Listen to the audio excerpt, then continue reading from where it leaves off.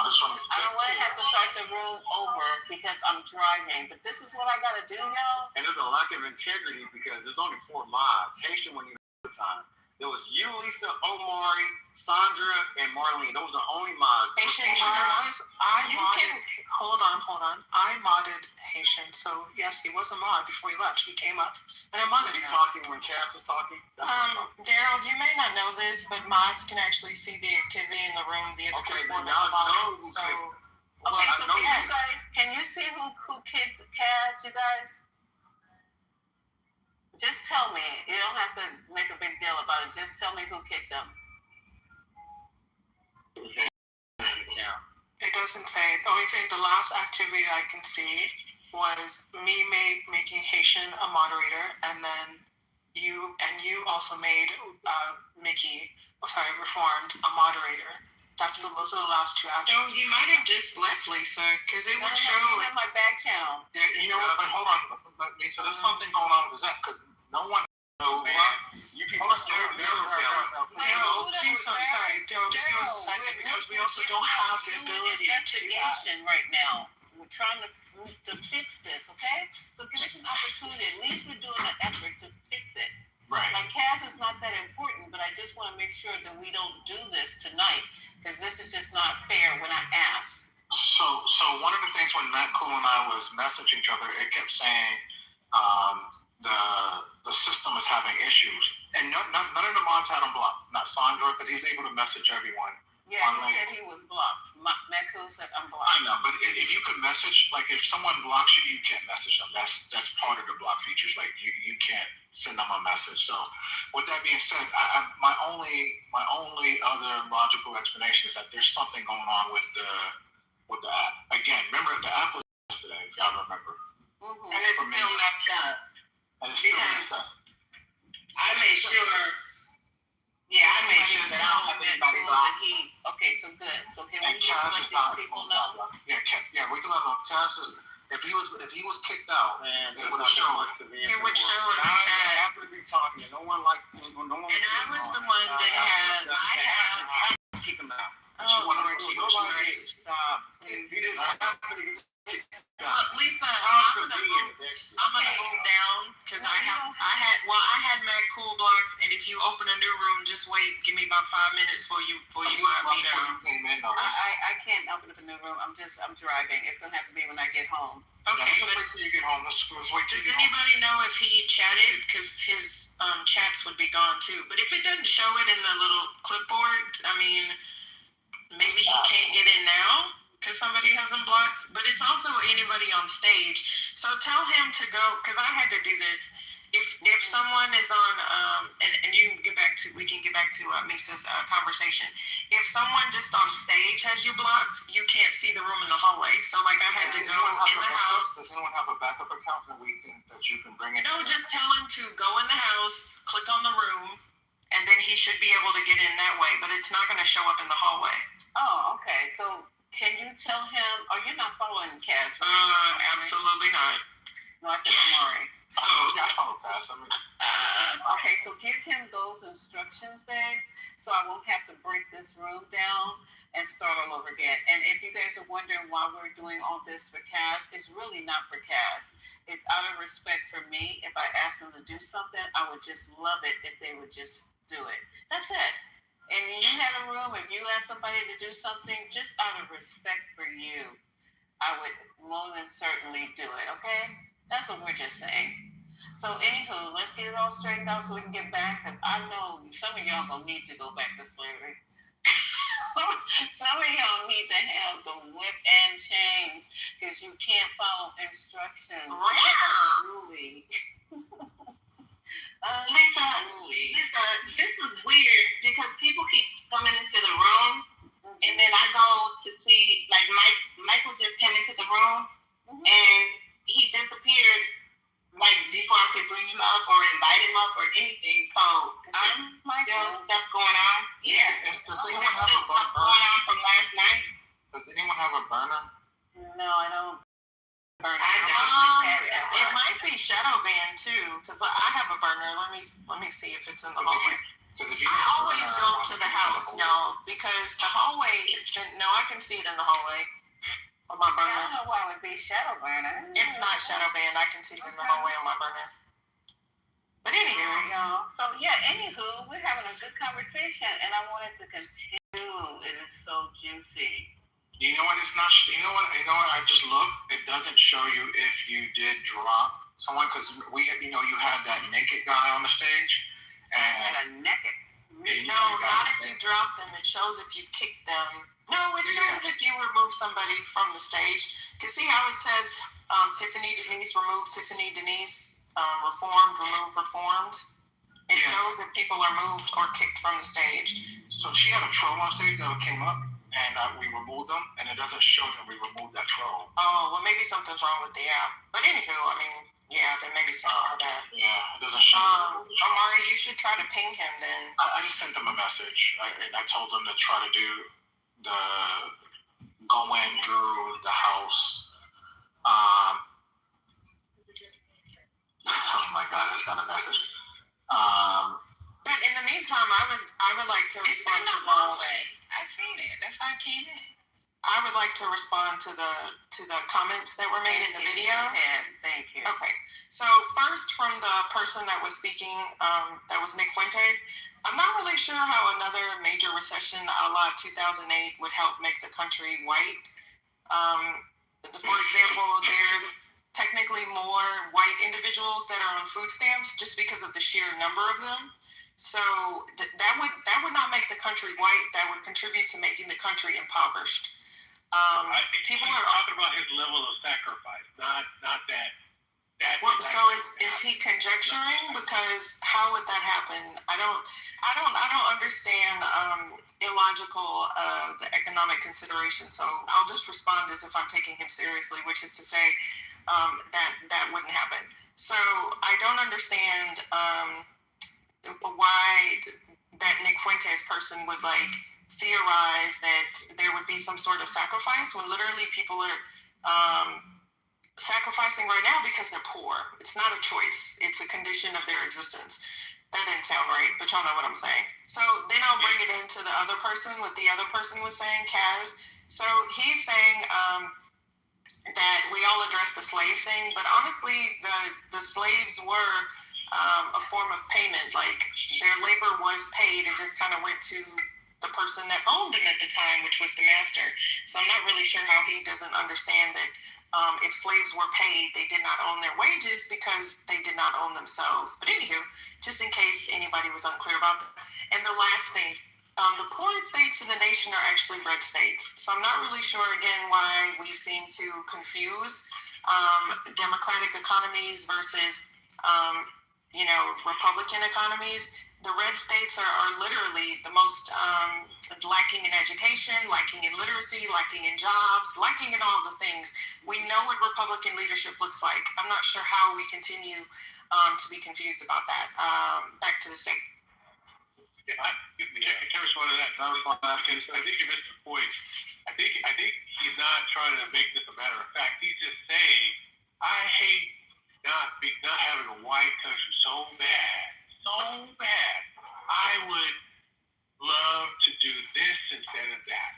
It's not an idea to say oh well, this is.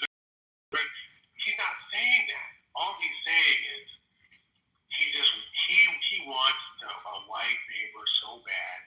He's willing to be stupid, to be ignorant, to be poor, to be everything that is deplorable if he can have more white people. That's what he's saying. I mean, I was going to take one last stab at it, Romus, because I get it. I'm taking him too seriously. There are literally places in this country that are majority white. I mean, really majority white. White. I don't understand if he's in Idaho and the black population is not that high.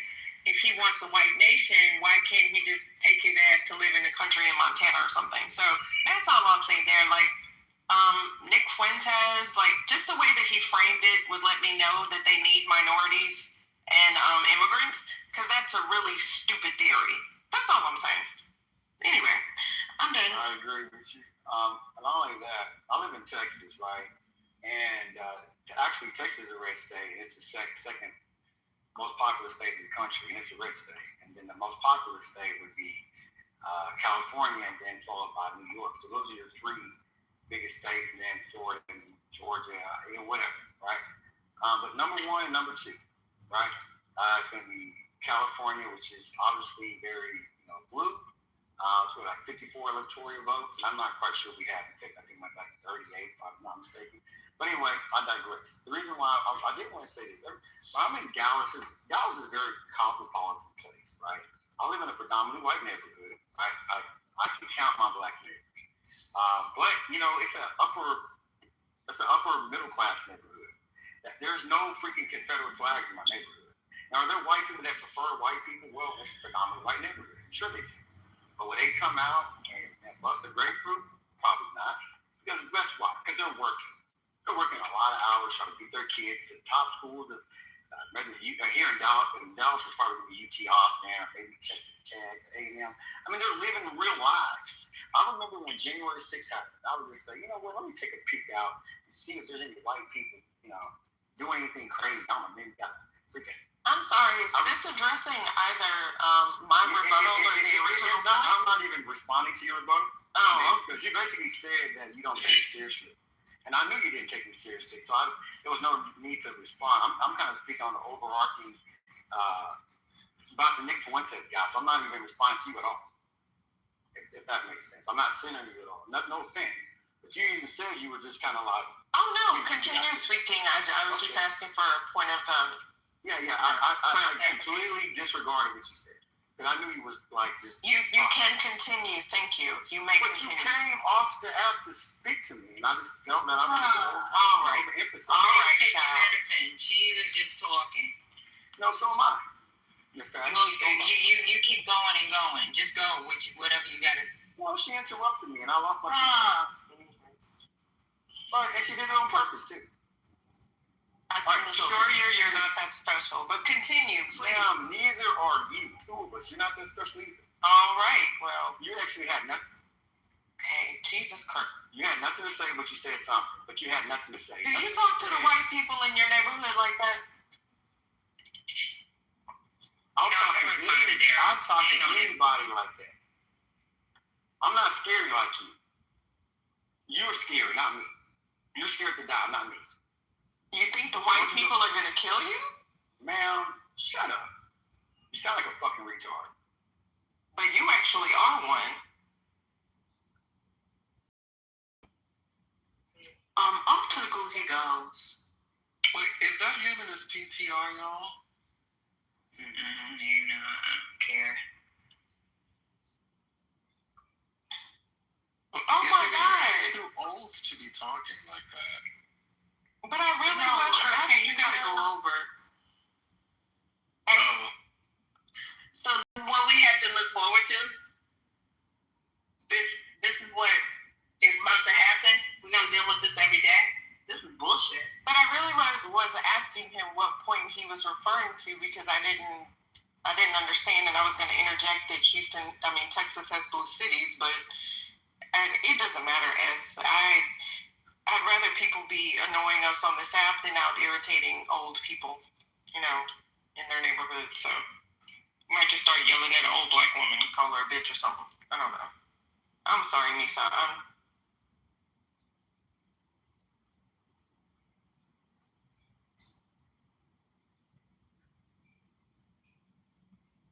Sure.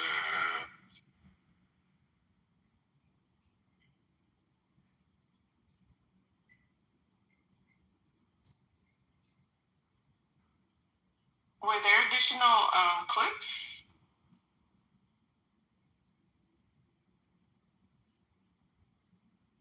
No, those are the two that were just, I think, were spot on point to what our conversation was. But yeah, to your point, what would a modern day Jim Crow look like? That's what I'm trying to contemplate. And of course, the fight that's going to ensue to try to dismantle that as we did in the original civil rights era. So I think we got a tough fight ahead of us, but we can win this. Just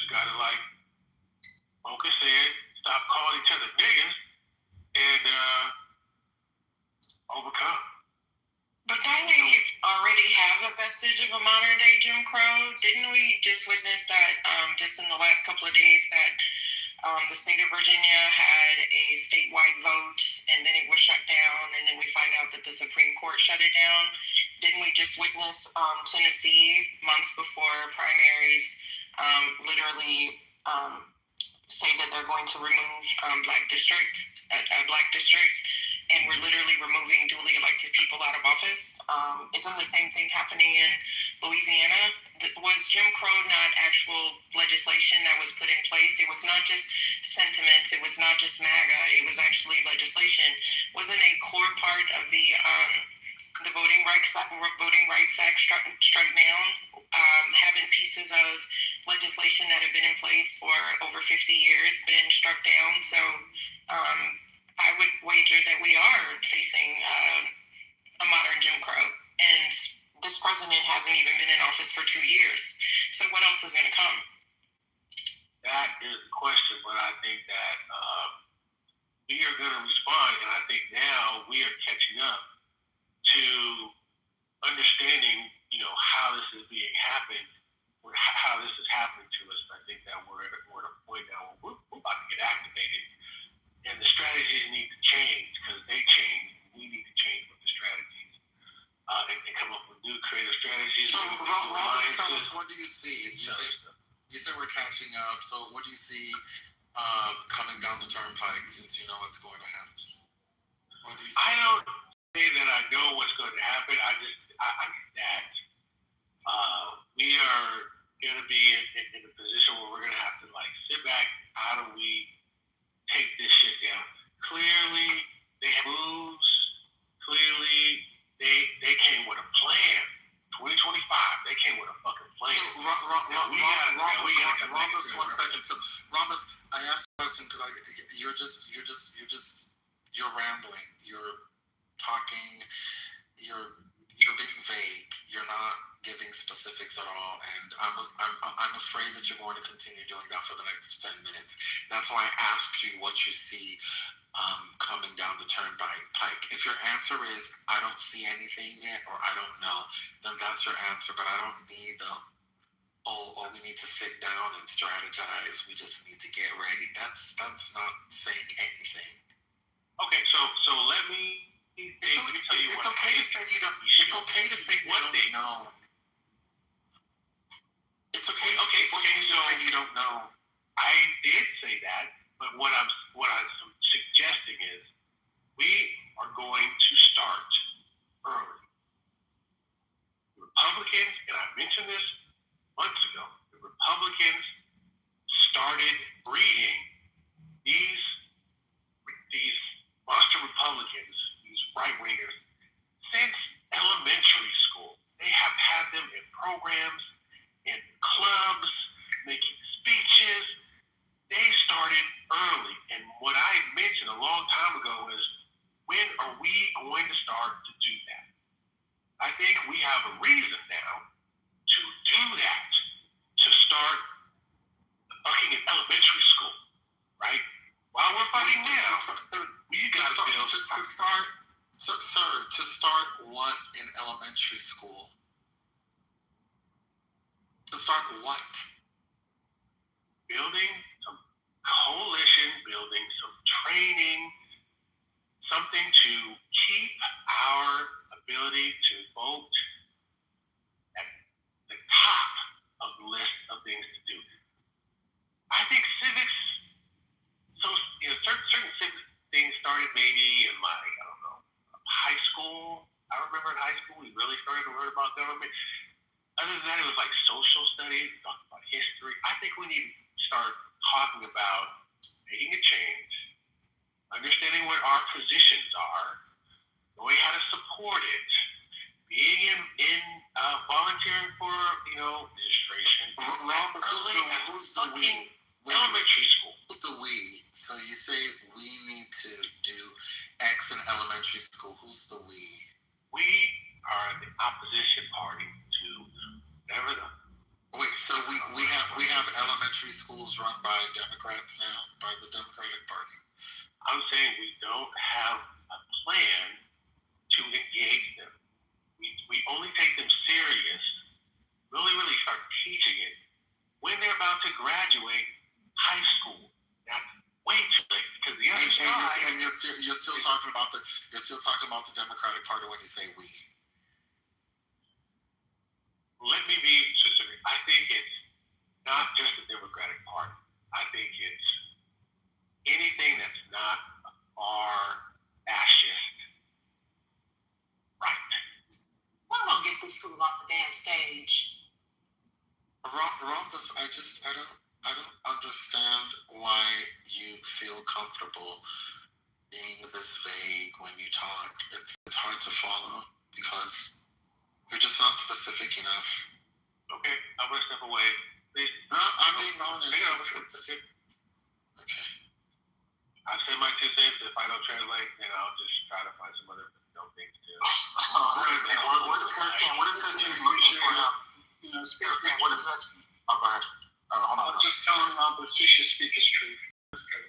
Yeah, Hurricane, what is it that you are specifically looking for him to respond and which, like, what would satisfy you? Oh, just something intelligent and meaningful. That's all. Well, what is I mean, like, so give us an example. If you asked yourself that question, how would you respond? I wouldn't ask myself the question that he was trying to answer. So he was trying to make his point, and then you asked him a follow-up question to his point, but you were clearly looking for a specific answer to respond. Like, how would you? Okay, Omari, if you believe that his answer was sufficient, that's fine. I wasn't paying attention really, but I just wanted to know what would make you happy because you said that he was rambling. So I'm happy now, Omari. In my real life, I'm not used to grown men sounding stupid. When they talk, they bring meaning. And so when I hear a grown man bloviating but not making sense, I'm going to ask questions. It's not the sort of thing that I expect from adults. But maybe you're around a particular group of men who are just different. No, they're not special. They're not special. They're just regular people with regular jobs who like to think before they talk. Like the devil. Hurricane doesn't get it. He don't get it. It's fine. There's no sweat off my back. It's not meant for him. It's meant for somebody else. If he wants to ask for clarity so he can get closer to it, I think it's absolutely fine. But if he is not willing to take a step forward and to try to understand or to try to elaborate or try to get a better understanding of what I'm saying, that's okay too. I'm fine. I hope that somebody else listening to this can at least understand where I'm coming from. As vague as it may be, it may trigger somebody to be very specific. I'm not, look, Hurricane, I'm not talking you down, right? I understand you. I respect that you don't speak my language. What I'm saying makes no sense to you. It's fine, dog. It's fine. It's fine. It's fine. Angela, I hope that now you can. Oh, is You that can you, Marlene? continue on the conversation. Yeah, that was me. That's okay. Okay, go ahead. No, I want you to go. No, actually, I was saying, Angela, I think Angela has something to say, and she can go after Rhombus. That's what I was going to say, and I'm not at home, you guys. I'm in a public domain. What I was going to say to Ramos, he usually is quite clear. Is no clarity needed. But today, believe it or not, I was going to ask some of the questions that Hurricane was asking. But maybe, Ramos, I'm not in a place right now to be able to listen with clarity because I am distracted here. But yeah, Ramos is usually a person that comes in with succinct thoughts and you might not agree with them, but most of the time I understand. But like I said, I'll repeat it. Some of the questions that Hurricane was asking, you wasn't even looking at the screen, so I don't know who was talking, but I recognize the voices. I would have asked those same questions just to keep the conversation, bring it to where it needed to be. Because anybody else want to ask Rhombus a clarifying question before we move on? Because Rhombus, you're a good dude. You come in here and you give us your ideas and your thoughts almost every day, and I appreciate you. So, anybody else want to ask Rhombus any? No, so we good? Okay, so Marlene, who was that wanted to talk? And yeah, we done with Rhombus. We done with Rhombus. You got nerves. I thought Angela had something to say because she was interrupting. And for me, you guys, I'm not too clear on how we're getting to Jim Crow, and the room was open for that reason. After we heard a Clybourne, I'm still not too clear what Clybourne was saying. You might have to play that again for me, because maybe I was in transit getting from out the car into the store, and I didn't really hear the whole clip. So whoever played that, you might have to play that. It was Rhombus that played it. Yeah, Rhombus. Okay. You want to play that clip again? Just so you would. Yeah, because I'm not clear, Rhombus, please. And stop with the Clybourne. Don't play no Nick. Wait, somebody she left the stage, so it's all good. Oh, I'm sorry. I apologize. We should have let her go. No, she was actually interjecting in between. But then when you put her on the spot, she was like, nah. Yeah, exactly. So it's all good. Oh, okay. All right, you guys. So Ron, play the clip and stop with that Clybourne, because he did not say what you originally said. But go ahead, let me determine. Okay. Playing now. During Reconstruction, overturned the Civil Rights Act. Yes. The Civil Rights Act was overturned by the Supreme Court. And what if this happened with the 1955 Civil Rights Act? The first, they're doing it a little more sophisticated, but they're doing that. The Supreme Court is overturning the Civil Rights Act. Be really clear. Okay, sorry. Your view is the moderate Republicans are explicitly racist and want to turn the country back toward the time it approaches Jim Crow, if not achieved. I don't know that I would call all moderate Republicans that. I'm very circumspect about using the term. They're all racist. I don't put that label on any one person, but I know what the word means. To sit there in the dictionary, everybody do understand it. They are white supremacists. And there are people who are supporters of this president who admit to me that they are white supremacists. I'm sorry, hold on. This is not the same place. It's supposed to be going back to this thought. It was a good thing. Well, that is some of the same clip. Like, we were denied that this exists. I don't know why we would do that. You've had people tell you to support the president because they thought slavery was a good thing. Absolutely. Right to my teeth. Kitchen? Absolutely. In my congressional district. What's that like? Sometimes I keep pacing myself. Stop it right there for me, please. So in my... You raised one point in the book. Can you pause it just the moderate Republicans and their supporters who want to make America great again want to be... Yeah, we got that clip. So are you saying you think they want to...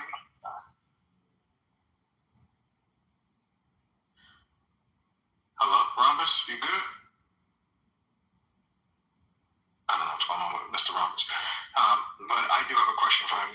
You when you first came on, you said that there were lawmakers that said this, but we just heard a clip where he mentioned people in his district. I didn't hear anything about current Republican lawmakers that are that actually made that direct statement to the Honorable Clybourne. So I don't know if you want to clarify your statement, or maybe we misunderstood. You have an opportunity to clarify. This is not the clip, but maybe I misinterpreted. Like, what I remember the first time I heard it was like people told him to his face that they were trying to get as close as they can to Jim Crow. So at that point, I was like, okay, let me see if I can find that clip. I thought this was that clip. He said something very similar, but it's close enough, right? So if I muddied up the language a little bit, my apologies. I still think it's worth discussing. Yeah, we can play rest of the clip because I think there could be something that he states, and I was going to say that, Tiffany. Thank you for that. If we can hear the rest of maybe, I don't know how long, but maybe we can pause it. Like if it's longer than 5 minutes, like 2 minutes, excuse me, you can pause it. But can we hear what's said after? Because there could be some other additional nuggets in there. Well, to be honest with you, Rumpus, it's so disjointed for me now. How long is the whole clip?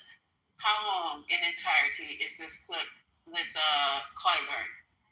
Okay, So this is, I don't know how the full interview, this was a Instagram clip, right? And so I'm trying to find out how long the thing is. I can't find it. Do you know who's interviewing him? What's the name of the individual? The lady's name? Yeah. Hold on. This is a PBS conference, so let me bring that up. So Clyburn, CBS, PBS. No, I think this would be, Amari, this is important enough for us to listen to it in its entirety because for us, we can chop it off every 5 minutes. But for us to be listening to out of sequence clips that are not going to give me any understanding, because he started in a different spot this time. You notice that? So let me, I do apologize. Let me see if I can bring this up in the YouTube long format. And just so that you know, it's called Firing Line, right? With Margaret Hoover, right? With Margaret Hoover? Okay. I know. That's a good, she's a good as well. Okay, so I would like us to be able to hear it. No one has any place to go. This is Friday night. And if they're talking about Jim Crow and Clyburn is a good interview. I mean, he's going to say something right off the cuff. I mean, you know what I mean? He doesn't hold back too much. So I think it's worth us listening to it. Anybody disagree? And then we can move on from there and continue having this conversation. I think it's worth saying. So South Carolina, I think I don't know who said, I think Amari said this. And then another lady who was another part, Sandra was another part of the country. I think it's worth noting that, the United States is a pretty big place. There's a lot of different people, a lot of different views and ideas. In South Carolina, there's slave ports there. My great grandmother was from Spartanburg, South Carolina. It's a pretty racist place. I don't think South Carolina is representative of all of the United States. I think there needs to be take that note. We're looking through the lens of Jim Clyburn, who actually happened to be the first Black American in 1971 to be an advisor to a governor in South Carolina. Right? That's Jim. We're talking about the same guy. Hey, Daryl. Yeah, so Lisa, I have an answer to your question about the clip. Okay, I found the clip on YouTube. The interview was done in January this year, so before the Supreme Court issued its decision in the Calais case. Brother, I just wanted to correct you on that fact. What? So the Jim Crow laws didn't come before 19. Oh yeah, Dave, I'm talking. So there's nothing to correct. Just mute up. Wait. Oh, sorry. I'm sorry. Mute up. When I'm done, okay, you can talk about what you want to talk about. I'm talking about a YouTube clip. Mute up, please. You too, Chris. Mute up. You guys, mute up on the stage if you're not. You know I'm talking. Don't yell at me, gay boy. Mute. Whoa. Stop, you guys. We're not gonna do that. This is a long night. Y'all already hyped up and.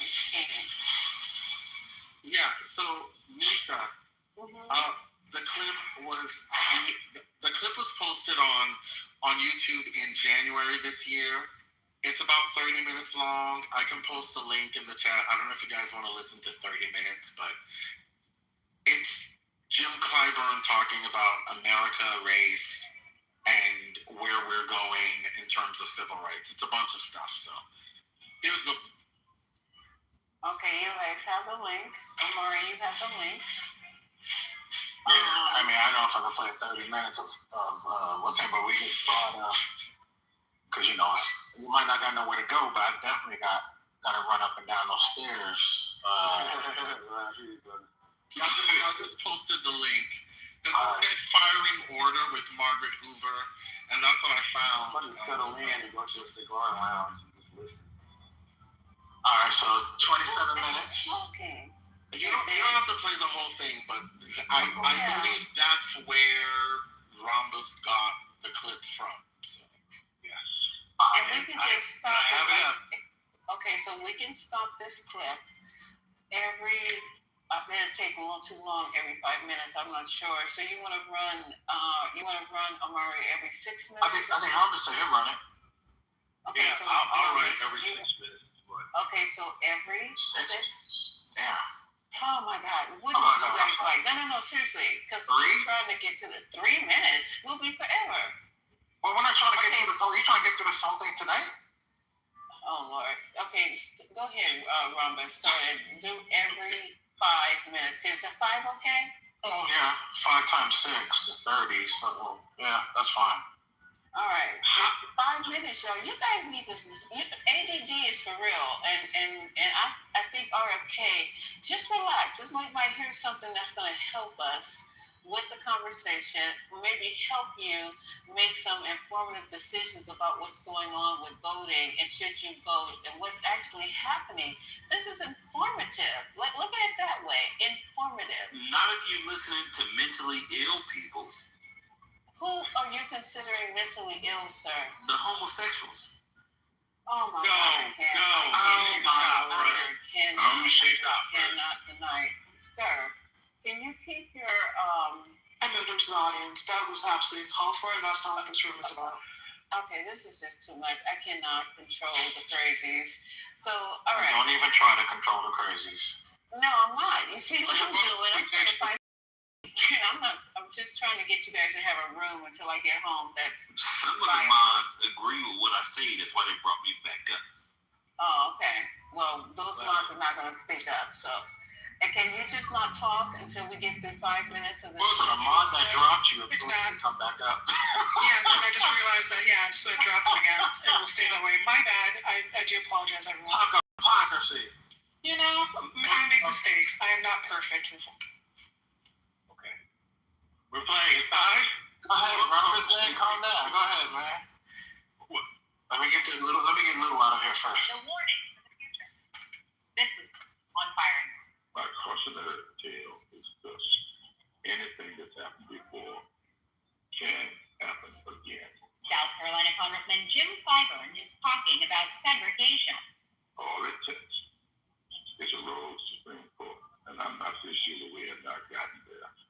So you think they would reinstitute Jim Crow? Absolutely. And I think the Supreme Court is well on the way to doing that. Clyburn's recent book, The First Age, is a reminder of Black Americans' political advancement and deliberate political suppression. It tells the story of the 8 Black Americans elected to Congress from South Carolina immediately following the Civil War. There wouldn't be a knife until Clyburn was elected in 1992, close to a century later. And you say that it became more to tell this tale after January 6th. Right. I am convinced that whoever put January 6th together used a roadmap that became right out of the middle. Thank you. At 85 years old, Clyburn is a national power broker. His famous fish fry is a mandatory stop for any Democrat with presidential ambitions. What does Congressman Jim Clyburn say now? Firing line. Margaret Hoover is made possible in part. Make that mistake, sir. Well, I think that whitewashing of history has always been a part of this country, especially since the Civil War. The people who came out of the Civil War and had lost the war decided that was just a battle. They would continue to fight to redeem the South to its pre-Civil War days. And in my book, I refer to them as redeemers. The Redeemer Democrats were the Southern Democrats. They wanted to redeem the South. They wanted to redeem the South to pre-Civil War days. And after this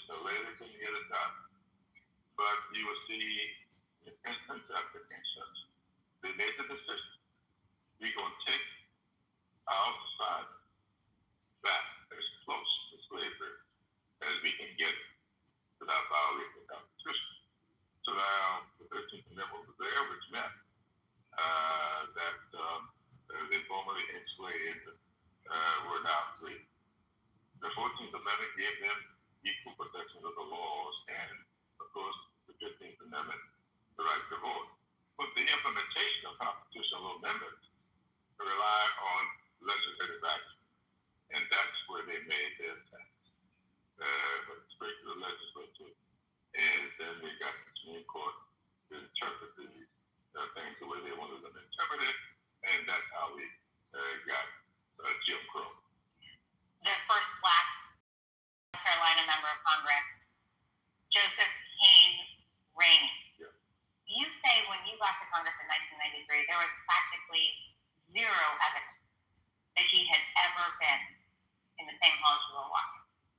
That's correct. And I set out to change that. And later you were able to hang his portrait in the Capitol, have a meeting room designated in his honor. Right. Why was that so important to you? Well, I believe history is very important. It should not just be informative, but it should instruct. And because I believe that so strongly, I think that the extent to which we are left out of that history takes away from the foundation that our children and grandchildren can build upon. Okay, we're at 5 minutes. Any thoughts? Like continuing on? We need to fast forward more. So, We good. hold on real quick and just give people a chance. I don't know, Misa, did you hear? Okay, so it looks like they clipped the part where he talked about Jim Crow, and then they seemed like they mashed it with another section of your original clip. Did you hear that? I was hearing the conversation, and it sounded like the original one, but still listening from here, the conversation is, do we really think this is viable? Like what he's saying, because this is what the room is about. He is coming out of his mouth. This is somebody who's been serving for a long time. Hopefully he won't be reelected. But, 85 years old. yeah, Time to retire. Time to retire, buddy. But he sounds good though. He does, but he should be. What do they call emeritus right now? Yes. He should be bringing somebody up behind him. He should be on his porch drinking lemonade, riding away until. No, he should be pouring all this knowledge into somebody who can come up behind him. While and take drinking his lemonade. place. You know, Don't forget the lemonade. you guys are just Or sweet really tea. silly tonight, right? I really like This will be the sweet tea. silly room. This will be the silly room, or And I think that there's more. I think that there's more interview to be listened to, and so yes. she will ask that the question that we originally heard again, and then that was when the rest of the context will kind of roll out. But she's kind of teasing out some of the conversation, and this is that kind of like the first time we heard the word slavery come out of his mouth, because the last one he didn't say slavery. He said they don't want slavery. They want as close to Jim Crow as possible. But what I heard just now, he said He's they want talking about the as close to first. slavery as possible. Right. He's talking about Rainey though. He's talking about the congressman. So when he was talking about that, he was talking about in that context. That's what I heard. So I mean, I didn't realize he was the person that got the picture in the halls of Congress. So shout out to him. That was something that I wrote down. That he did, that he was a big part of. So shout out to him for that one. So.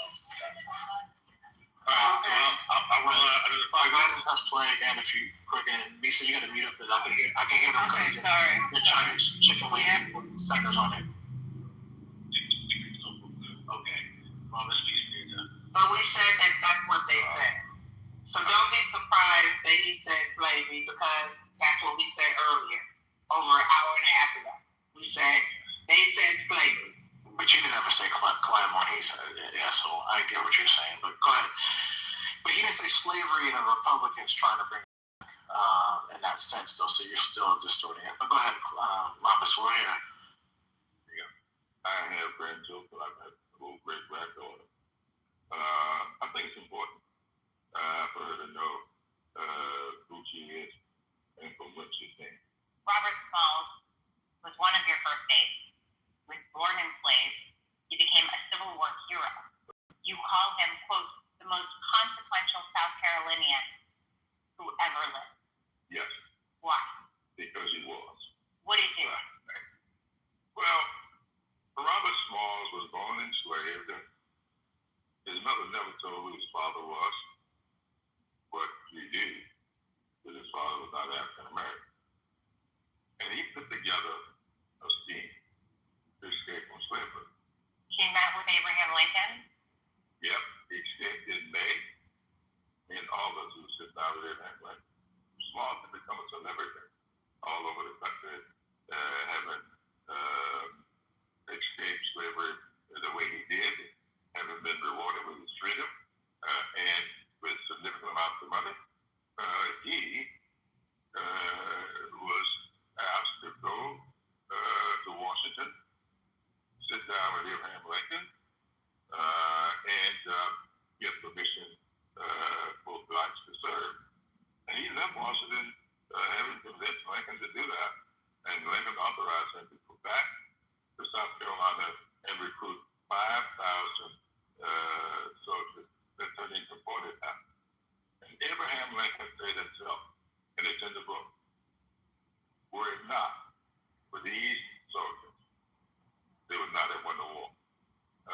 So I believe that war changed direction because Robert Smalls is pretty clear the facts are there. There's one of the first aides whose story you say, quote, gives me the greatest pause, that's Robert the Large.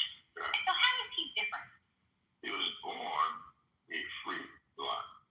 He's from family from Haiti, and his father was a tailor, mother a dressmaker. They owned slaves because he was of mixed race. He was able to get an education, and he really joined the Confederate Army. He was a big apologist for the enslavers. He looked down upon those who were enslaved until the war was over and the Union had won the war, and he flipped sides. He used his color to get an education, and he used his color to suppress those that he considered beneath him until he needed them to vote for him. He only served one term, and I think because people soon saw through him. The history of these men, especially the heroes, the ones you most admire, it strikes me that in an era where there was a move to tear down Confederate statues and to contextualize them and put them in museums and take them out of public spaces, that there's a real opportunity to build statues, to build up these men and to remind this next generation of our history. Yeah, these things evolve.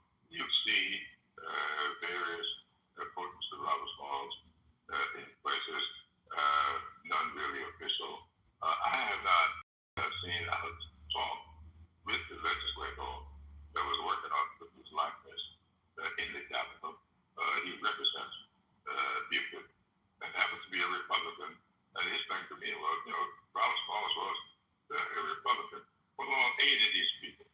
We're Republicans. Well, but this is my mother and father were Republicans. But this Republican today, it's a little different. It's a little bit different. It's a little bit different. You say that, as a result of the tumultuous and challenging times in which we live now, this book has become much more than an introduction to heroic figures. Absolutely. Heroic figures have been lost to history. It is now a cautionary tale. Right. And you say that it became more urgent to you to tell this tale after January 6th. Right. You say that the Redeemer Democrats are echoing the tactics of MAGA Republicans. Absolutely. Tell me more about that. Well, this was all the stuff that they did. A guy named Witherspoon Gary, a general in the Confederate Army. Completely unrepentant, believed that Robert E. Lee should not have surrendered. Absolutely. And he did everything he could. He, like the particular figure in the White House today, he overtook the entire mechanism. He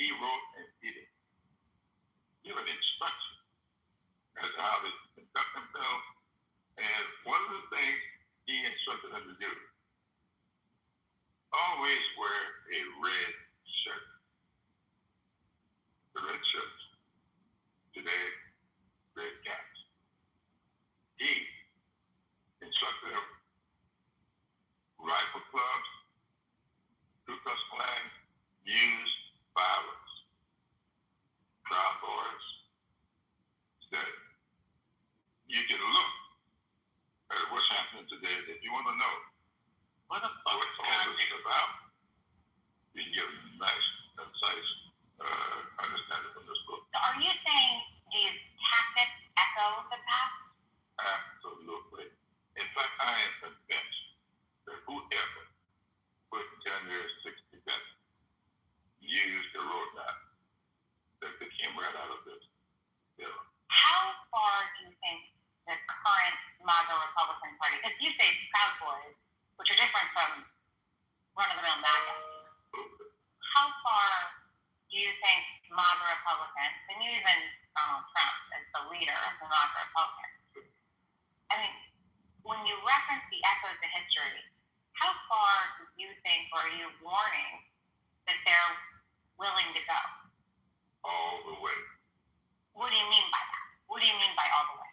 Because you write at one point in the book, the MAGA Republicans and their supporters who want to make America great again want to be remaking it in the image of the antebellum era. I just want to be clear. Are you saying you think they want to reinstate slavery? No. They wish to get us back as close to slavery as they could possibly get us to without violating. Because the Constitution, they can't do it. Jim Crow? Yes. So you think they would reinstitute Jim Crow? Absolutely. And I think the Supreme Court is well on the way to doing that. Remember, all of this started with the Supreme Court decision called Dred Scott. That's what defined and laid the foundation for all of this stuff. And then we got the case called Fletcher versus Ferguson that established separate and equal. Well, of course, the Supreme.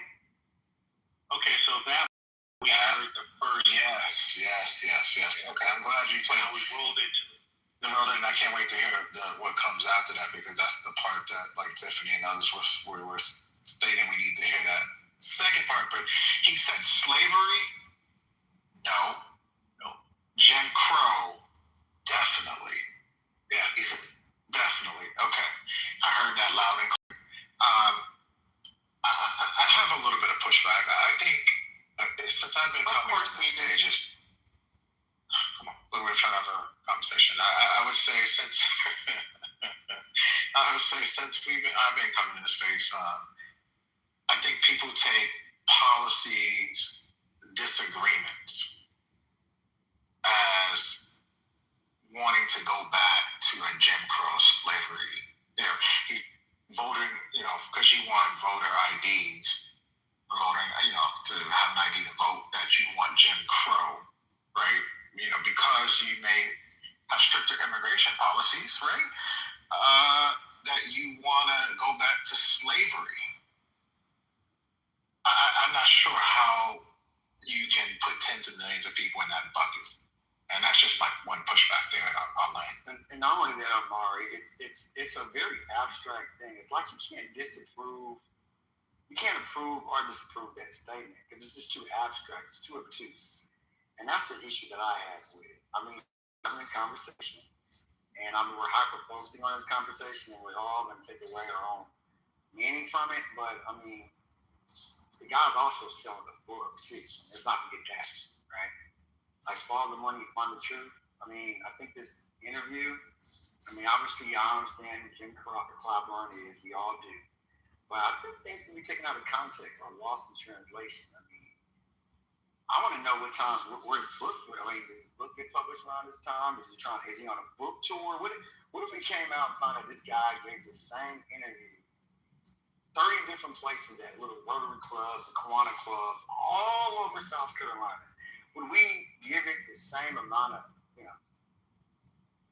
Okay, I got issues with that because the thing is this: everybody who was going through this administration, even the first time, has written a book, right?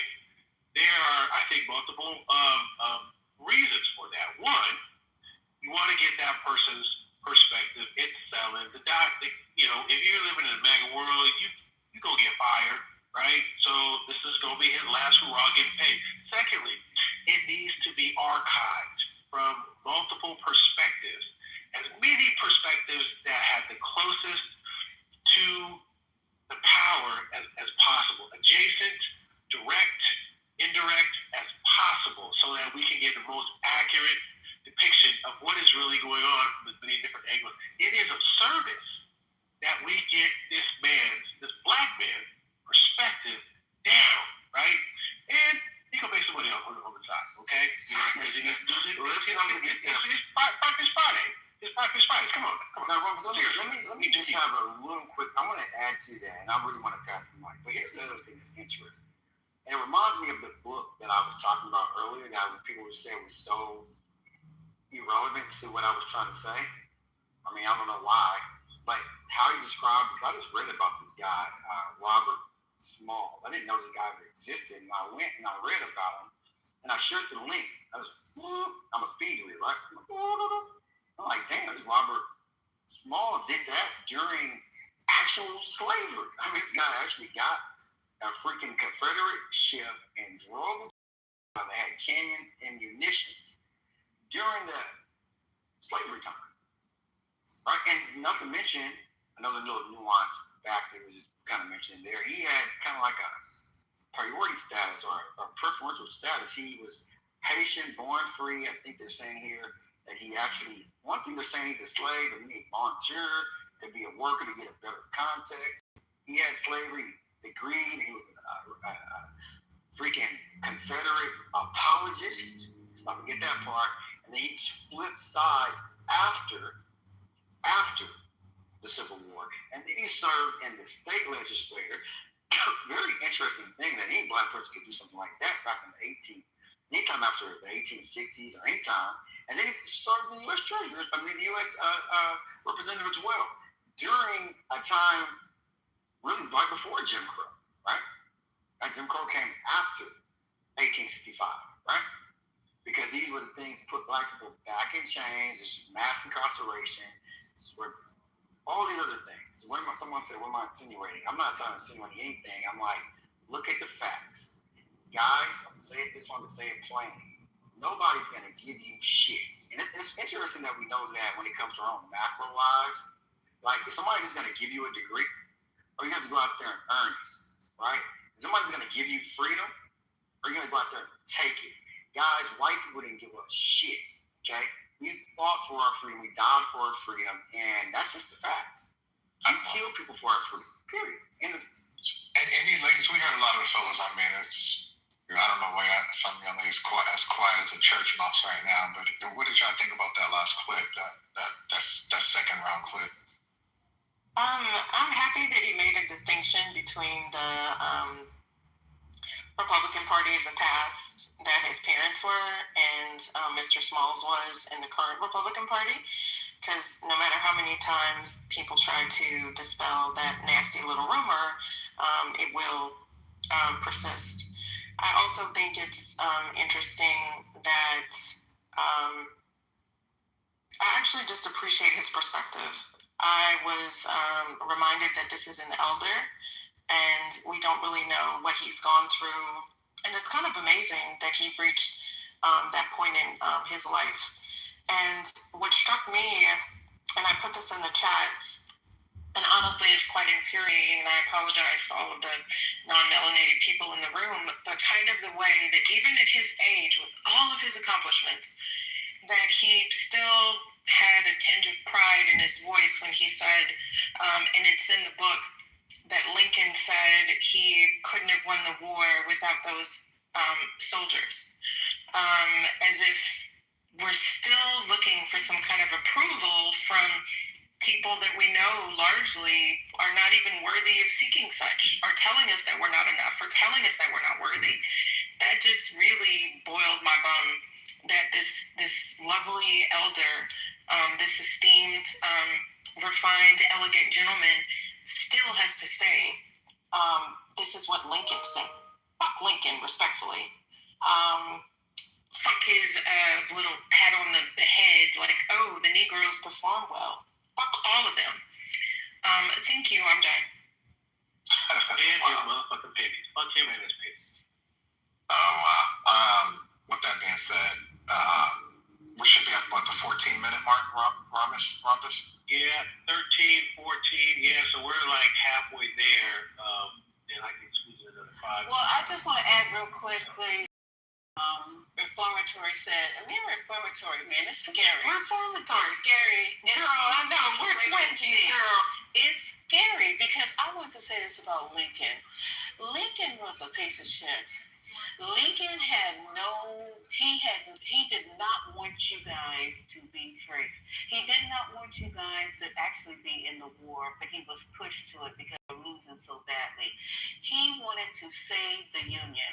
And by saving the Union, if that meant sending y'all niggas back to Africa, if that meant sending you guys back to Africa, he was willing to do that.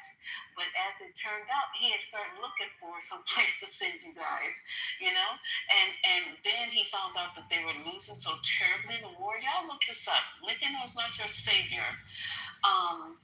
He started to aggressively let you guys fight. And then when they were capturing the African Americans, instead of trying to tell them to treat them nicely, because once they caught you, they treated you worse than slaves, he refused to intervene. So just do a little backdrop on Lincoln and see how he wasn't that great emancipator that everybody tries to play him as. And I'll end with that. Agreed, Misa. He freed the slaves to piss off the South. But anywho, we don't have to litigate that. But I want to get this book and read it for sure. Okay, so Thank you. Yes, at 5 minutes so we can jump in. Thank you, I appreciate it. And everyone in the room, thanks for coming to the 420. Eventually we're going to get to some other, but this was kind of intriguing to me. I hope you just bear with us and get through it. And y'all can get back to arguing and crashing out after this is over. Go ahead, Ed. During Reconstruction overturned the Civil Rights Act. Yeah. So I That's what the Civil Rights Act was overturned by the United States Court. And what has just happened with the 1965 Civil Rights Act? The first, they're doing it a little more sophisticated, but they're doing that to the Supreme Court. It's overturning the Civil Rights Act. And now, it is legal to use political results to redistrict. And that eliminated more and more African Americans from the political process. To be really clear, your view, the MAGA Republicans are explicitly racist and want to turn the country back towards a time that approaches Jim Crow, if not cheating. I don't know that I would call all moderate Republicans that are very circumspect by using it. They're all racist. I don't put that way into one person, but I know what the word means. Just sit there in the dictionary, everybody to understand it. They are white supremacists, and there are people who are supporters of this president who admit to me that they are white supremacists. I've had people who support this president tell me that they thought slavery was a good thing. And really, for us to deny that this exists, I don't know why we would do that. You've had people tell you to support the president that they thought slavery was a good thing. Absolutely. Right to my teeth. Constituents? Absolutely. In my congressional district. What's that like? Sometimes I keep things to myself. In the period that you cover in your book, nearly all Black Americans were proud Republicans. Your mother and father were Republicans. All of the first eight were Republicans. Right. The Redeemer Democrats did not want Black Americans in their party. This was the party of Lincoln. It was the party of emancipation. In 1990, you participated in a debate on the original firing line with William F. Buckley Jr. And the question of the debate was, should Black Americans come back to the Republican?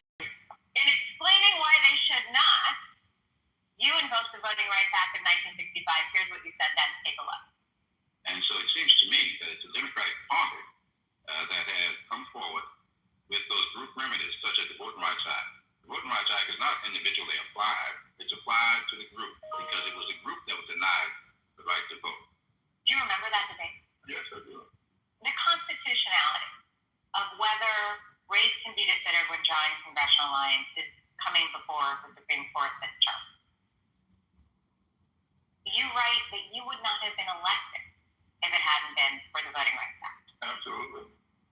What is at stake 60 years later if it is not upheld? If you're retrogressed, I mean, that's what happened.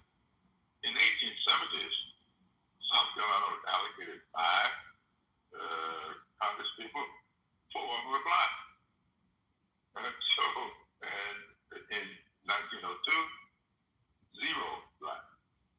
So, look, a majority of the House in South Carolina during this period of time were black. These were black people. Earlier this year, President Trump signed an executive order entitled Restoring Truth and Sanity to American History. He declared that there was, quote, a widespread effort to rewrite our nation's history, replacing objective facts with distorted narratives driven by ideology rather than truth. You're a former history teacher. Yep. What do you make of it? Hogwash. Hogwash. The facts are the facts. For some strange reason, this administration and a lot of people in this country have decided that we have alternate facts. President Trump feels that that history intends to cause shame. What do you say to that claim? But this does cause shame, but it's not the way he thinks. Slavery is shameful. Jim Crow is shameful. Lynching is shameful. All of that was made legal in this country. That's shameful. So he is correct. That history is shameful. But what he's attempting to emulate or to eliminate the side of that history of the victims, the perpetrators. You've been in Congress for more than 30 years. Okay, there's a little pause, and after this we have tidbits, but thoughts?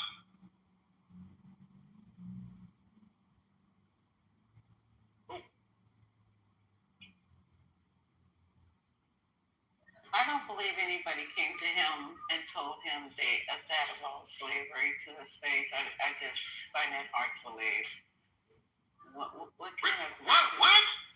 I just said it. I said it. I don't believe that no one came to him and told him to his face that slavery was good. Who was that? They could have been black, Lisa. Lisa, probably on Clubhouse. No, you have to put that in context.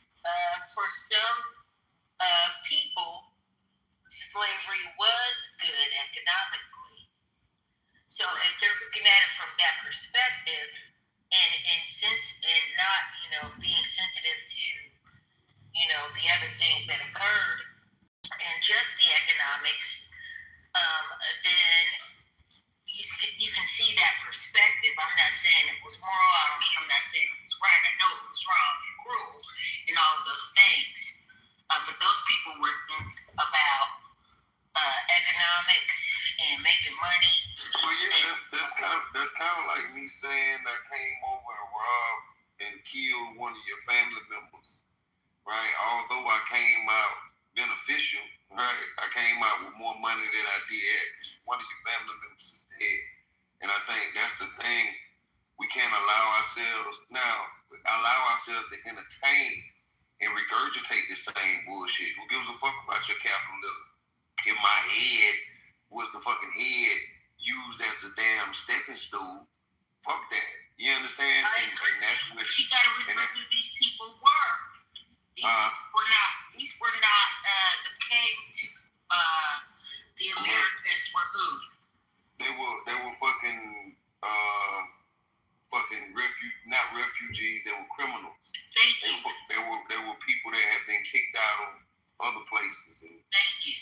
so they were people that had gone rogue.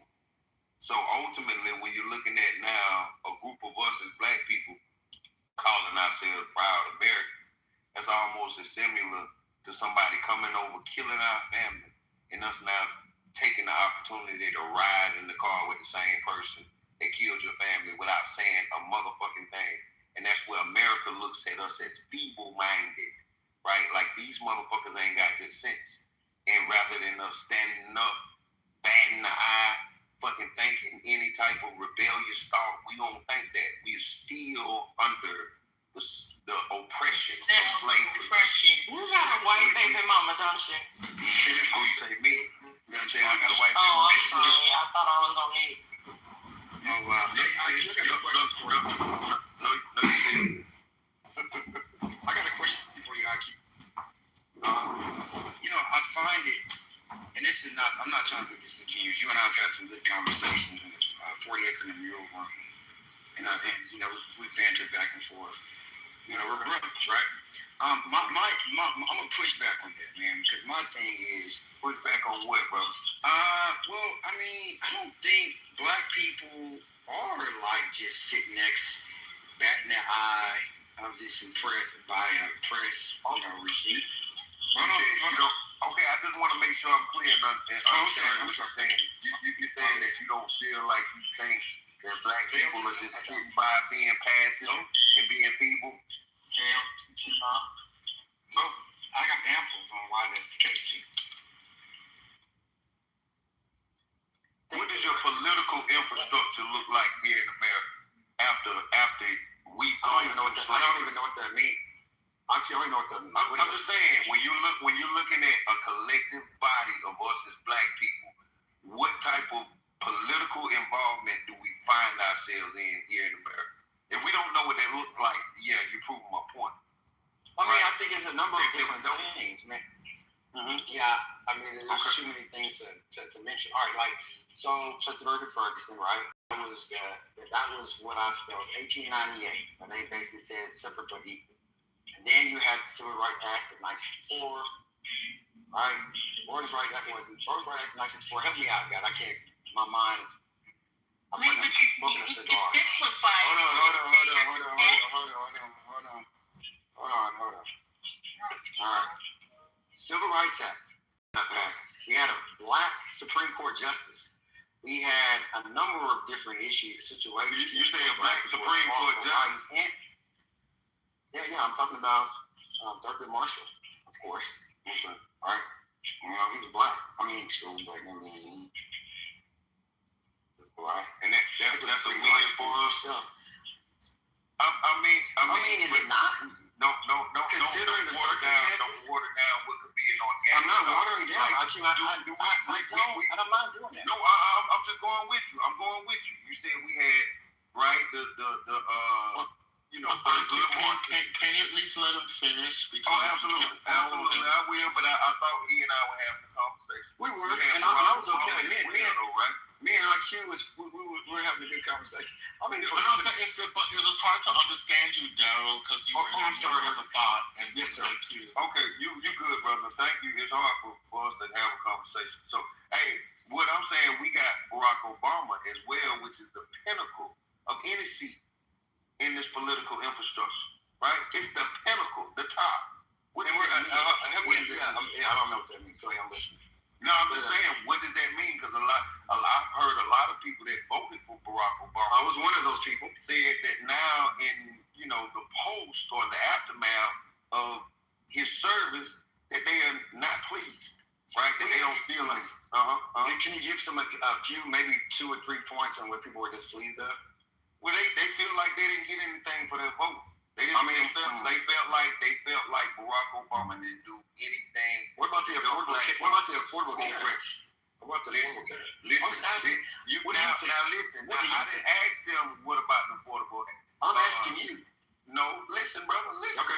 You asked me what did they say. You asked me what they said. So I'm giving you what some of the people that actually voted for Barack Obama, what they said. People like they said they didn't benefit any. I don't feel that way. From Obamacare or anything. I don't feel that way. So right. Okay, I don't want to cut you off. No. It's about 30th of March. You know, and I guess us actually progressing via your eyes here in America in 2026, correct? It sounds as if you believe, IQ, that people wasted their votes by voting for Obama. It sounds as if you believe that.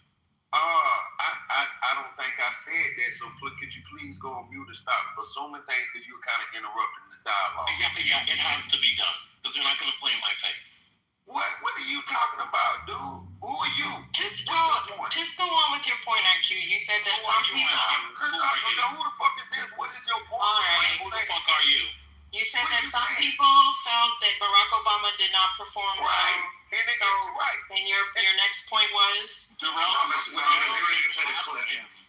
do you feel about it? And he refused to answer the question.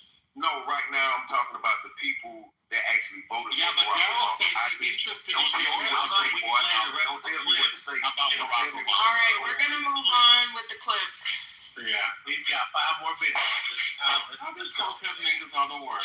Shut the fuck up, you little faggot ass nigga. Okay, we're not gonna do that. Don't say shit about hotel for nothing if you don't want it, you old bitch ass boy. Yeah, you're the big boss. You're the dumb Come bitch. on, guys. We don't have to move y'all down. Okay, thank you. Okay, Senator Democrat, coming to play. You've announced that you will be making an announcement about your future in Congress in the coming months. Right. What is your perspective now from where you sit about a new generation of Democrats? Well, I believe that very strongly. And people tend to forget. When I became a member of Congress, I hired a staff. My chief of staff was 29 years old, the youngest on Capitol Hill. So I asked the person a lot. And he is still with me. He's been with me for the entire 32 years. So I'm supposed to fire him. He's now too old. I got to get another 29-year-old. It's not supposed to. I mean, come on. I got elected at Congress 52. I wish the attention of the public was placed on why is it that Jim Private gets elected to Congress at a time when white politicians would be retired. Why was it I did not get to Congress? I was 52. Why was it there 95 years between number 8 and number 9? Nobody focused on that. Anybody focused on, are you too old to be here? Well, I don't think I was too old to be a freshman congressman. And you say this is a cautionary tale. This book is as much a history as it is a cautionary tale. Right. What is your precautionary warning? The one of the next generation. My cautionary tale is this. It's really term. Anything that's happened before can happen again. That's the whole deal. Just remember, all it takes is a road turn forward. And I'm not too sure that we have not gotten there. As you reflect on your own life and your work and your legacy, what message do you have for those who follow you, who are the next 8? I make this a standard. Politics is not complicated. It is very, very simple. It's called building relationships. When you offer for office, build a relationship with the constituency you're seeking to serve. Get to know who they are.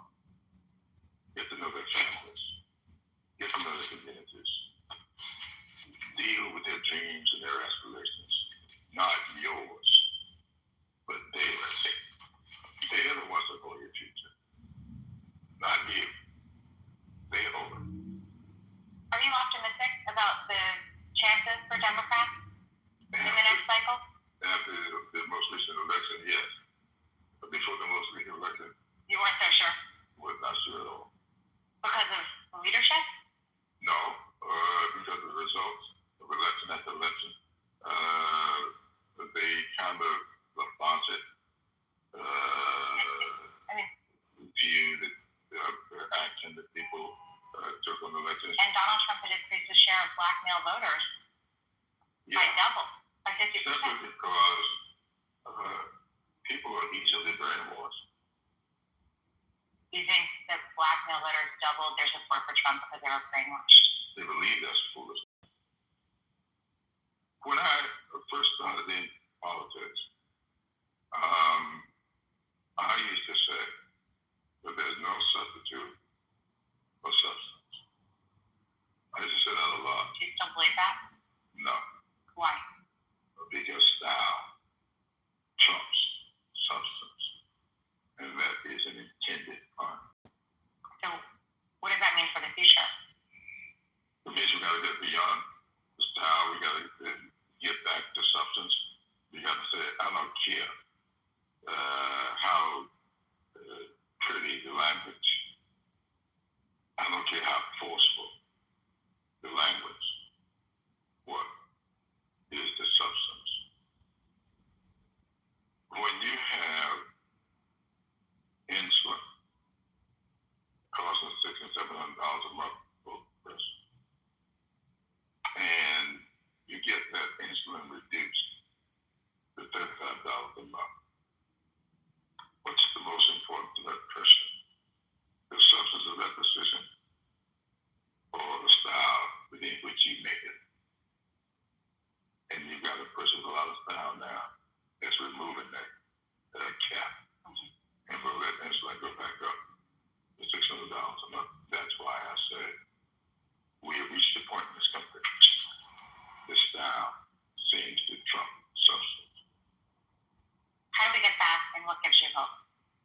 We have to start electing people to office who believe in Constitution, who believe in representative democracy. And I say that because that's what a republic is. A representative democracy. And when Ms. McCracken first intoned that we've given you a republic, if you can keep it, he himself expressed the doubt as to whether or not this country will be able to keep this republic. Do you think we can? I think we can, but the question is, will we? Really? I have no idea. That remains to be seen. I'd love to end on how you were going to reflect on your legacy. Well, each individual does take those in the fact that they have something to say about this. Gays who started Jim Crow won the presidency by a vote of 185 to 184. Reconstruction came to an end by one vote. Jim Crow became the law of the land by one vote. So I ask everybody, which will be your one vote? Representative Joe Clyburn, thank you for returning to Firing Line. Thank you. Firing line. Oh wow, I did not know that. Oh my God. You know what? Really? The one vote. I think it's bigger than what these conversations actually. When you're talking about the substance, right? And looking at the title up at the top, this America that we are in was raised on the back, the blood, sweat, and tears of your ancestors. Not everybody is equal and everybody is the same. No, the fuck they're not. When you're talking about reparations, we've allowed ourselves to let these other people come up in the conversation talking about reparations. But nobody has gone through what our ancestors have gone through here in America. Fuck watering the story down, fuck trying to deny it, right? Even in our historical content, it's not a one where we get to tell the story and narrate the story. It's where they sell the shit to us. That's right. Right? So that's the reality. What we have to question ourselves. When America used to call Negroes feeble-minded, we have to ask, how far have you advanced from that status? Who is teaching you? Who's teaching your children? Right? Are they the benefactors of slavery? The beneficiaries? 9 times out of 10 they are. 80% of the people that teach our children are white folk. So when we're talking about this, oh, we are the world, no. When we're coming to the table, there's nowhere in the hell we can open up business as a collective if you've been stealing money from me. Before we open up that goddamn business, we don't have to talk about this money you owe me. You understand? If we don't talk about that, then guess what? It's safe to assume that I'm just a feeble-minded motherfucker that's going to allow you to do the same shit again. So ain't no use to talking about dealing with damn near the whole system needs to be fucking destroyed, right? I do agree with what the brother said about being brainwashed, but that's on both sides. That's on the blue and red side. They are both wings of the same fucking bird. So I think the more that we understand that, we can get you. Let me land real quickly. That's so very accurate. That's so very accurate. Yes, it is. Yes, it is. And I can tell you how I can prove that it's accurate. Because once you advance, it's on both sides. when you advance all of the colors and shit, right? You understand that typically all those presidents have to go through some Ivy League school, right? Whether it be Harvard, whether it be Yale, they have those things in common. So what you find out that these motherfuckers are selected, not elected. You understand? How many, 40-something of them are blood relatives? So we dancing around thinking this shit is just all by fucking chance. No, it's not. When we talking about understanding... Okay, can you land in 30 seconds, Mr. IQ? Yes, ma'am. I'm landing now. When we're talking about substance, and I know you guys are quick, so I'm ready to hear what you got to say. When we're talking about policy, we should be talking about things that are helping to progress the black man and black woman. But first, we have to have knowledge of self of who is the black man and black woman. This is where your education comes online. But I'll land with that. Thank you. I was on the bike. I thought that was BT at first. But it's IQ. Okay. What do you think, Nisa, about the clip? I mean, that was actually very good, and I appreciate Rhombus for bringing that to the room. Thank you. I enjoyed it, actually. So, and I'm not a Clyburn fan, but I did enjoy that interview. So, this is what I have to say about everything. I listened quietly. I tried as best I can sound it. This notion that the Republicans and the Democrats are two wings of the same bird is crazy. It's crazy, not crazy calling you crazy, sir. It's just this statement that people have latched on and tried to make sense of it because it sounds good, some KFC Golden Corral shit. It's crazy because the Democrats and Republicans are nowhere near on the same. They might be attached to the same verb for the same right, but they're just totally different. The Republicans have not put through any legislation to help anyone that is of need. Not one. If you bring one up, I will apologize. But other than that, the Republicans are for the rich. The Republicans are for the people who are already of means. They have not brought one social program to light that I'm aware of that helps people who are in need, that are in the throes of struggling, trying to make ends meet, trying to go to school, trying to get relief. None of that. So how can that same bird fly with a broken wing?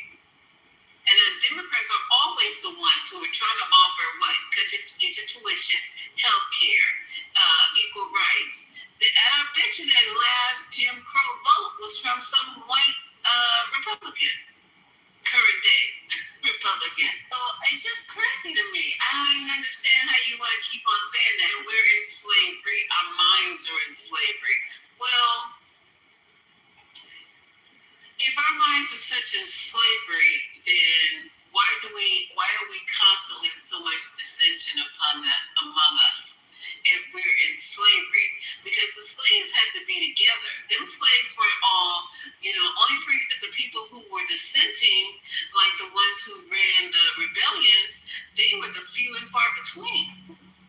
So we're constantly going against each other. Look at Clubhouse. Look at this room. Agree on hardly nothing, but we agree on probably the destination, but we don't agree to get there. And some of y'all don't even agree the destination, basically. So I'm just gonna be quiet. Then, Ari, I'm almost home. If you give me like 20 minutes, I'll be able to. 20. I'm sorry. I'm a mom. Just so you know, 20 minutes and Lisa is about 4. An hour. So you gotta multiply because she's gonna then stop at like Lowe's. I already stopped. Stop at Ross. Then stop. Don't shop Ross. I don't like Ross. So yeah, okay. So you'll be home within an hour, just to be safe.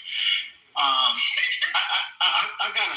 But again, I'm not trying to trigger nobody. And where's Michael at? Because I know he did. I try to be mindful when I say things that I'm not trying to throw anything out there to trigger anybody. But does anyone believe, like, if you look at us, like when you look at voting, like a place like California that has not had a black governor, right? I mean, when New York, I think, had deacons in the 90s, right?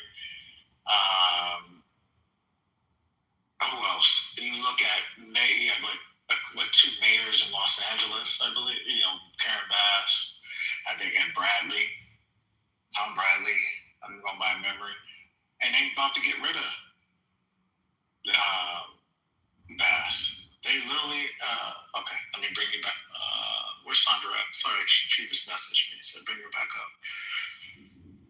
So it can leave the red states, leave Republicans out of it. But do you believe that even the parties such as Claiborne Party can do better?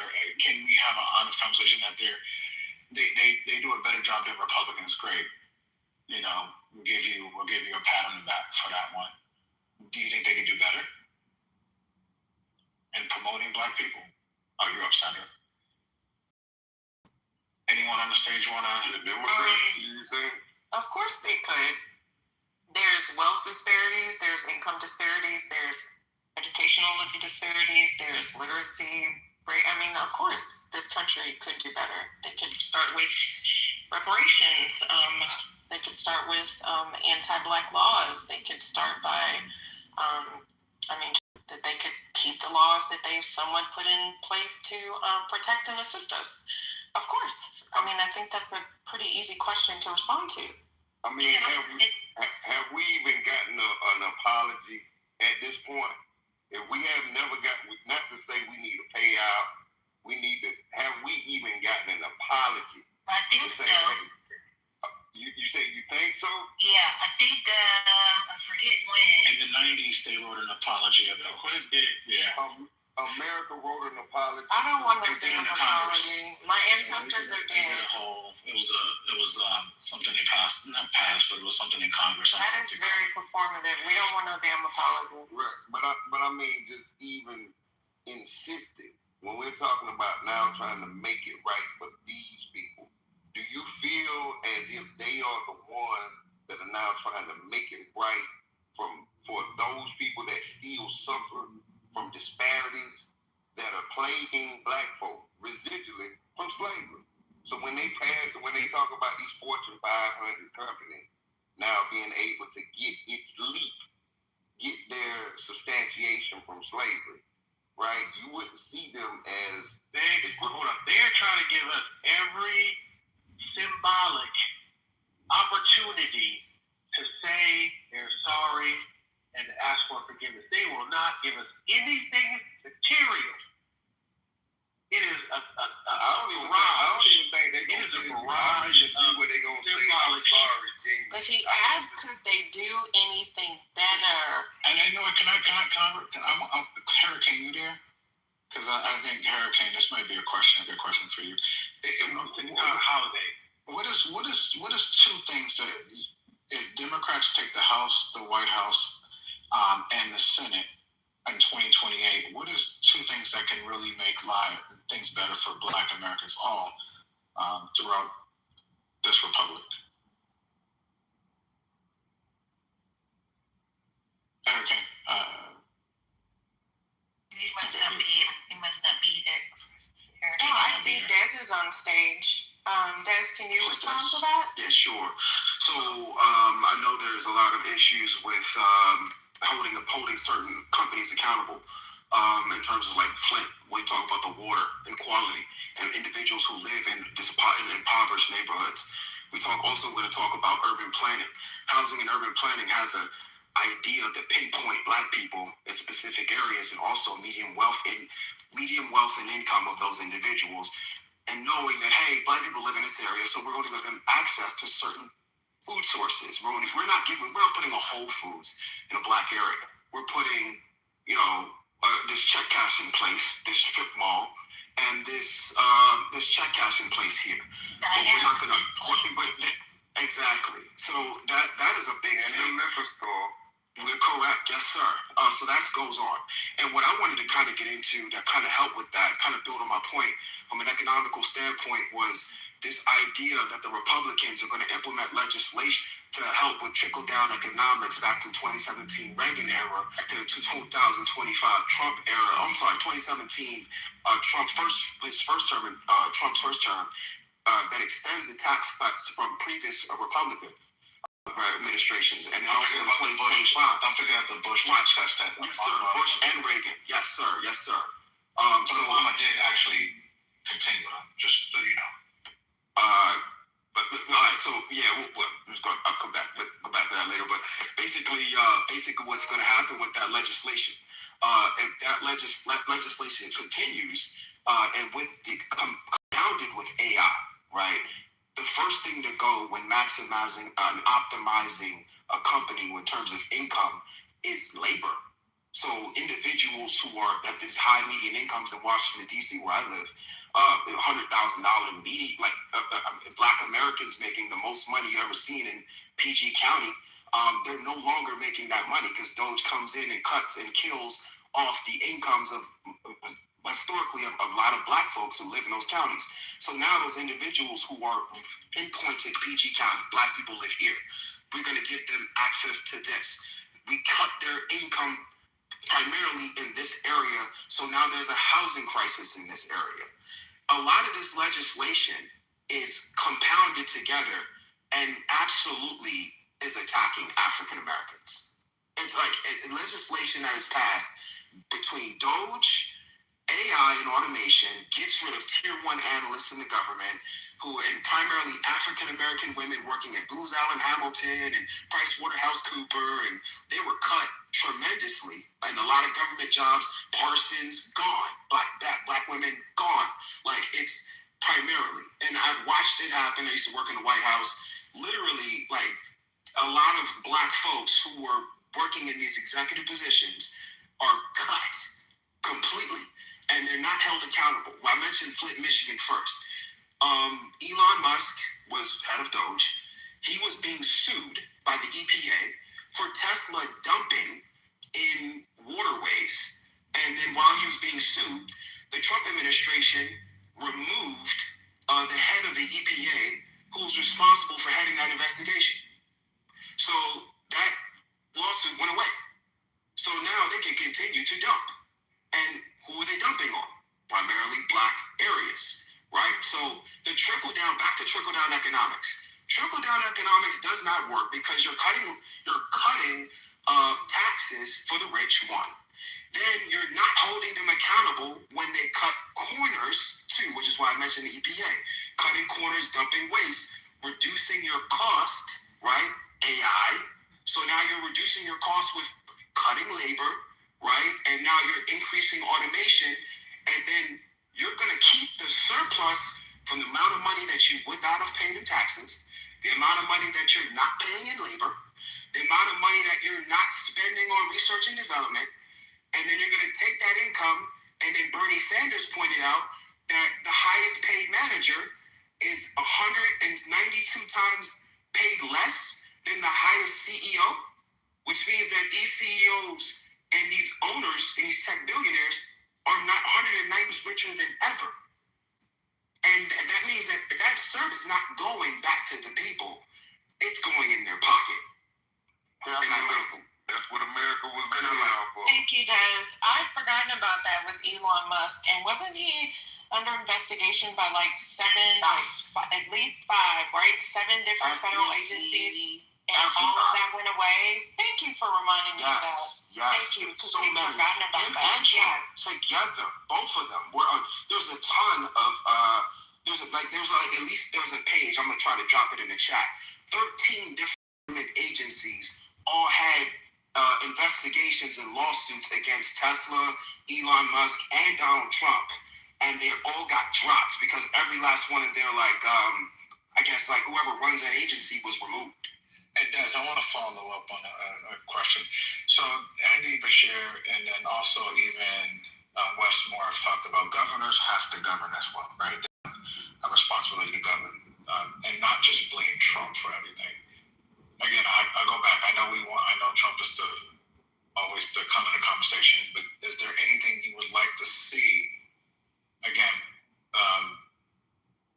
like legislation-wise, if they take the House, the Senate, and then also the White House, and then in addition, do you think governors and blue states should try to do more? Because I'm looking at Los Angeles unemployment, I'm looking at California black unemployment.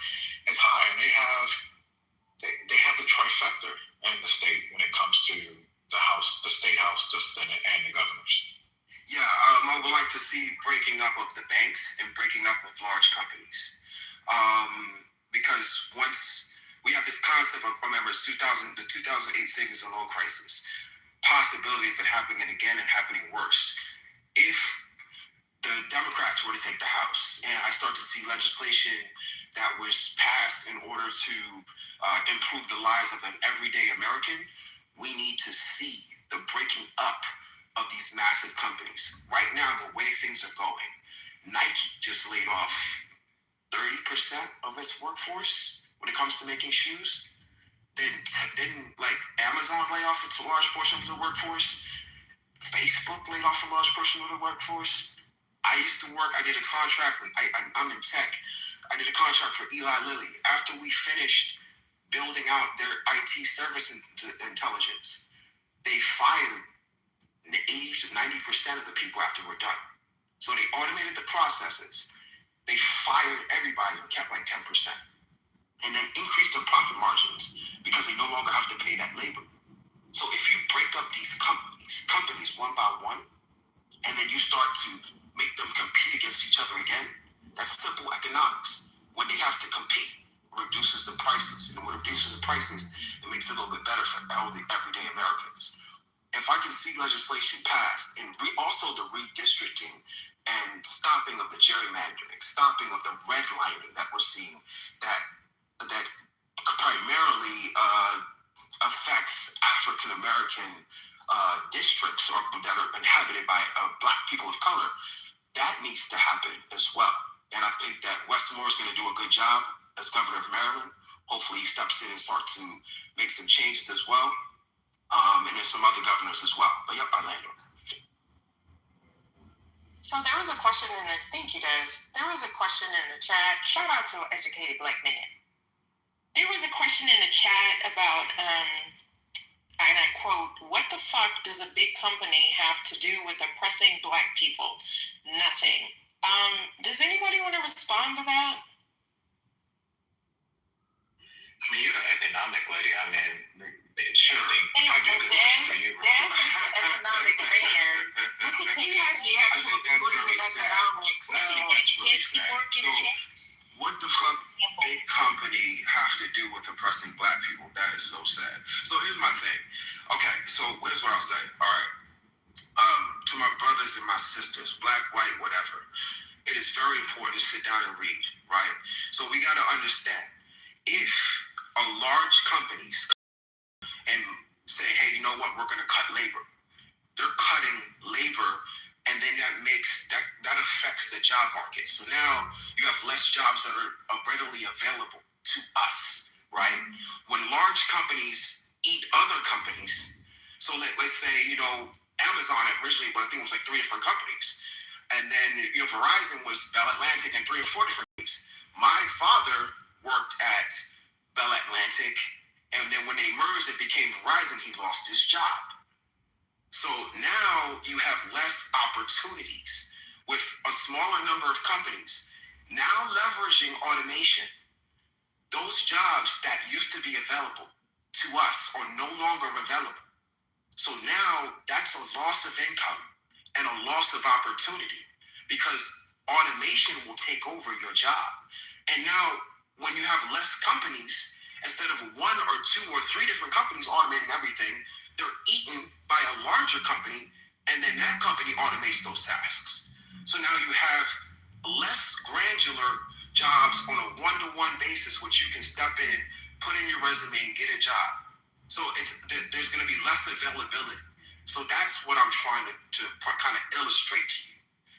So that's would you say, breaking up the big companies? Okay, that's one option.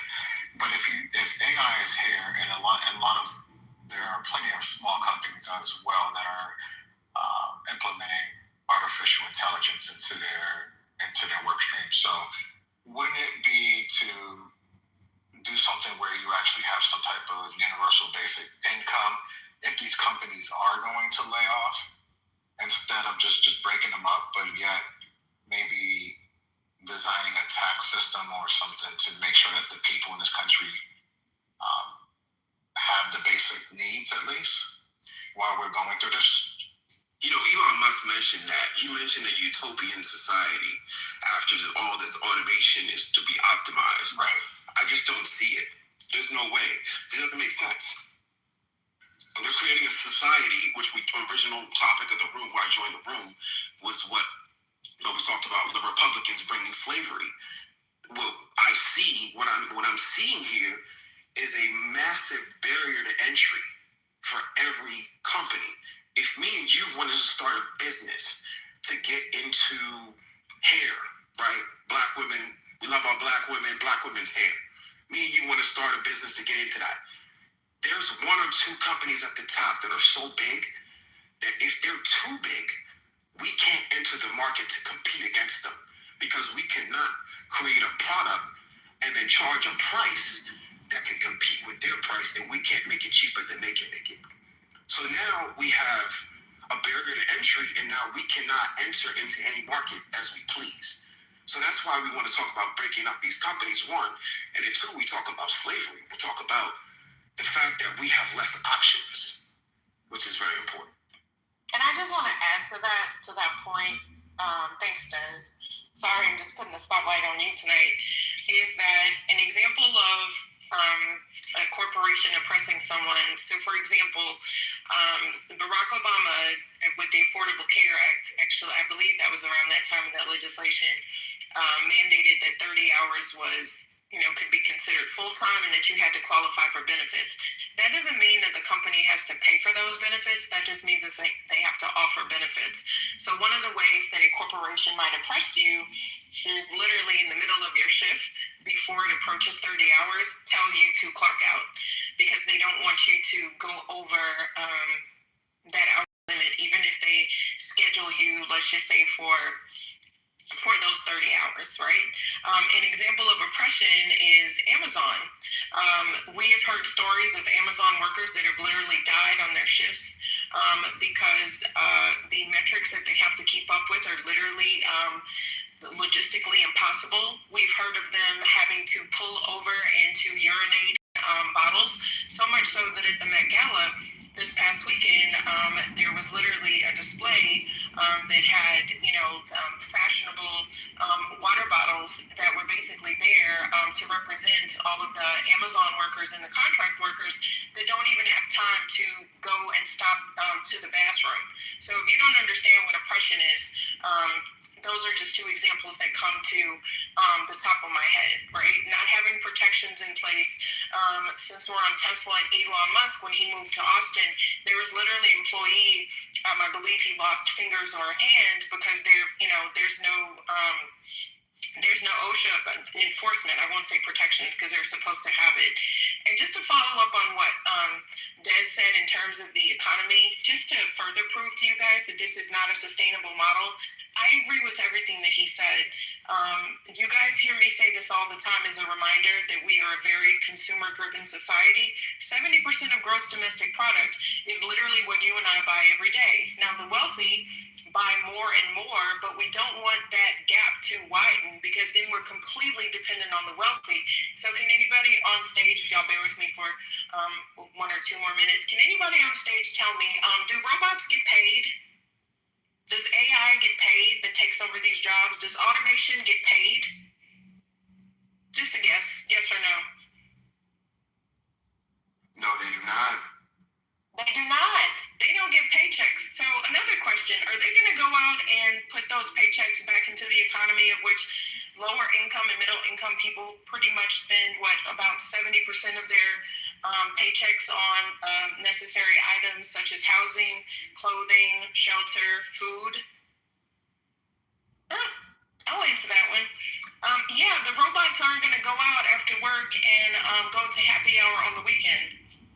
We literally saw what happened during COVID when downtowns in major cities, I'm in Houston. Do we know what happened to a lot of those little mom and pop shops, the cleaning, the dry cleaners, the little happy hour bars, because people were working downtown and they were working from home? Do we not remember what happened? We thought that we were going to have a commercial real estate recession. Medium-sized banks are basically who are the ones that take care of a lot of those commercial real estate loans, are literally drowning in a lot of debt. But nobody really talks about that because it's not sexy, it's not being in a tweet, it's not fun. So what do y'all think is going to happen when the robots are working, when AI is doing our jobs? They're not going to be going to those little places downtown, right? So what do we think is going to happen to the overall economy at that point? Because it's not going to be able to sustain itself. So that goes back to my point. So like if you have too much AI or too many robots, no one's getting a paycheck. And the domino effect would be no one's going to be out spending money because you're not going to have any money. So pretty much. So I can't imagine that our lawmakers at the local, state, federal level will be like, okay, right, all these products that we are importing, because remember we're importers, pretty much is going to stop. We're going to now become a third world country. Well, I'm not saying we're going to become a third world country, but if you're not familiar with dark enlightenment, I suggest that you read up on that theory. I suggest that you read about Peter Thiel. And the people that are in charge, guys, guess what? They don't always make the best decisions. We know that a lot of economic theory is just theory, but here are a couple of things that we know to be true. A lot of people think that the stock market is the economy. But let me just read a couple of things to you from an email that I got from something that I subscribe to from the New York Times that I get my daily and the title is, it's looking an awful lot like a tech bubble. It's not a tech bubble, of course, because a lot of these companies are doing well, but let me just give you a little bit of numbers. Qualcomm, I'm not giving financial advice, by the way. Qualcomm is up 1,200% in the past year, 1,200%. SanDisk is up 915%. NVIDIA, 390%. Lam Research, 460%. And MicroStrategy, 1,260%.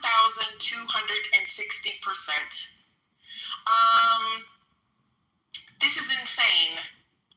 Just FYI, throughout the third week of March 2000, this is had the tech, boom, the top performing 10 stocks in the NASDAQ composite were up an average of 622%.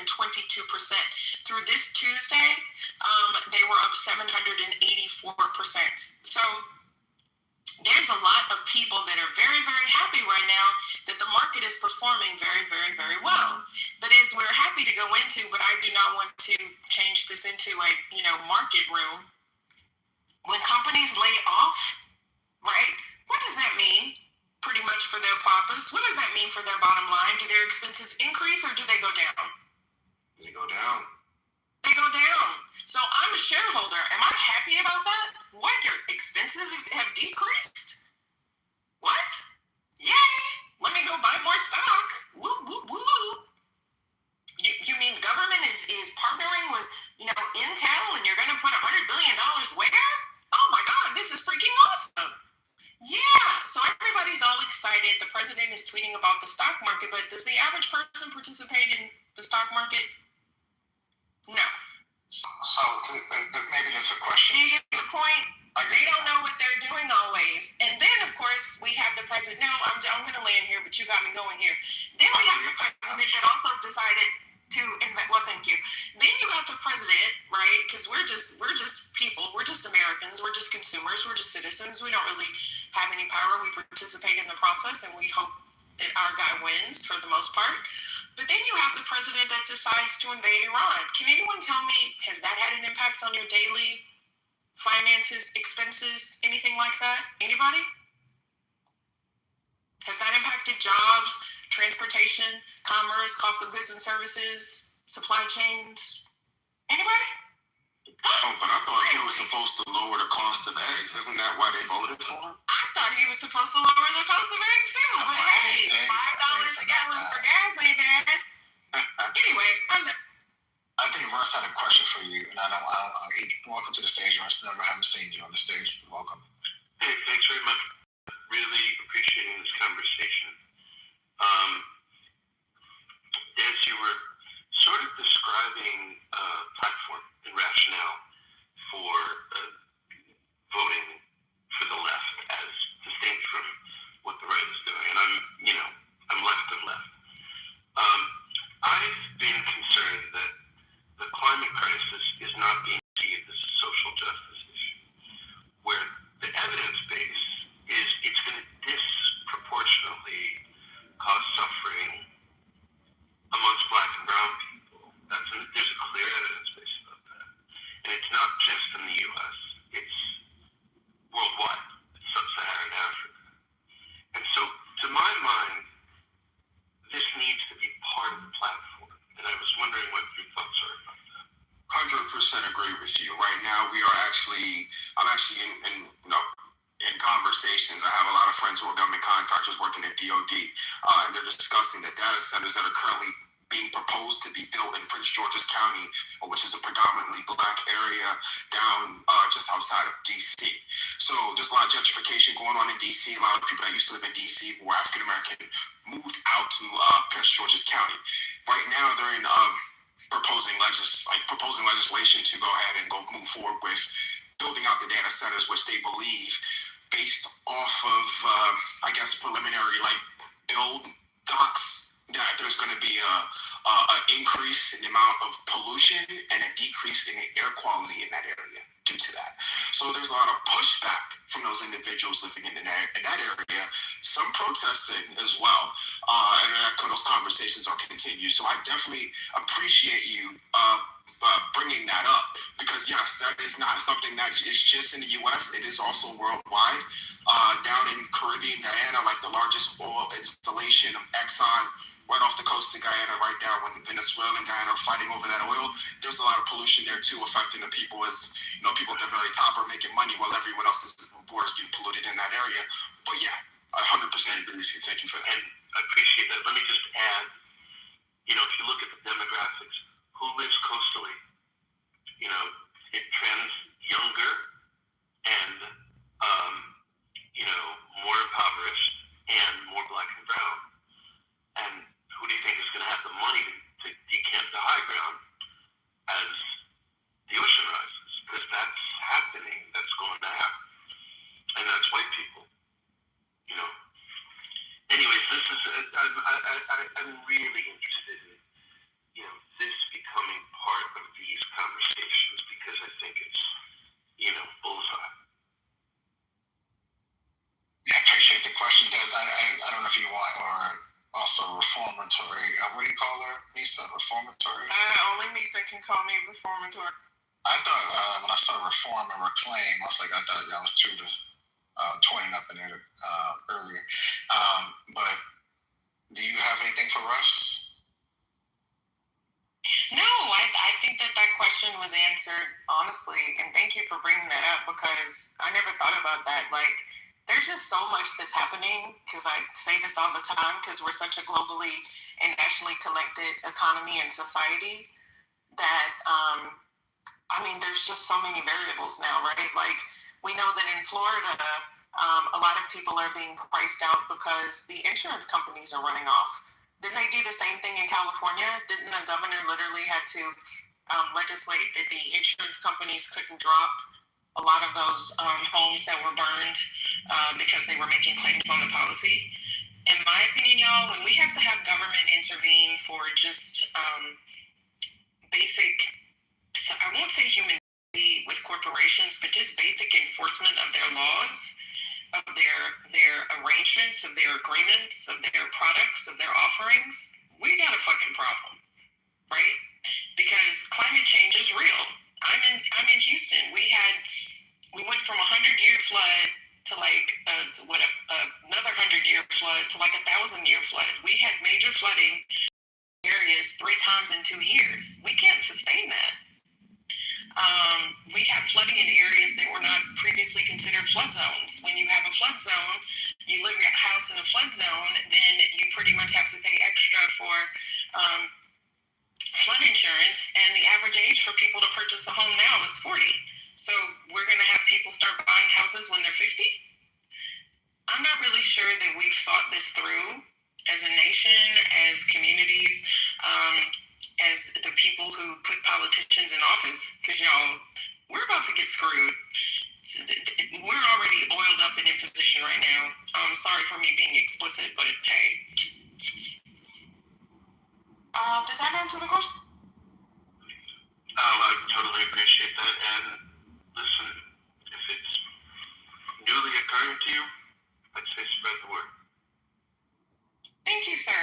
And thank you guys for being in this space. And shout out to Amari for modding the space as well.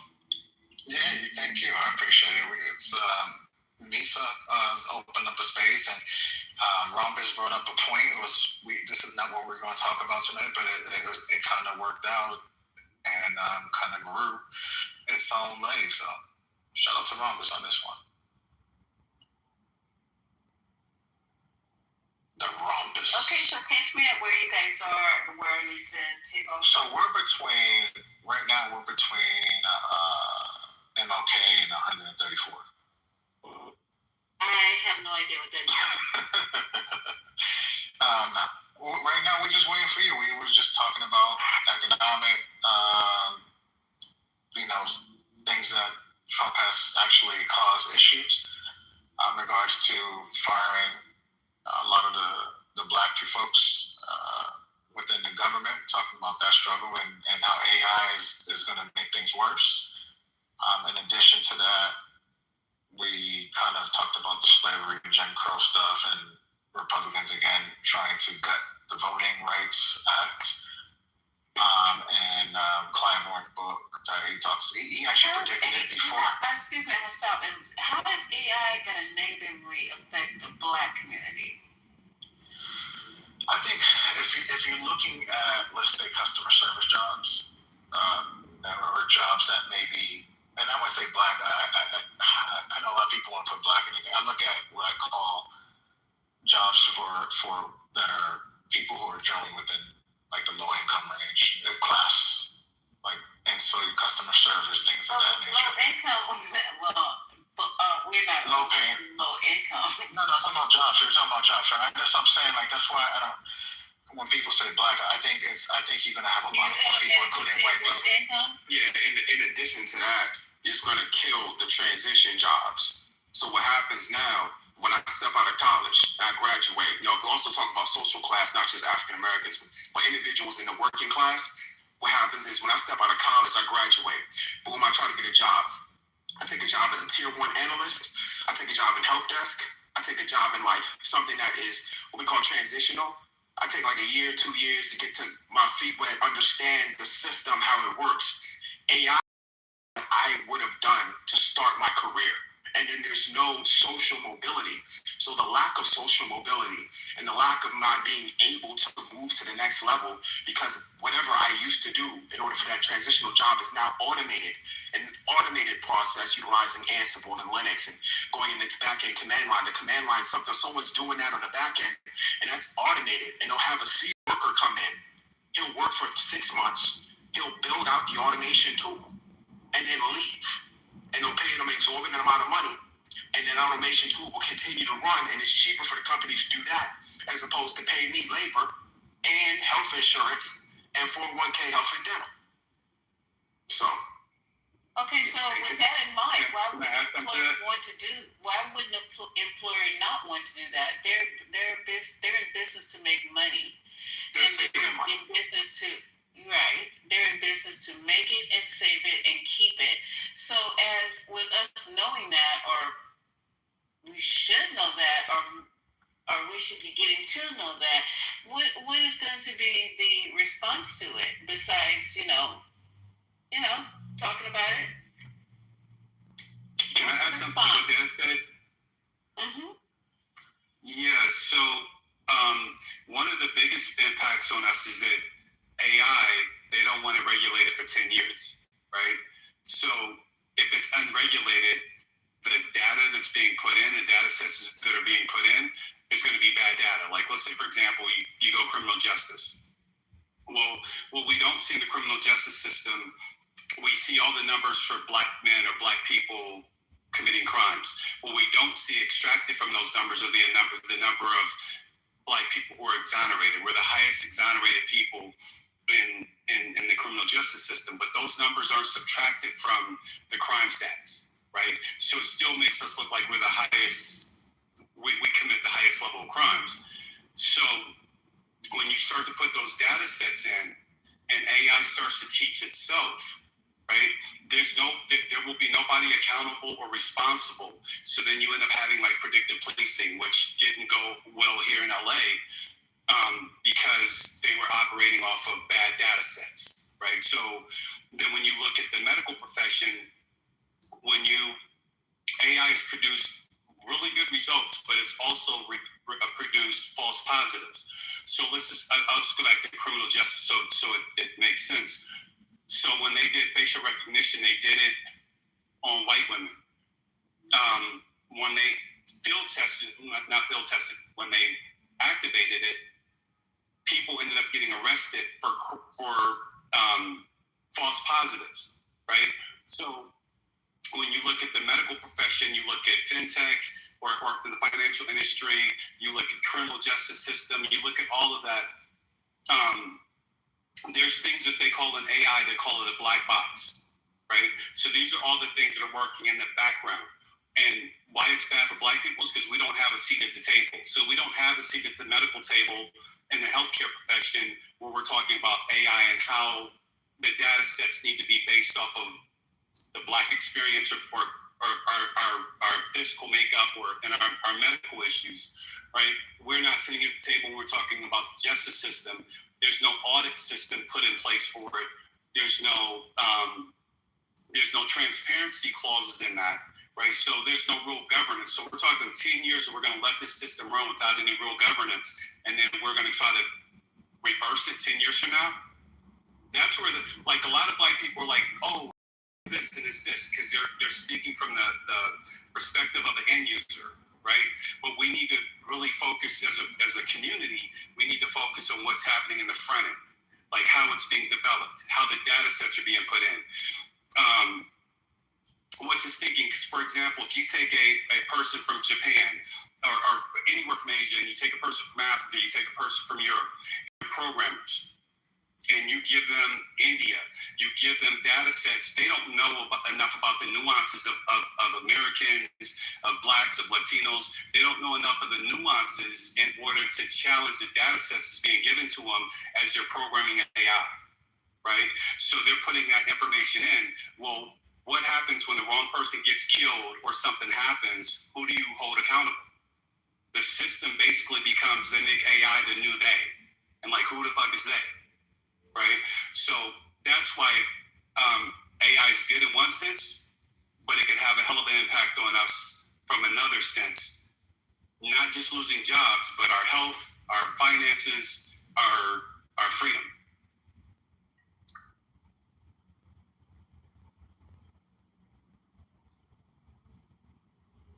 Thank you. This is a great conversation, guys. Thank you, Lisa. Speak. This is my first time in this room. Welcome to the 420. Welcome to the 420. So, anybody else? Misa, sounds like you were at home I think she said she wanted to speak, Pretty Red. Lord, I'm calling. Did you want to say something, Pretty Red? I just wanted to speak in regards to the guy that was just speaking about the justice system in the database, so forth. The AI, such as like ChatGPT and so forth, like that, that's still artificial intelligence that still comes from actual real people. So we talk about this justice system. Do you even care about, or do you even know what's the data for Black femicide or even just Black homicide? Do you know the data on that? Because I do. And I've noticed that we, as Black people, we talk about how other races of people, especially white people, are the ones that are killing us at a high rate and so forth like that. I'm not saying that's what you said, but I've noticed a lot when we have these kind of conversations about things being, there's no justice and so forth like that for Black people and so forth. But why isn't that we're not talking about homicide that's being committed against Black women and children?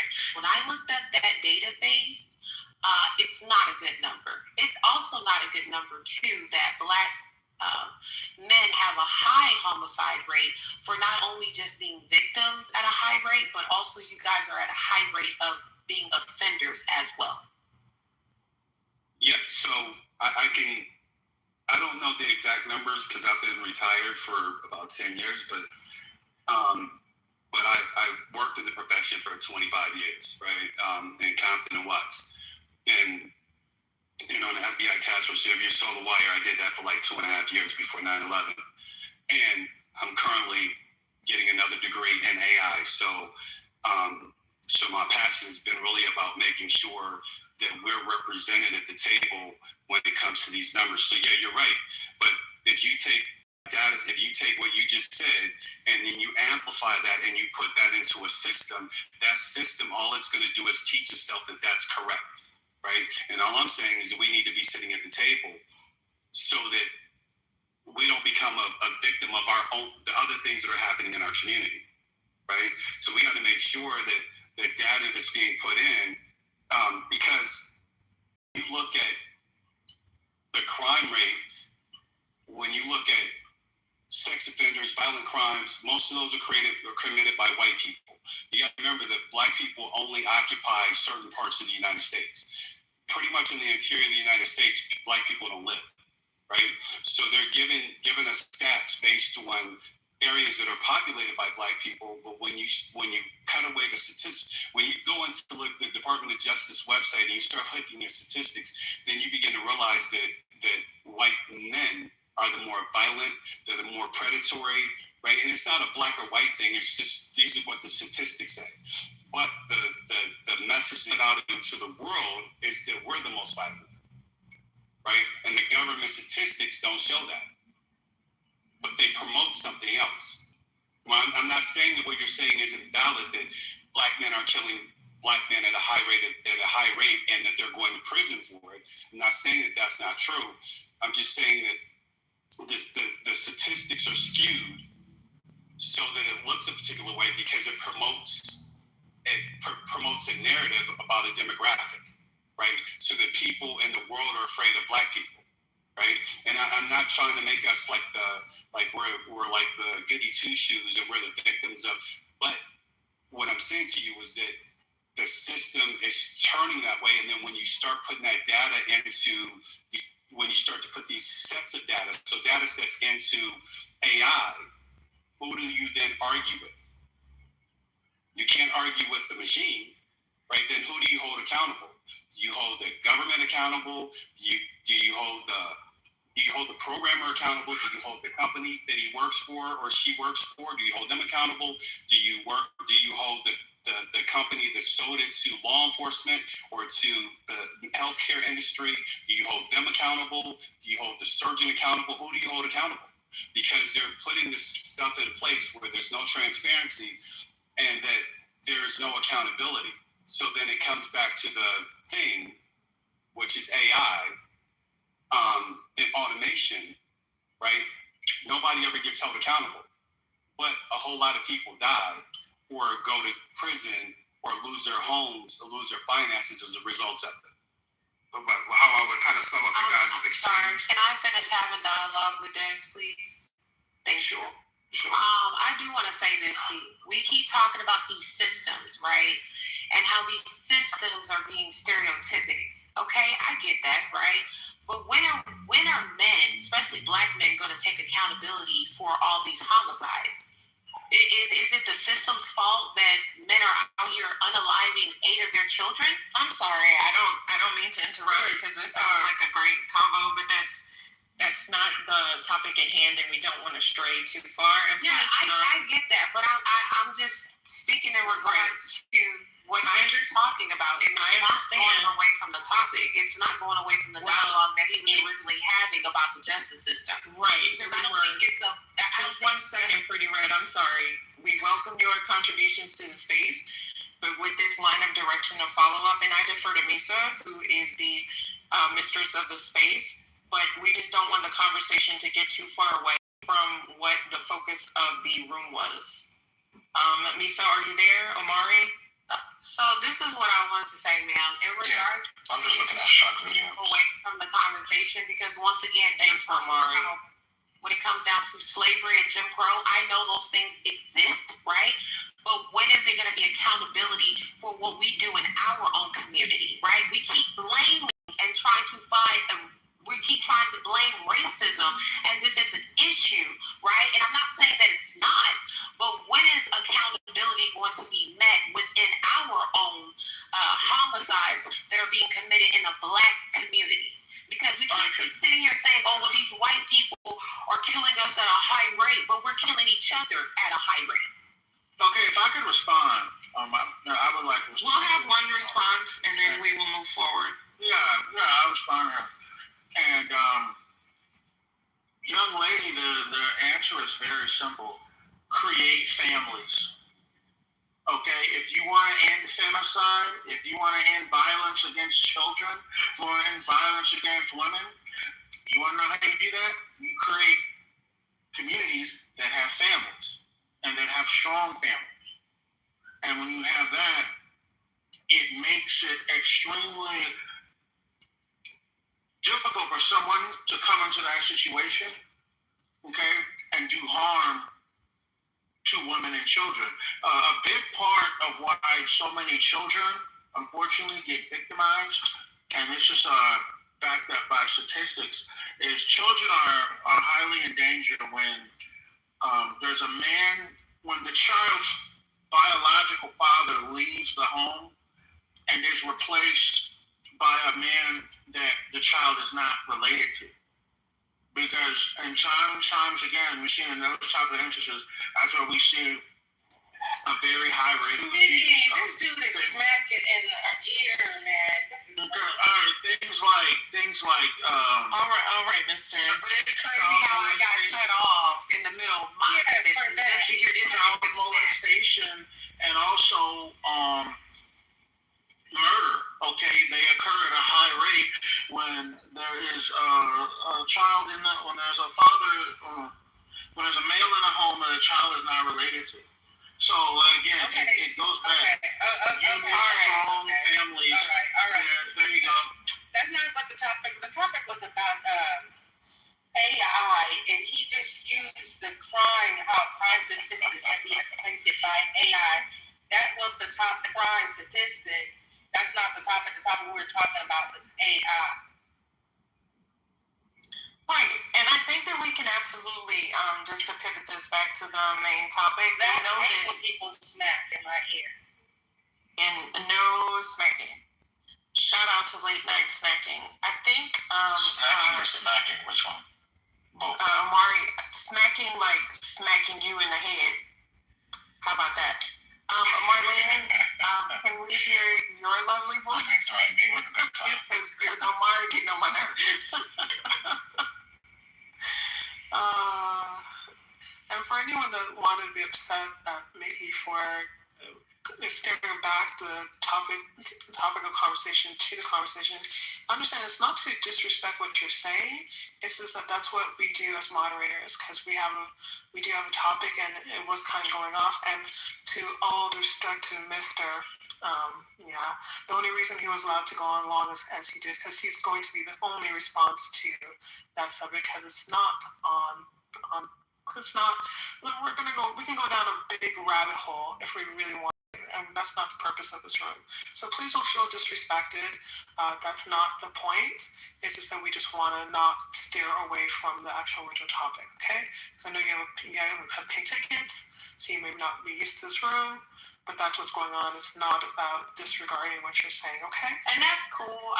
Like I said, it's my first time in this room. I just noticed the biasness that's going on because when you let C rant, which had nothing to really do with the title, and then you also interrupted me in the middle of my submission because you thought I was going off topic when it actually does have a lot to do with the title. And then you let Mr. smacking the phone and go on a whole rant about nothing. Y'all got it. I see that black people don't like the truth. Y'all got it. Let me ask you a question real quick.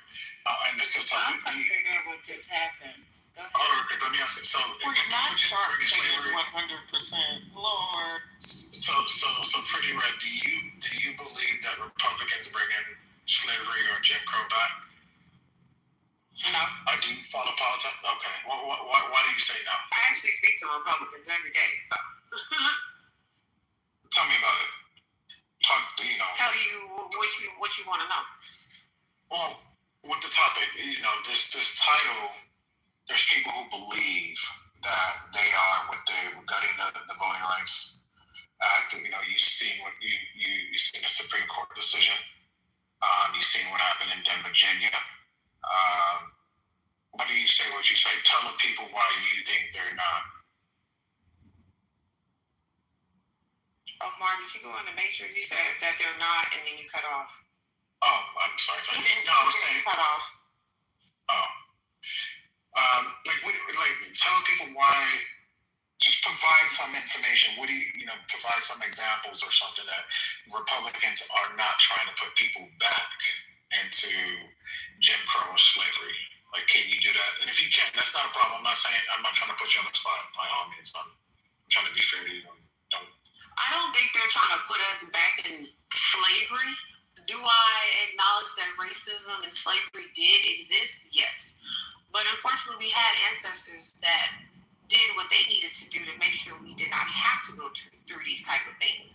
But now we're in a system now where you got some people that didn't even go vote and let alone educated themselves on who they're going to vote for. Instead, people are just voting for name recognitions.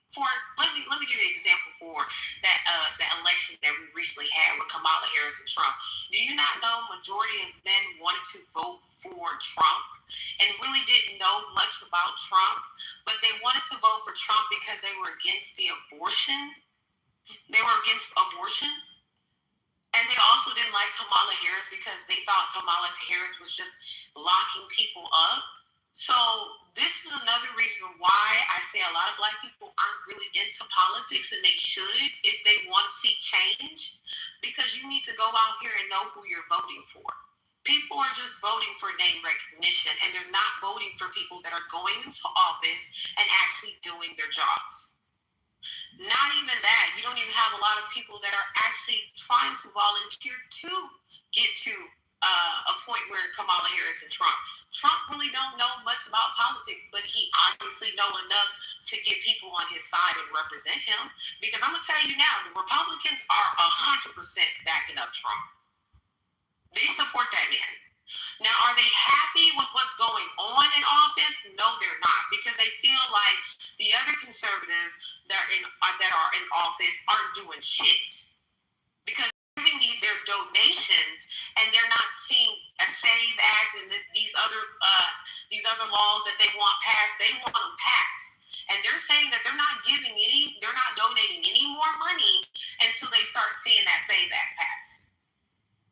So when it comes down to the Republicans, I don't think they're trying to bring slavery and Jim Crow back. Did it ever exist? Yes, it did. But it's to the point now we have rights to go vote. There shouldn't be nothing stopping y'all from going to go vote, or even helping anyone else to educate them to know who they're voting for. That's true. Okay.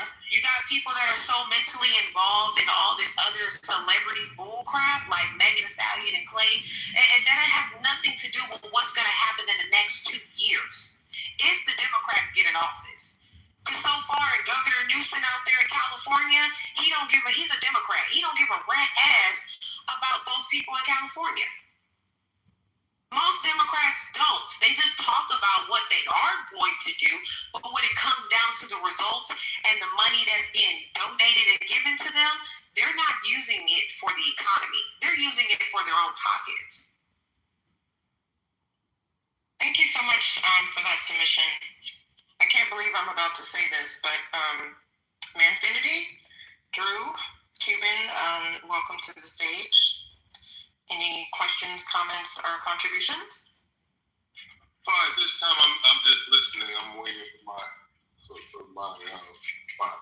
the point to get in. But at this point, I'm just listening. Thank you for the warm welcome. I appreciate it. It's warm and hot in hell, but you are quite welcome, sir. All right, if I could respond. First off, and my whole thing is this, is that I think that the young lady feels like, what you need to understand, young lady, is that people have all types of reasons why they vote, and it's not up to anyone to judge how another person votes. How another person votes is their business. And some people vote some people are literally single issue voters. Some people just vote based on things like Second Amendment. Firearms. They're just really into their firearms, and they don't want any new laws to be passed to curtail their firearms or anything like that. And there's a lot of people that are like that. A lot of men that are like that. They just only vote on one issue and stuff. You know what I mean? So I don't think you should worry yourself about what other people are doing, how other people are voting. Because at the end of the day, you can't control other people. You only control yourself, and you know what I mean? You have to just worry about yourself. So do you think someone who votes like that is a responsible voter? It's not my job to judge how another person votes. Everyone has an enfranchisement, a vote to do whatever the hell they want to with their vote. Okay, if I go vote and I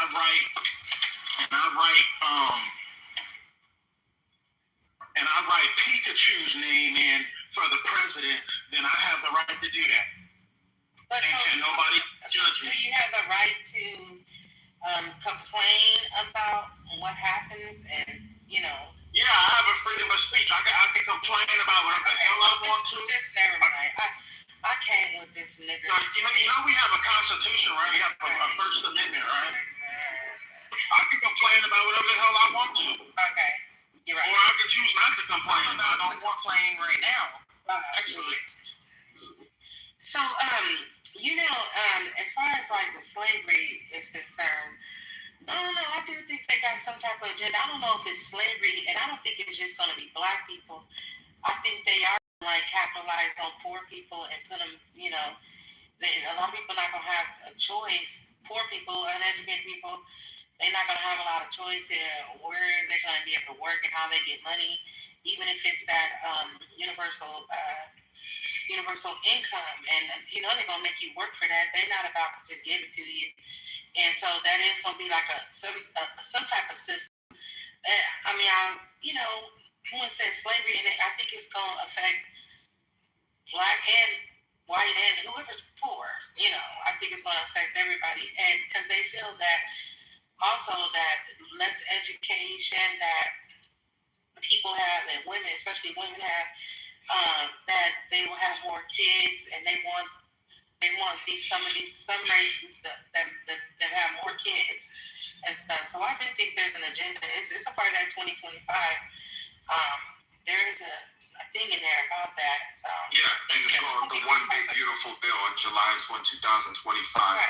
The One Big Beautiful Bill is exactly what it was, legislation that was passed to fulfill exactly what you just said, right, Nene? So, but maybe basically everything you're saying is correct. There's your own point, because that's what I was saying about knowing the back end of AI. Because once you put all that stuff in the system, Like right now, when Doge came in, they took all of our information and combined it into one database. So if you watch ICE when they were out there pointing cameras at people, they were taking pictures, like trying to, one ICE agent is arguing with somebody, but the other guy is trying to take a picture. Yes, what they're doing. 100% agree. And I'm telling you exactly what it is. It's Palantir doing it. Well, it's Palantir, right? So what they're doing is they put a new software in. They're testing the software to see. So when they get your picture, it pulls up all of your DMV information. It pulls up all your bank records. It pulls up all your IRS stuff. So they have everything about you because when Doge came in, they combined all those records. And then the Trump administration sold or contracted with Palantir to use all of that information, right? So this is why I'm saying we need to be proactive and have a seat at the table when they're putting these systems in place.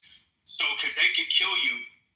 So just a side note, when I was working in the field, when I was still a cop, I did this thing when the amount of people killed by the police versus the amount of people killed by the medical profession.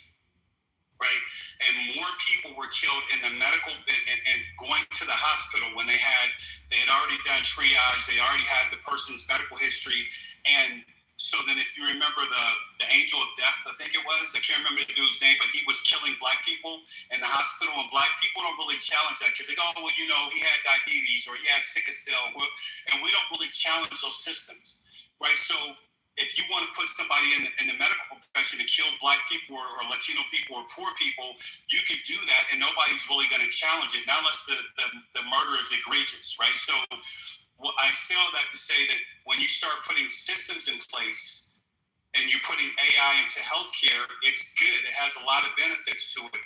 But when you start putting in things that allow them to unalive people in a clinical way, or you start to have a system that starts to rob people from their wealth or whatever money they have, or take their homes away from them because you put in an algorithm that does that, right? We won't know that if we're not sitting at the table. We'll find that out later, but it's too late 10 years later down the road to try to fix a system that's moving to the light.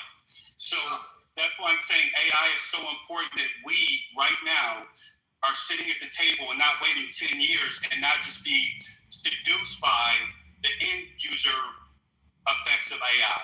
Right. The people sitting at the table have to understand what's going on too. So asymmetrical information is also problem one.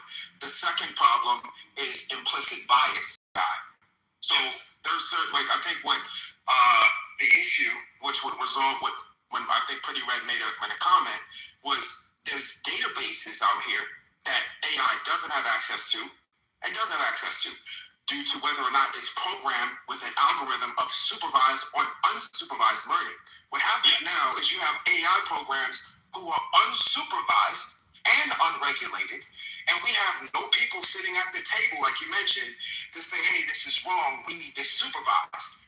Because what you just said about Palantir, if I have, and this is what Doge did, and then also the Trump administration did, through the Republicans, and we talk about slavery, so it goes back to the premise of the room, is that if I have Palantir and I allow all of the Facebook data, and then all of the data from Starbucks, and all of the data from American Express, and then all of the data from Capital One to be in one big ass database, then I can track and see where you have your coffee every morning, to everything you do on Instagram, to where you drove your Tesla. Everything is in one biometric key. And one biometric key can unlock your entire life. And Palantir offered me the job. It was $325K. I said no because I didn't want to go back on site. That's the reason I said no. But in reality, it's like this is what they're doing is an invasion of privacy, but there's no legislation to govern it. So what happens here is that slavery, right? Honestly, and I see that people are confused in the chat, but I'm glad it's kind of come to AI because I have a couple of examples where there is that idea that as Black people that, we are, as someone just put in the chat, the Dems are fear-mongering and, we're just overly cautious. So we can point to recent examples of where people have actually had to sue because their houses were undervalued. Do y'all remember these stories that are coming into the news? And I think there was like a college-educated professors, Black professors, and what they found is that the individuals, that implicit bias, the individuals that were inspecting their homes, by virtue of them being Black, even in the same neighborhoods, even if they were the lone Black couple or whatever, not even in Black neighborhoods, that they were valuing houses hundreds of thousands of dollars less. How long do y'all think that it's happened? This is 2026. How long do y'all think that that has gone on all over the entire country? How many millions of dollars is that lost in equity? That isn't even really being tracked, y'all. I'm going to bring you to that reality. Do you know now that there are realtors that are even recommending to their clients that they remove pictures of themselves from their homes and to literally put up pictures of white people? This is not even AI yet. What do you think that AI is going to do when all of this information is input, and how is it going to now do these valuations and these scans? Because let me say that again. We don't even know, because if you are a melanated person and you sold a home, how would you know what the comps were unless you're actually working with some kind of professional? How would you know what your home is properly valued at if you're getting a home equity loan or you're making some sort of a sale? But we know this to be true. The other example in terms of medical racism and oppression, because someone was confused earlier, the maternal rates for women when it comes to maternal deaths. Why are Black women literally almost at third world country rates when it comes to simply having a baby, which should be one of the most basic things that occurs in this country? Do you guys know that there have literally been studies that they can attribute it to medical racism that occurs, or simply the trauma that we engage in as Black people in this country, as pregnant women in this country, because they looked at certain demographics. And I'll try to put the study in the chat. They looked at certain demographics of immigrants that are considered Black, Africans. They do not have those mortality rates that Black American women do. And what they found is that after the immigrant Black women had been here and then gave birth, that their rates were similar to American-born women. Do y'all not know that this is actually happening right now? Like, seriously? Yeah. So when we hear people say, oh, we don't need to talk about racism, and oh, you're on the Democratic plantation, are y'all freaking kidding me right now? You don't even know when you've been discriminated against. You don't know how much money that you've lost. You don't. They've already done the studies. People's responsibility to care about that. May I finish my rant, please? Yeah, I'm not asking you to care, brother, but when you take dollars away from the Black community, here's the problem. Unless you are a billionaire, you're impacted too, and you don't even know it. When you take dollars away from the Black community, when you take opportunities away from the Black community, you are literally harming yourself. It is every You community. are harming this economy. You are harming this country. You are taking away dollars. You're taking away ingenuity. Like I said, are you a billionaire? Are you even a multimillionaire? Do you make $500,000 a year? If not, you need to shut the fuck up and let me finish. So it's already, the data has been there. Look, bitch, I don't, go your ass somewhere else in 2 seconds. You know what? One mic's on you, motherfucker. Go ahead. I'm so One mic's on you. pathetic. Why don't you just finish, loser? Look at here, you little broke bitch. You going in the goo. I'm sure I am, because you can't take it. Bye-bye. Oh, well, that's what she said, ho. To You didn't want to take me. Oh, that's why you mad. Because you white, it's a white person, Black person, Black girl. Racist, I'm sorry. Bye, bitch. Yeah, I'm racist. Fucker. Racist against crackheads. I am so sorry for that display, ladies and gentlemen, boys and girls. I'm going to have to cash at Misa because I definitely did remove it. No, we love it when you do that. Thank you. Okay, well, I'm going to defer now to Marlene and to Patty and Omari because I'm on timeout. Thank you. Misa's not here, so who knows again about that. Someone in the chat said that how does this relate to Palantir?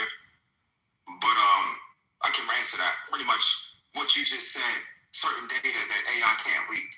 And AI and databases that would have the sensitive information of what you just kind of shed light upon about the disparities and inequalities that we see amongst different social groups, social classes, and races. Those are things that are left out, right? A lot of the data is not going to be readily available to a lot of AI platforms or large language models. So what happens is, if I have a large company like Palantir, which is giving or providing the database very, very selective information, is going to have selective output. And it's going to know and see that selective output as truth after that data has been trained for 10 years, not being tuned to the point accounted for 10 years. And now you have implicit bias after 10 years of data and leaving out the disparities and inequalities that we face. Yes. Hey, back to you, Des, because you like, man, it's like we like playing tennis right now. A lot of people don't understand when it comes to like credit score, that so there's things that you won't see that AI is using. So when your credit score, or you go to apply for a loan, it may be harder for you to get 850 because of your zip code, not because of your credit history, but because of your zip code, right? Because if the people in your zip code are loan risks, then they consider you a loan risk, right? All of this is happening through data, through AI, and it's not like it's explicit bias, it's implicit bias, because that data has been put in there. So that it's just another form of redlining, right? So when you talk about Jim Crow, you talk about all of this is inside of that. So it's all a plan, and it's not a Republican or a Democrat thing. It's the have and have nots. And people, a friend of mine, before he passed away, owned public storage. And one of the things he told me, he said, man, we were riding through Santa Monica. If you've ever been to Santa Monica, he owns the 3rd Street Promenade. He owns all the buildings, and just people pay him rent. And he says, and he drives he's driving a Volkswagen Bug with $300,000 in the trunk. And we pulled up next to a Rolls Royce, and he said, Clyde, you see the person, the rich people want you to know they're rich. Wealthy people don't want you to know they're wealthy. Right? And so the people who think they're rich, that think that it doesn't apply to them, the same thing applies to them that applies to the person who's a 5-figure earner, a 6-figure earner, because they're not wealthy. They're not in that elite class, right? So it's a certain amount of people who are controlling the majority of people, right? Now, it may not look like a plantation, but then the world becomes plantation, because it's not just central to the United States. It's a global thing. Yeah, they say it's about 500 people that control the world, and the rest of us are just workers. Exactly. So my thing is if we're aware of these systems that are being put in place, it's not necessarily that you're going to stop it, but if you know what's coming, you can better deal with something that you're aware of than something you get blindsided by. Well, see, wasn't there like a deal? Elon Musk was going to court and getting sued for his Grok, whatever. Yes, he was. Discriminating against black women and black people, and he wanted the right to be able to do that with AI. Like, I guess we're saying it was freedom of speech. Right. Can you break that down? That's a big deal. Like Des was saying, because I know a little bit about AI, I go in and challenge the system sometimes, but it's very biased. Like sometimes if you go in and ask it something about Trump, it'll say we're busy, it's too busy, come back at another time, or it will just render, but it'll never give you an answer, right? Because Elon Musk went in and changed some of the protocol. So that it will answer certain things and it won't answer certain things, or it'll be ambiguous, right? And so then when you say, well, AI is supposed to be impartial, it can't be impartial because the people who program it aren't impartial, right? So whatever bias the programmer has, those biases are going to be put into the system. Whoever's paying, like Des was saying, somebody's paying you $350,000 to go do this job. If they tell you to put that data in the thing, then you're going to put that in the thing. But here's the thing.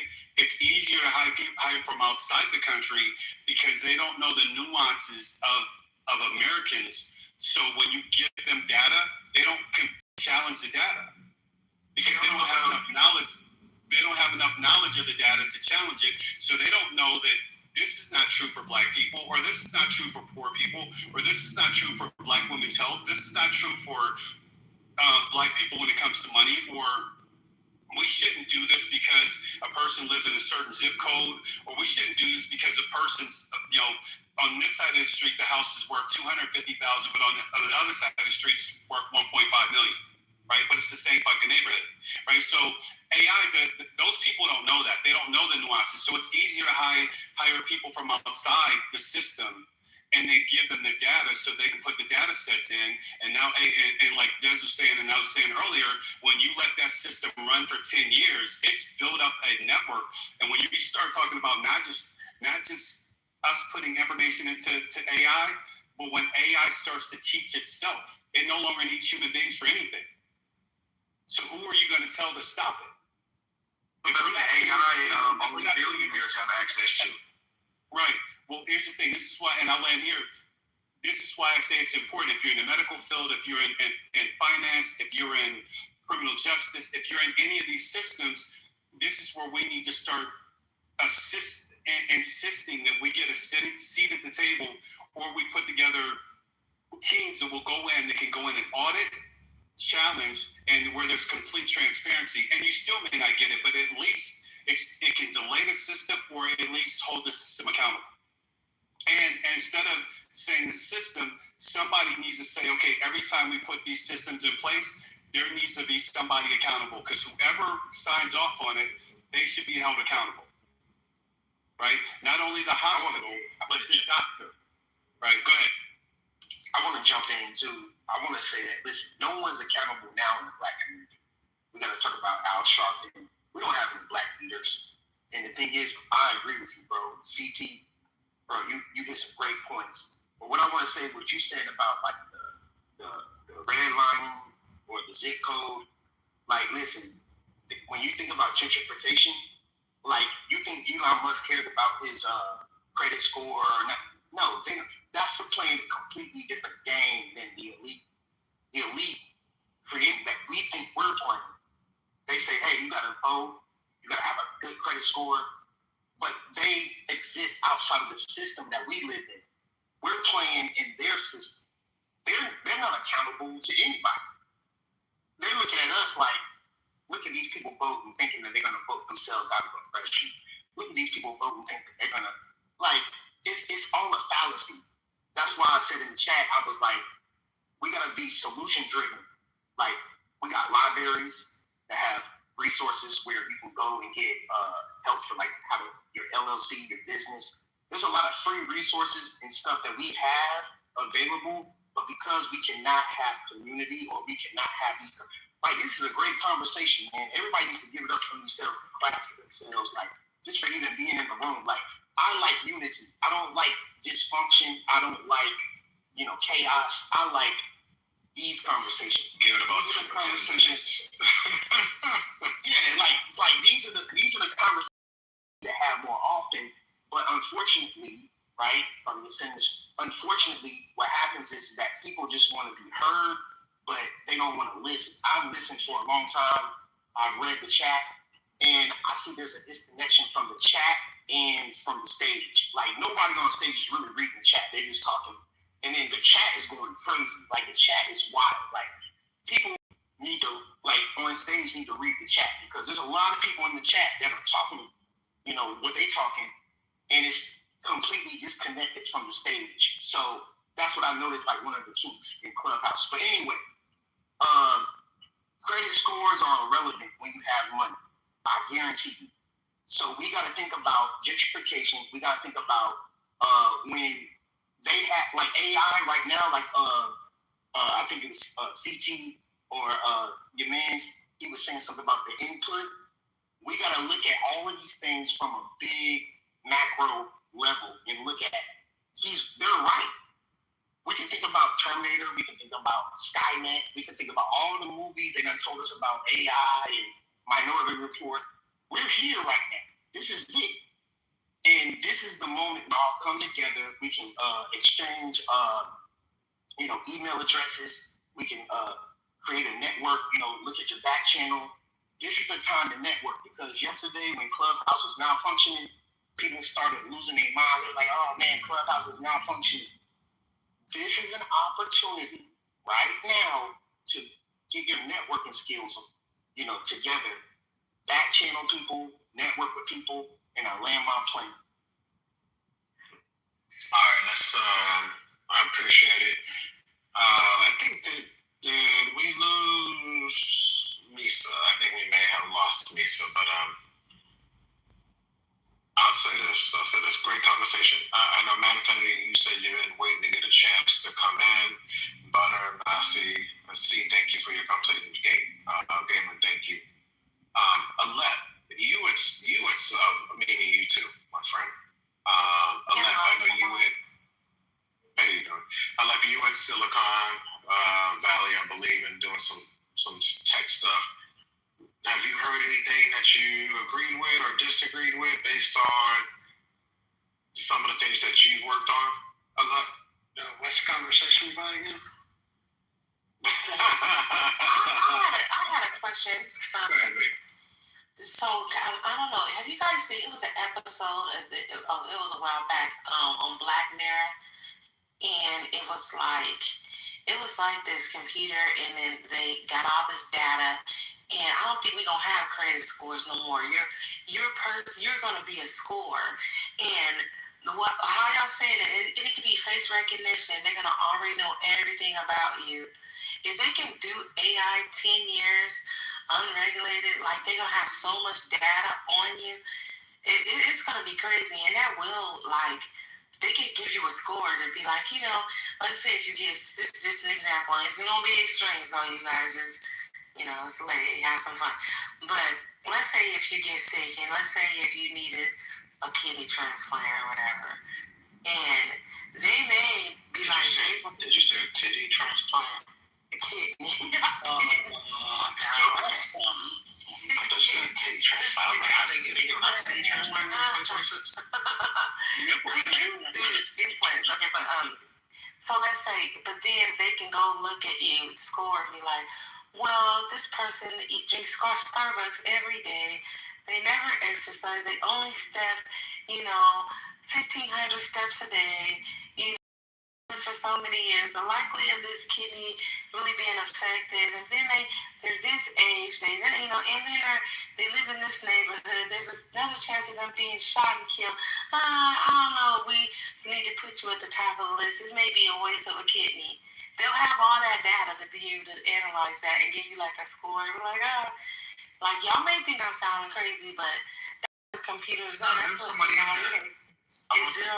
it's numbers. It is, so. No, there was a whole conversation about this with my good friend Dr. Adams.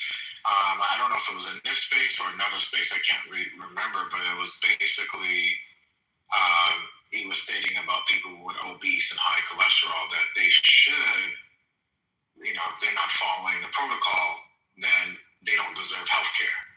So that was a whole conversation. Exactly, but if they put that already in it, well, they'll be able to just like instantly evaluate you. But then, like he said, what if AI make a mistake? What if it's like a glitch or a mistake or stereotype you? Like, be like, well, maybe let's say you're only 10 pounds overweight, but you're black, and majority of them, so all it's gonna have is overweight black. I can see that happening. It won't give you you won't get on the transplant list. They'll put you down at the bottom. I know this sounds crazy, but that's how data works. That's numbers. Are you talking about a social credit score? Is that what you're saying? Yeah, like a social credit score, but and the name of that Black Mirror episode is called Nosedive. That's what. It was good. Yeah. Yeah, it's called Nosedive. Yep. I love Black Mirror, but I would say I think that's coming. I think some type of social credit score is coming. I think I've heard things that people will say credit scores are racist and stuff like that, and they're trying to already condition of people for that nature. So look for that. A couple of things have already came true, like the dog, the Neuralink situation,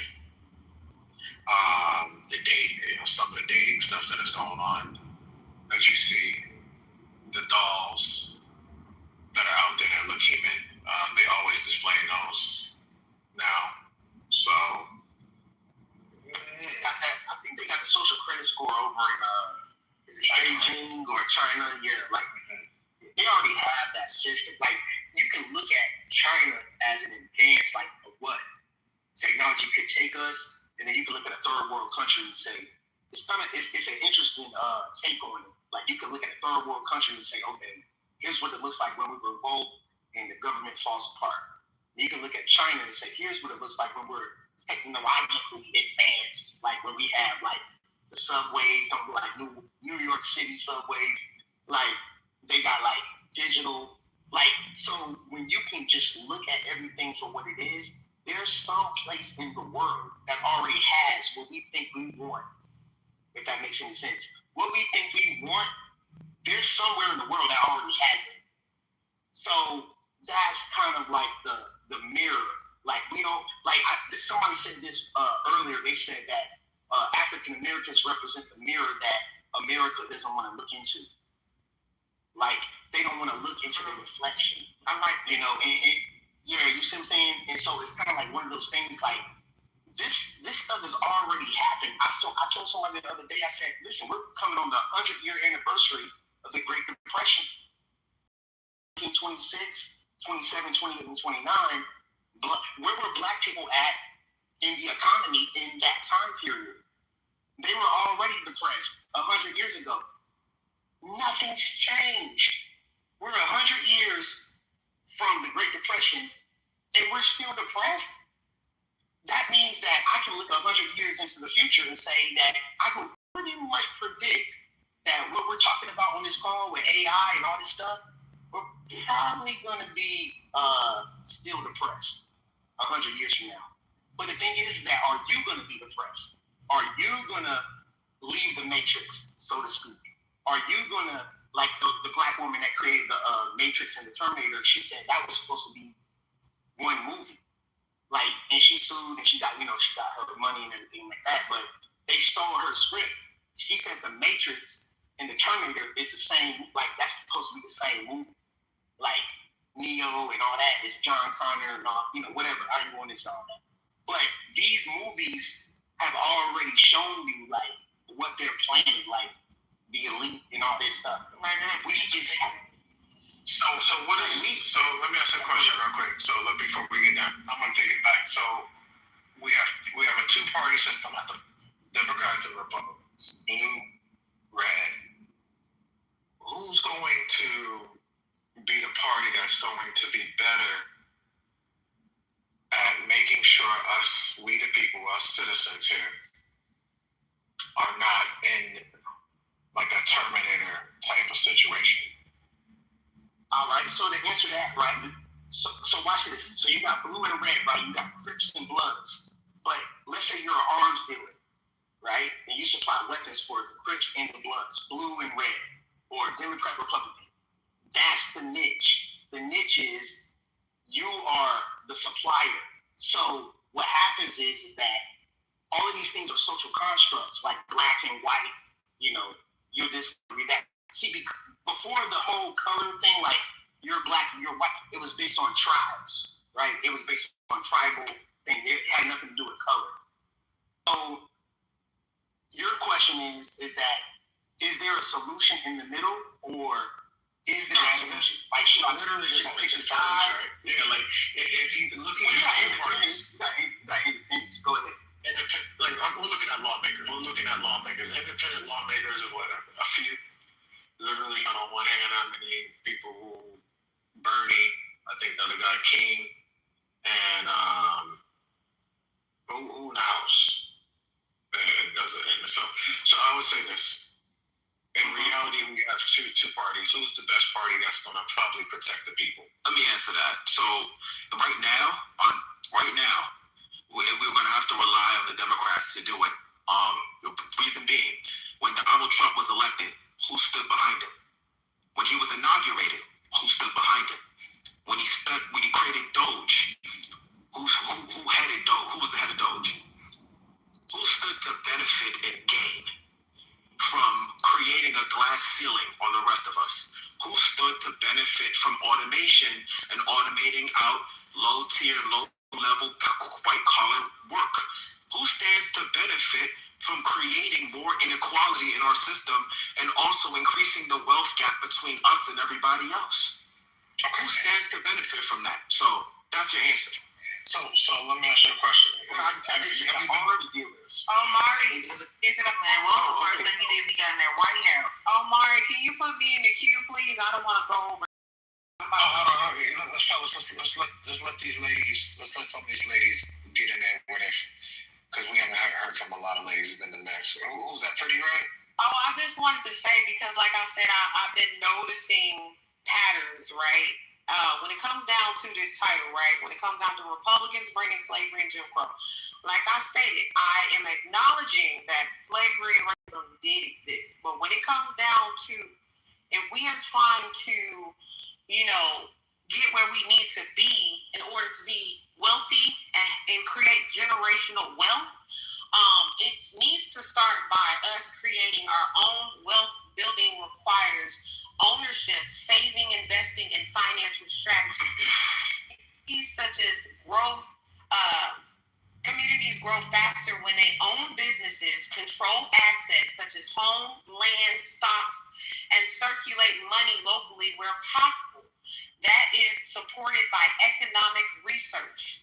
So what I'm trying to say is, if we want to see a change as Black people in our community or just overall for our race, then we need to do better as individuals in the household, because based off of what I'm seeing, we're not making enough in the household, which is also reasons why we are slacking outside of our household when it goes down to the economy. So what I'm saying is, we complain, and I'm not saying it's complaining, we complain about these certain concerns of not having education or not, we're being, separated from certain things because of our color. But honestly, I don't think that's what it is in 2026. It's to the point now where we have access to a lot of resources. It's how bad do we want it?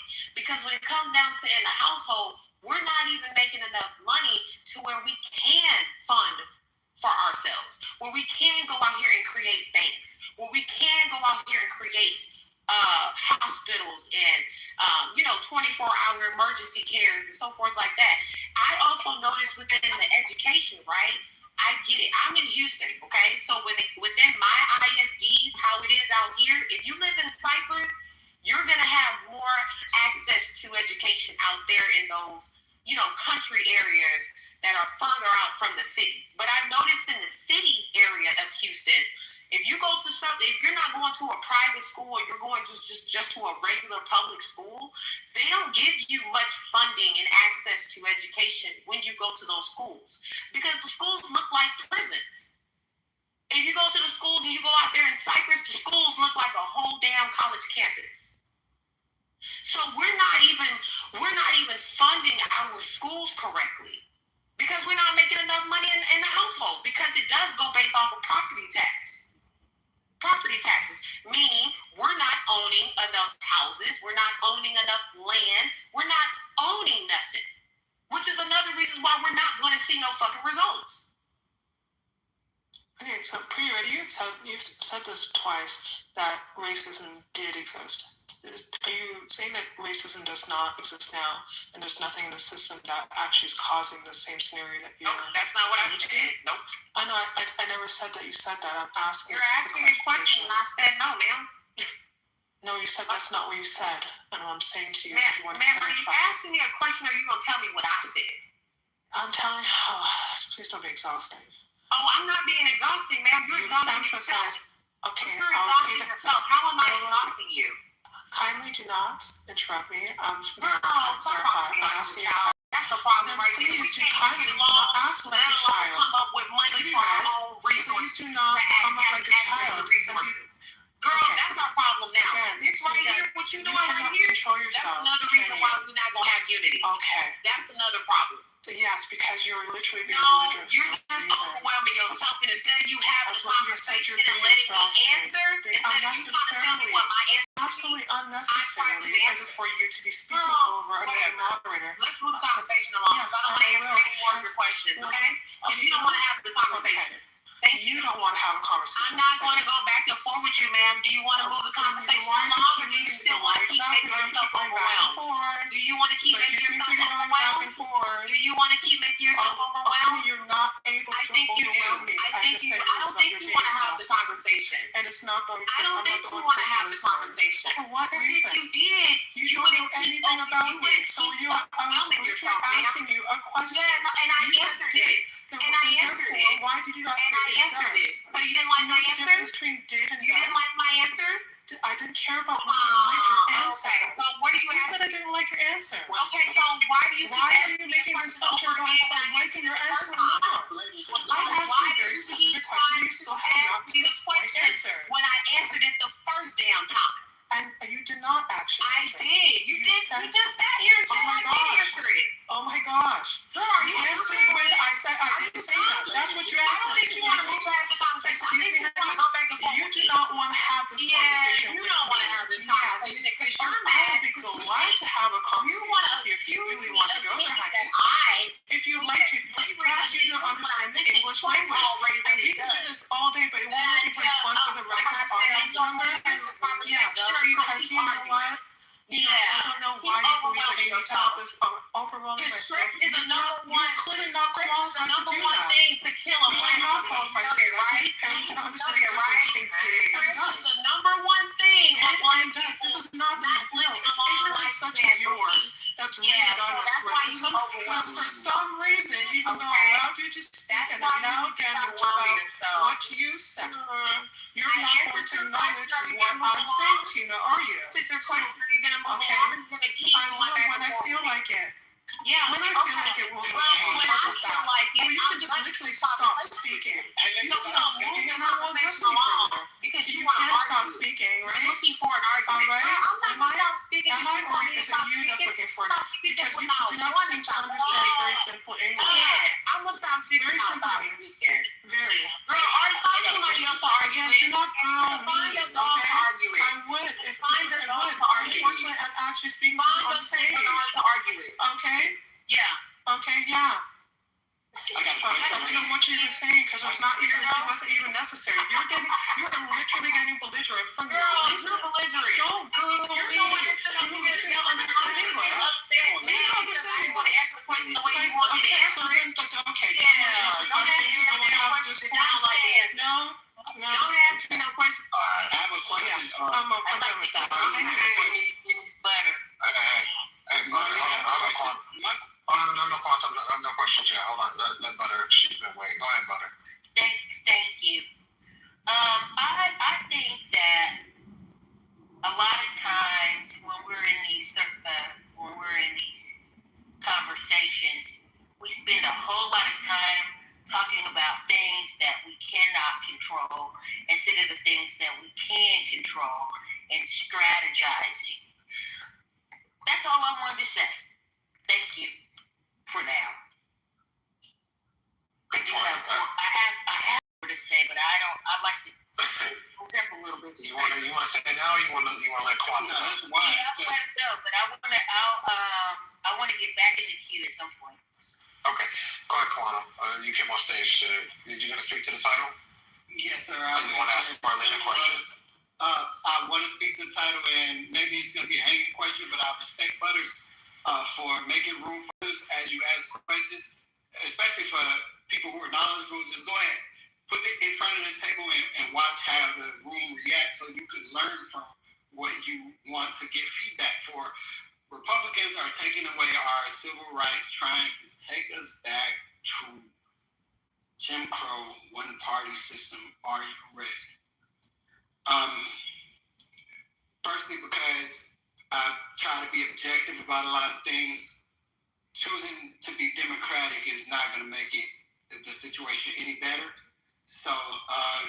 going to choose a party, or if they feel that they're being put in a situation to choose something that's against their beliefs, stand on what you believe in, because that's your barometer. That's what makes you decide whether you in alignment with God or not, or you're not, and it's going to give you the agency to choose whether to participate into what policies that someone who does not believe in the same stuff that you do. So we can't demonize the other side just because you don't like what they're doing, because you'll find out that the nigga you think you're standing behind is probably going to lead you somewhere that is maybe even a little less dramatic than the person that you're hating on.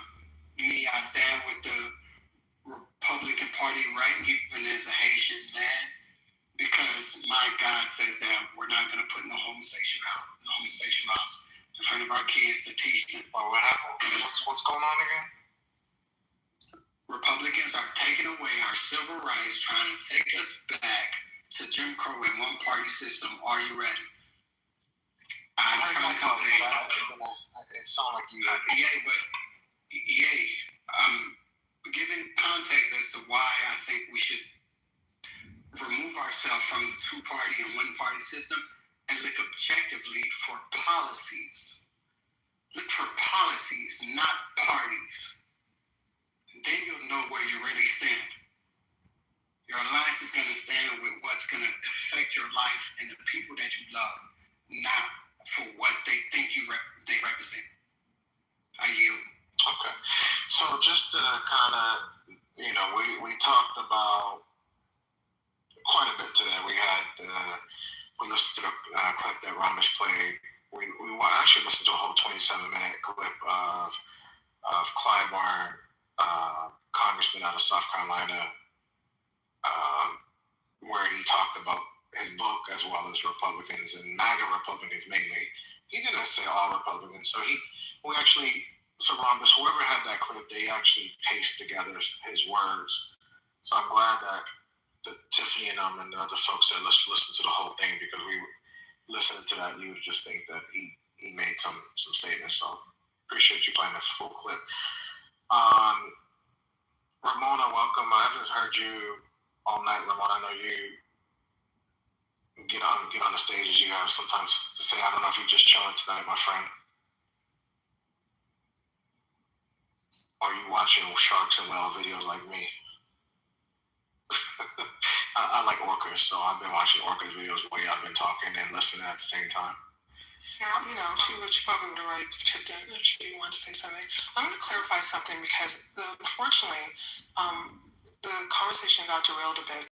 Someone thought I was attacking them when I really actually wasn't. Because let's just go to very basic English. You did pretty right, and this is directly to you. I'm not a passive-aggressive person. I'm just aggressive. You said twice that racism did exist. That implies that it currently does not. Whether you intended to say that or not, I understand if that's not what your intention was. My point being, which I was not able to get to, was given that racism does indeed, of course, still exist, and it is ingrained in the systematic way that you see in the government and regarding the policies that are currently made, that mainly have affected, from what I understand and see, people of color and women, basically two marginalized groups. So historically marginalized. So if we're talking about improving the lives of Black people, or people just in general, and we're talking about needing to, and I don't even disagree that we need to invest not just only in just real estate, in education and knowledge, and also in each other, and also in families, and creating nuclear families that stick together, because of course, two incomes make more than one, all that good stuff. However, my point being, which was I was trying to get to, if the system is rigged against people of color, particularly women as well, because we are again the foundation of families, how can you have any expectation for improvement? Because one, there's the social aspect of relationships, of what's going on, because unfortunately Black people have one of the lowest rates of marriage. That's a whole different room, of course, to go into the whys and hows and et cetera, but that is one component. The other component is actually structural, because to think that was not created deliberately to cause this very same situation we see right now, I think that is naive and gullible and not taking into account history. And quite frankly, your country's not old enough and to have really gotten and expunged any of the consequences from the past that bleed into the future. It's very easy to think that Black people, Black Americans, should be at a different phase in life. Individually, of course, and we can see that happen. There's plenty of there are Black Americans out there, but is that converting over into the community as a whole? No, it is not. And when the government makes even simple changes, such as how to vote, so you're saying you can vote, but can you? If your vote doesn't count? I mean, they've literally legalized gerrymandering.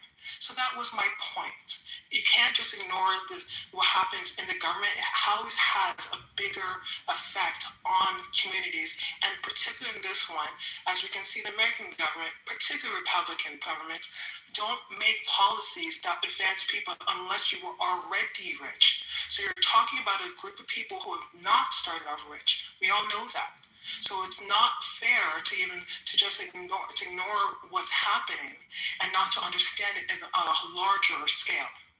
Thank you. Thank you. Butter wanted to jump back in. Butter, did you want to? Yeah, I think this is a good place to jump back in. Again, I am one of these people who focus on what I can control. You can't control how other people think. You can control, though, how you think and how you strategize. So my question is, have you done your own personal SWOT analysis? Meaning, what are your strengths? What are your weaknesses? What are your opportunities? And what are your threats? And those are things that are outside your emotions, but within your budget, within the type of job you have, what your short-term plans are, what your long-term plans are, your debt-to-income ratio, and things like that. Before you can get to a point where you can grow, you have to know where you are. I'm gonna pin that right there, because again, I don't like to be long-winded. So that's what I want to say. I just want to say this. I'm so glad you said that, Butter, because where I am, I look around and I say, who's collecting the money in my neighborhood? And the people who are collecting the money do not look like me. They're not Black. When I go to the corner store, it's, Asian people, it's, Middle Eastern people, Habib, right? But guess what? That's the elephant in the room. The elephant in the room is this, is that in politics, these people are quiet. They're not out there getting sprayed by wire hoses trying to vote. They're just collecting money. That's all they do is collect money. You never see an Asian person in real life unless they're collecting money on the other side of the counter. That's the only time Black people see Asian people. So those are policies, right? You got to think about going back to Sinners, the movie Sinners. That was kind of like a glimpse into like how the policies were put in place for, we're going to have the Asians go down there and sell to the Blacks because the white people didn't want to sell to us. They were spitting our food. We're just trying to protest. It wasn't always like that. It used to be Black people on in those corner stores and Absolutely. Middle class, upper class, all Black neighborhoods.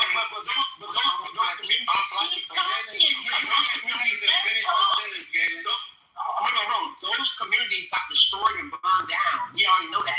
Based on history, every time Black people thrived in the community, it would be some white, he raped, he touched me. And then that justifies the Black community. I'm not talking about way back. Let me finish my point. This is what's big. Let me finish my point. My point is this. No. What I'm saying is that I was trying to speak on what I see around me. What I see around me is that the people that actually collect money at the store, they don't look like me. And they have all the businesses, and they're not even in the conversation. right now. So we don't think about the Middle Eastern guy at the corner store, the smoke shop, and the liquor store. None of these people who take money out of the check cashing place, the payday loan, none of these people are black. Are the moderators? Yeah, that's what I'm saying. Am I wrong? Am I wrong? Should I be silenced? Should I be silenced? Because you're not very saying my experience. I'm saying my experience. And you're going way back in the day, and I'm not talking about way. I'm saying my experience. I'm just all I'm doing is just talking about my experience. I'm sharing. Everyone, we cannot hear if everyone's speaking over each other. Can we all just finish our thought, mute, and let the other person speak respectfully? Marlena, I was thinking.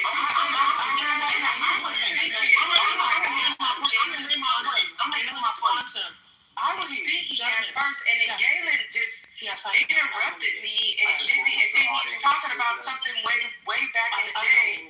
I'm trying to rein this back in. Okay, I'm sorry, Mimi. As you were saying, Galen, even if you want to continue to speak after, just let her finish, let her land, and then continue, okay? Thank you. I'm saying, like, this was in the, I'm going to say when in the 80s, when I grew up, black people did own the corner stores, the liquor stores, and I'm from California, and black people, we had whole shopping centers full with nothing with black businesses. Everything in our neighborhood used to be owned by black. It wasn't Asians, and I'm asking what happened from then, not way back in the day when they were burning down things. Even now, Amari can tell you, like Crenshaw, all that used to be black. It used to be a big black shopping center full of nothing but black businesses everywhere. There were black businesses everywhere. But what happened? Why did they let the Asian people come and take over their stores, or the Arabic people? Because I grew up walking to the store with a black Harold's Liquor, and it was, convenience store was owned by a black man. Our corner store, the market, was owned by a black man. So I don't know what happened then. Not what happened then. I can answer that. The reason why that economic implosion, I'll call it, happened is because the government strategically started bringing freeway systems through those neighborhoods, disrupting business, and a lot of those businesses had to close down, just like with COVID, and some of them were not able to open up again, and so they pretty much, and also a lot of those businesses did not own the property, they were leasing the property. So there's no just one thing, but basically it was an economic, I'll call it an implosion because I don't know what other word to use right now, that caused that shift in ownership and the inability to do business because of the highway system coming through and construction and people not being able to have access to those stores. That's what happened. That didn't happen in my neighborhood, but I don't know. They didn't happen in California. They're still there. They're just owned by other race people. So that means they didn't own the building. I can tell you what people have told me is a lot of times people sold and people who didn't own the businesses, they inherited. They sold it, and they got a lot more money. Yeah. They got money for them, and then what happens, like, for example, when they built SoFi Stadium, a lot of black people sold, like, they came in, they sold their home. Some people did, a lot of people didn't, but a lot of the people did sell, and then they built SoFi. What the fuck? And SoFi that brought in a lot of money. And so a lot of those people now are like, hey, like, fuck, why did I sell my home? I mean, my home would have been worth a lot more money in Inglewood if I would have kept it. One thing that I figured out about this society and this reality, being someone who was born here, is that a Muslim, right? Like, nigga don't tell me, like, I don't know. Bitch, I was born here and I've been attentive as hell in class and outside of class.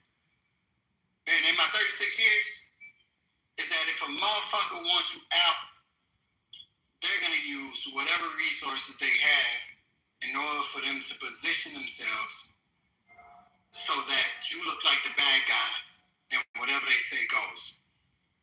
I think this is a time and place where right now, and me being a hypocrite for even saying this, let's be accountable for the shit we say, the shit we want to do, and the shit God gave us to do.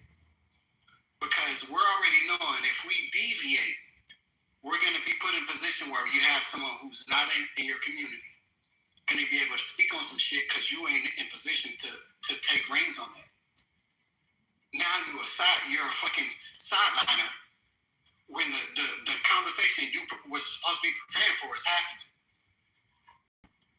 I think a lot of us we're not lazy, I think we're distracted. A lot of us are distracted, and I'll yield right there. So, Cuban, sorry, Mark. About LH. Sorry, Rhombus. I'm sorry, Cuban, did you want to say something? Yeah, I was gonna say I wanted to touch on that what he said because basically by them, the voters' rights and all this and that going on. I feel like they did it on purpose to distract us. Because it goes with the AI and all this and that, but it's also in the people that distracting the people. They want to come over with a civil rights war, they want to come with a distraction to be about black and white all over again when they know black people done progressed over the years. We don't have black business. We still do got some black business. We got a lot of black shit going on. We just not all black throughout the whole state. Certain states in America. So therefore, I just feel like everything's a distraction. We tired, we overwork. Hell, we working 2 jobs just to pay fucking rent. And what's so crazy is that the gas prices going up. They're doing all this and that. They done lunched out $400 billion on a fucking AI. Half of this shit don't even. I work at a corporate office right now. They spent $45,000 on a fucking AI shit. I'm working how it's supposed to. Don't nobody want to fuck with it. White people don't want to fuck with it. Quantum, please don't interrupt. Let her finish. Like this is going insane to the point like you said, people that have the have and have not going back to that too, but they're making a distraction towards the people. So it can be all about black and white. And they want the black people to be unfocused. Oh no, they don't want y'all to take away our rights, You feel me? So they gotta find a way to distract us and have white people like, okay, yeah, we don't want them around, to break them up, whatever like that, because they know once we all together as black people, we all know this, once we all together for real is unity and a whole community as a whole, black police, black lawmakers, etc., District 9, and so on. Shit, we can be really unstoppable though if we just all got along and be a real community together on all our shit, like Jackson, Mississippi. That's an all black ass community. I'm not gonna lie. Like, Cuban, I don't think we all gotta get along for it. Yeah, I mean, we do, but at the same time though, all the time we do come together, only when it comes to being black and white, against black and white. And that's the sad part about it. It should have to go like that every time. But at the same time, though, they're distracting everybody. No matter if you're black, brown, yellow, white, they're distracting us. They gonna do some shit, and all they have to do is start with the fucking right. When Trump first got in the office, what's the first thing he did? Tampering with the discrimination law. That's the first goddamn thing he did when he got in office in 2025. But the whole thing is everybody not paying attention. Everybody over here trying to turn up. Everybody trying to goddamn live the life of a celebrity and this and that and be on that type of shit. Like, y'all not, I don't think the younger generation understands that. I don't even see why the boomers even still in the motherfucking goddamn office. They should have got their ass going that long time goddamn ago. There's some motherfucking people that's vibrant and who's living, who's involving, and who knows the change of America is involving all fucking cultures. This gonna be the land of the free. Like, what the fuck? Get their ass up out of here. They the ones who taught about racism years ago anyway. Yeah. Hey, that shit crazy. Cuban, I want to connect with you about this. Marlene, I want to engage with her. Cuban, I've come to the realization that, yo, man,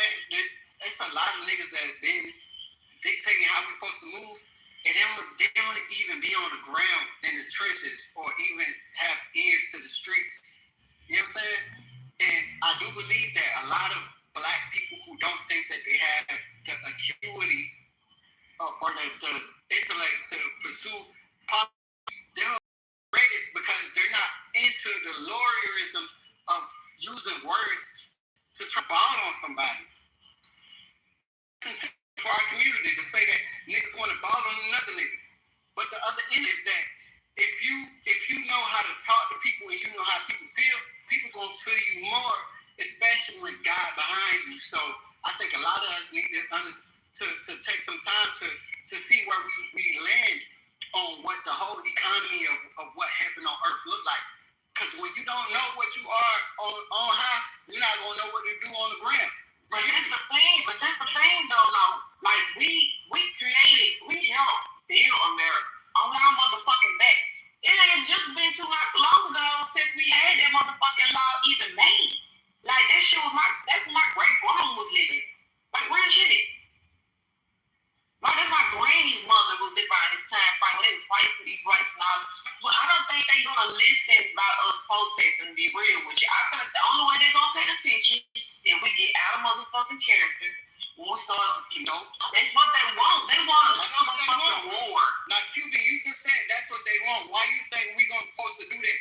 No, bro, they don't expect us to actually be here. And I understand. I don't want nobody to die. You feel what I'm saying? But of course they're gonna try any way possible to try to kill us. And if they don't get those rights like that, it's gonna go a lot more far downhill to where that black people are gonna get back to work. Black people can't do this, can't do that. Do y'all understand like that? I think it's in Memphis, right? I'm from Tennessee, but I'm not from Memphis. I'm from Chattanooga. But the whole point is that like in Memphis, they over here trying to they trying to gut the goddamn bonding funding. So if you want to go to jail, you go to jail for some simple shit. So you telling me a motherfucker can't fund me to get me out of bunch of jail? Now we gotta look at the whole situation for what it really is. Like, why would it get deeper though? I want you to hear what I'm about to say because I heard what you said. I want you to hear me when I say this, Cuban. Why the fuck do I need to go bail you out, Cuban? Now I do understand a motherfucker on the state. You don't think people got a lot to lose. Cuban, real quick. Yes, ma'am. And what I'm saying is that the state trooper is definitely looking to run up the bag for the county and probably for his own pay raise for however many people that he done knocked down in crossing through his state and he done bagged some shit, got some drug big bust or whatever. Now okay, cool. What I'm saying is that Cuban, you understand that these young folk have an opportunity to take reins on a lot of these power positions, but I think the mothers are doing a terrible job of presenting them of their true opportunities because the mothers haven't given themselves an opportunity to what it is to even know who God is enough to lead them in the way that they're actually birthed for. Okay, but listen though. Hold on, both, please. Thank you. Sorry, I'm interrupting dialogue. Butter, you had something to say? Yeah, I wanted to go back to the things that we can control today and suggest that everybody on this stage who has a business idea to write it down. What is your vision? And what is your mission? Meaning, how do you propose to get to your vision? If you could just start there, and this whole idea of being, when we did have businesses, they knocked them all down and burned them all up. Well, we have a new way of doing business today. It's called the blockchain. And if you write down your ideas, you can actually develop a smart contract. No one ever has to know what color you are or who owns that building. So again, there are ways. What do you mean by cap? The smart contract has metadata. Quantum. Please let her finish. Do not interrupt. Yeah. So a lot of the things that we think about in terms of business that were done in the past don't look the same today. And the only way you know that is to get out of your own way, stop being afraid of what happened in the past, and start researching what's going on for your future. I'll yield right there.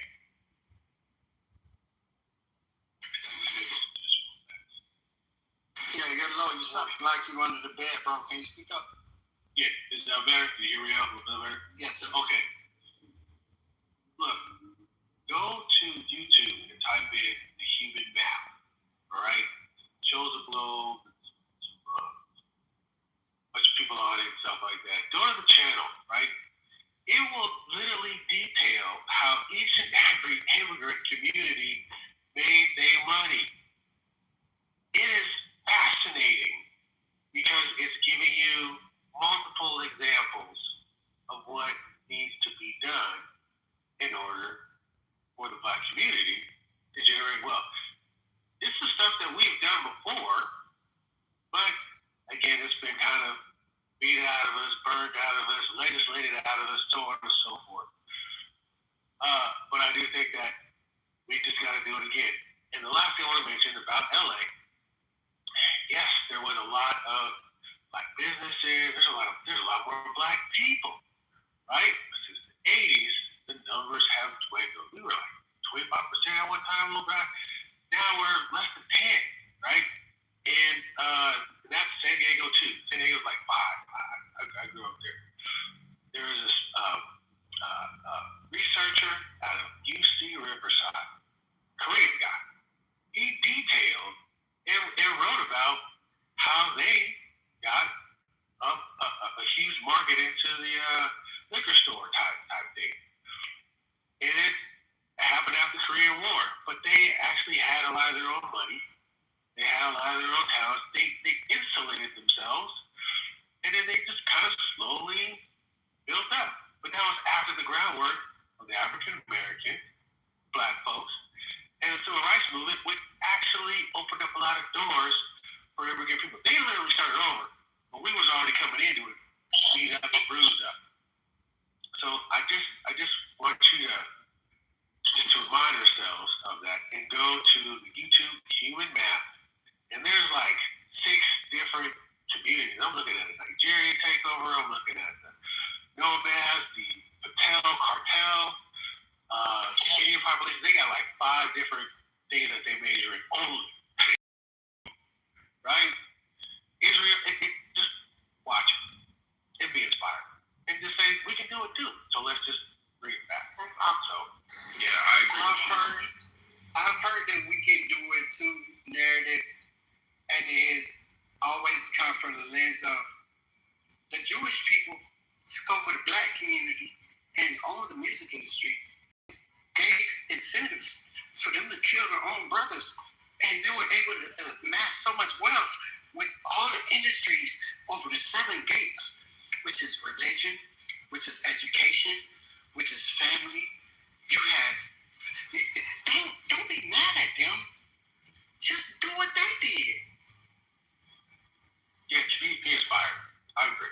I'm a creative I'm a 1990s baby creative that sings, I write, I engineer, I produce, I rap, I mix, I master. I understand the craft of what a creative is and the value of what the amount of time it takes up until you get the template. Once you know your template, like, it does become easier, and that's why a lot of people make it. Hold on, Cuban, let me get my point real quick, and you got it.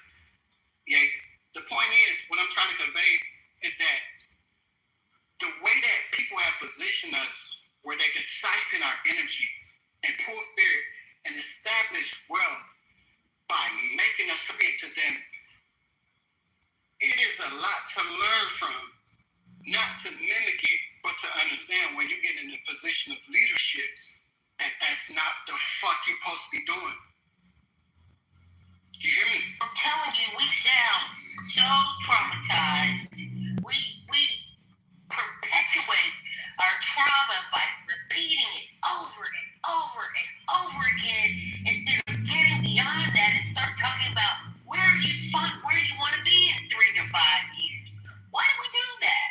Because if you can't help it, you probably need to go get some type of healing, some type of self-reflection because it's not going to get you anywhere but to be re-traumatized. So just real quick, I just want to make an announcement. I think Lisa might not be coming back tonight, so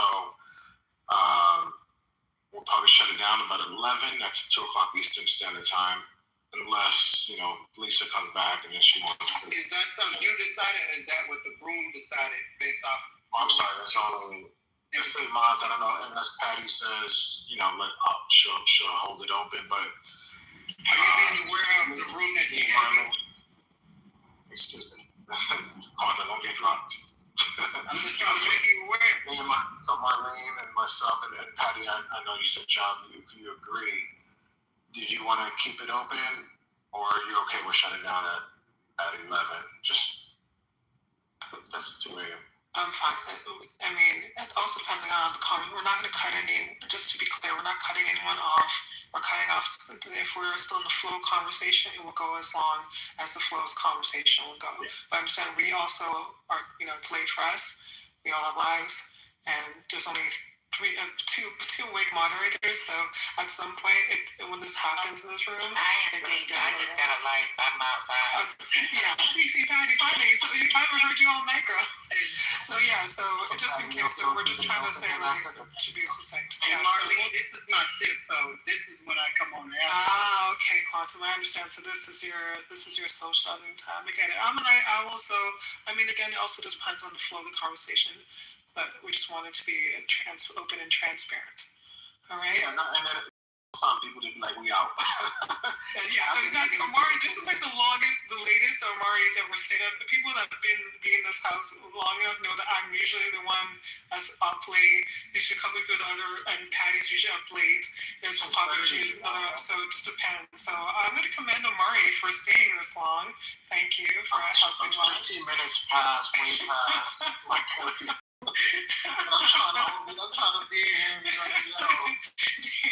I got my headphones in. Do the team, Lisa. So I'm trying to let my people know that just hold on. So let's be clear, I want to thank everyone, including Pretty Red, for contributing to the conversation, okay? I apologize if you think that I was attacking you. That really was not the intent. And that's never the intent unless, of course, you're like some crazy Zionist, racist idiot. So please continue the conversation. Not too much. Des, you have something to say? And my bad, I came off the mic. Hold on, Dan. Get out the way, please. Thank you. I appreciate your apology, and I apologize for the misunderstanding in the conversation. I just apologize for even just attacking you, calling you out your name, because it really is about unity. One thing about me is I'm a fire sign, so I'm always fire. But the thing is, what I'm noticing, Marlene, is I'm not a racist, but what I do focus on and what I'm aware of is patterns. And so far, we're in 2026. Yes, I'm acknowledging that racism and slavery did exist. I know my history. But what I'm saying is moving forward in 2026, we have so many resources, including AI, where you're working smarter and not harder, right? Well, we didn't got to be out in the field and picking all that being in that hot ass sun, picking that damn cotton.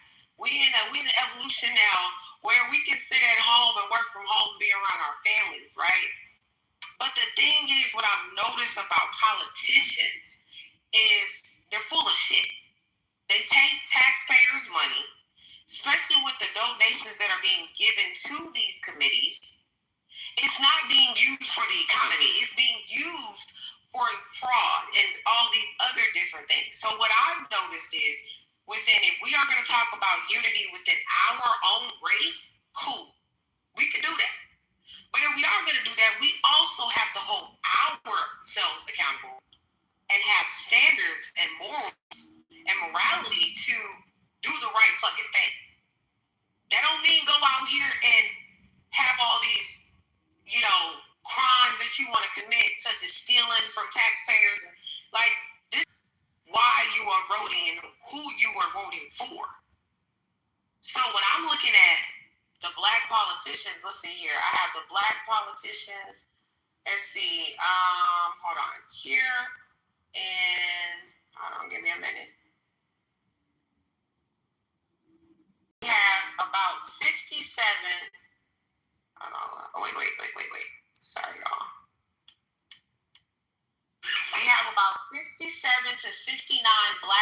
members of Congress, also 20 to 25 through 2026. This includes House President combined. That's a record high in the U.S. history. Roughly about 5 Black senators and 60 plus Black House members. State legislators, over 800 Black state lawmakers nationwide. Also a record high in recent years. This is where most Black elected officials are state, House, and state Senate, etc.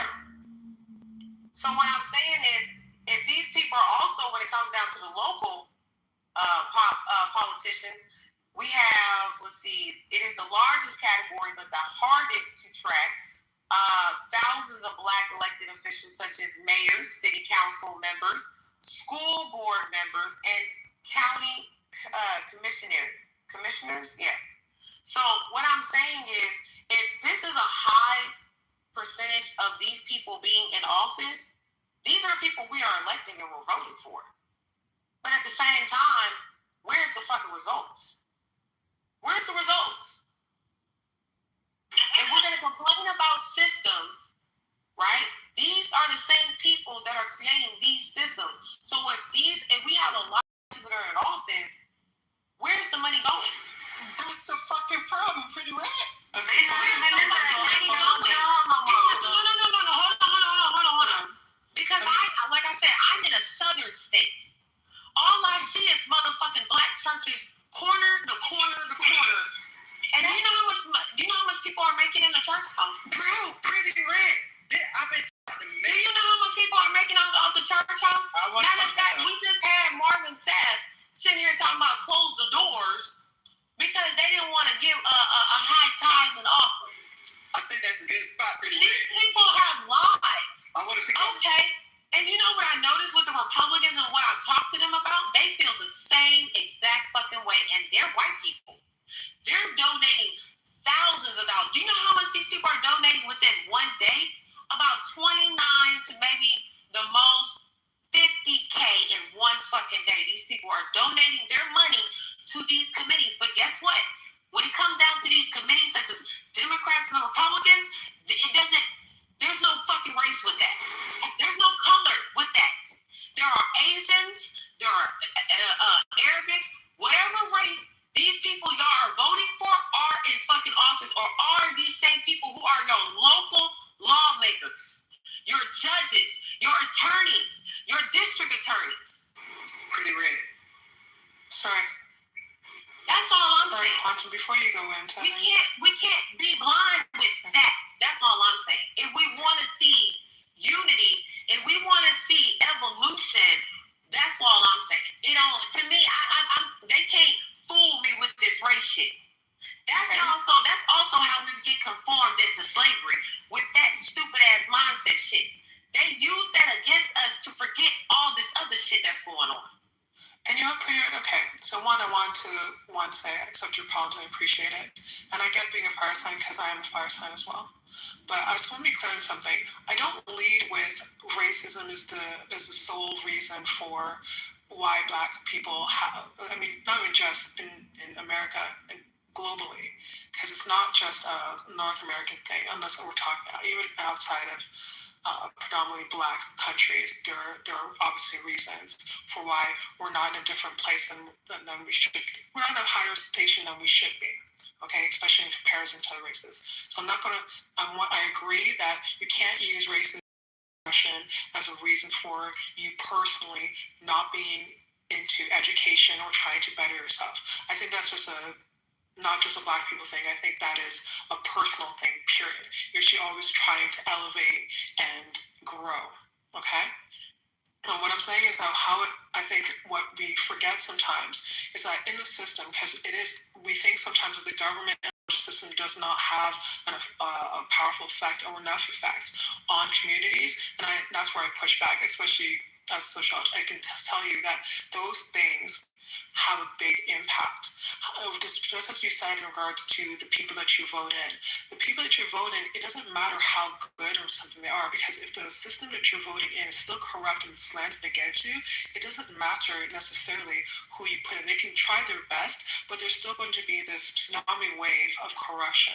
So what it becomes basically a collective thing, because what if you notice, they're deliberately attacking education, and they're also defunding any kind of after school things, or starting to, once you of course it's easy to be distracted in the society because of the lack. And the more that there is lack, it causes more conflict amongst people, particularly, again, unfortunately, Black people and people of color, because of historically being put behind. So it's important that we recognize both aspects, because the one fight does not succeed without the other being fought as well. I like that. That was so beautiful. That's what I was trying to say. You know, Marlene, you hit so many points. So when we talk about systems, it's a system for a reason, right? And you know, I think she named like 800 and something lawmakers, Black lawmakers, but then look at how many white lawmakers are in that system. So the numbers are minute. What the fuck? Can I after you? I'm gonna fight after you. Hold on, Quado, please. Calm down. Thank you. Calm down. Sorry, y'all got it. Hold on, Quado. I'm gonna go after Quado. Flick them off their mic again. What the fuck? Quantum, please don't make me to the audience. Okay. Wait your turn. It's okay. I've been talking for an hour and a half. Go ahead, see. I'm gonna go after you. I want to reply. I'm a Leo, pretty red. You better talk to me right. I'm a quantum. I've been quiet for an hour and a half, and it's my space. So please don't do that. Yeah, she's trying to play me. You're a very sweet young man. Just we're coming to you. Trust me. I'm going back on you. So what I was saying is we're talking about systems that have been in place for centuries, right? So so when I can tell you from, you know, when I went into law enforcement, I came in, you know, with this militant kind of, I'm gonna do this and I'm gonna do this, and shit, you get in the system and you realize like, so when I first started, I worked in the jails, and I worked Bloods and Crips, and cats would come in arguing with each other, and I'm like, y'all need to be paying attention to your transcripts and being able to fight your case instead of fighting each other. The reason y'all sitting in jail is because y'all fighting each other, right? And but you know, you get in the system and you see something that goes wrong and you go report it, and then the same Blood or Crip that you was trying to protect, it's like, well, I ain't no snitch, so y'all, sir, I don't know what he's talking about. So then brothers get left out there, brothers and sisters get hanging, and we're easily fired, right? For me, I didn't really give a shit. I'm like, okay, you fired me, I'll just go get another job. But and I'm going to speak for something, but if it matters to other people, for me, I can pretty much work with a lot of things. But if it impacts other people, I'm going to say something. But what happens when you go to fight for other people that won't fight for themselves, right? So then you get, and I'm going to just say his name, however people feel about Barack Obama, but we got happy, we put him in office, and then we sat on our hands. Now, if the Black people that are fighting and standing 10 toes down for Donald Trump, if they did that for Barack Obama, we probably could have made some moves. Right? And I'm not a Democrat or a Republican. Right, so I've always been independent. So my thing is this: is that we have systems, and if you don't have enough momentum and enough leverage to move a system, you just become part of the system, right? So it's easy for people to say, "Oh yeah, we got these politicians here, we got them there, and we da."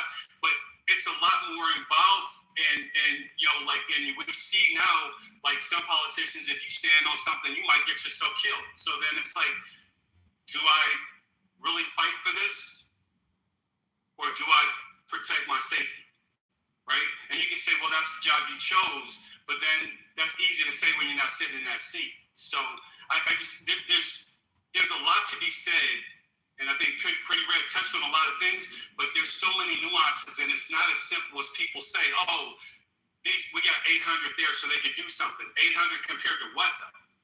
800 to like 8,000, right?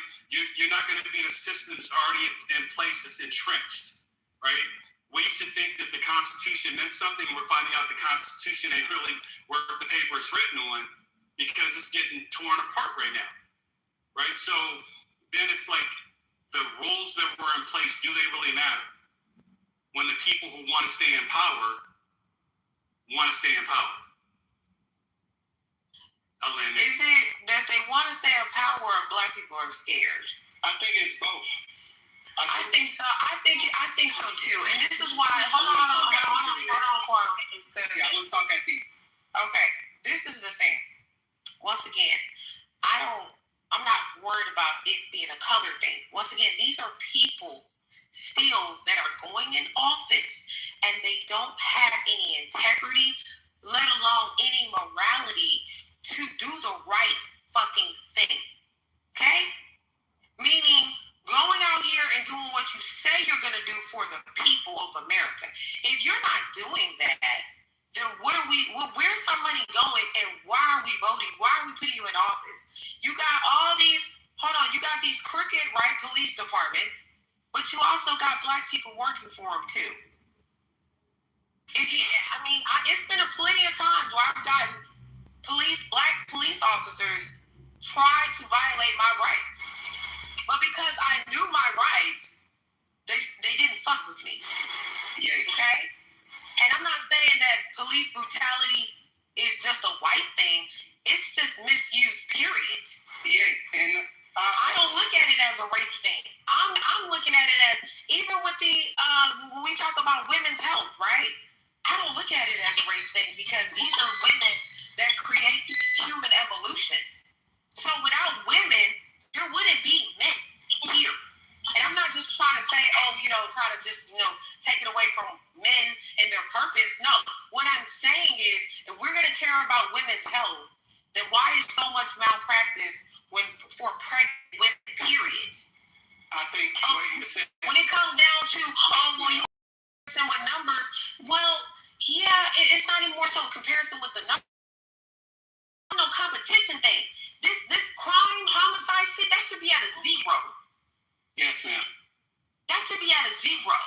Y'all too busy worried about trying to protect your reputation as a Black man. We couldn't even have it at zero at the beginning of the safety.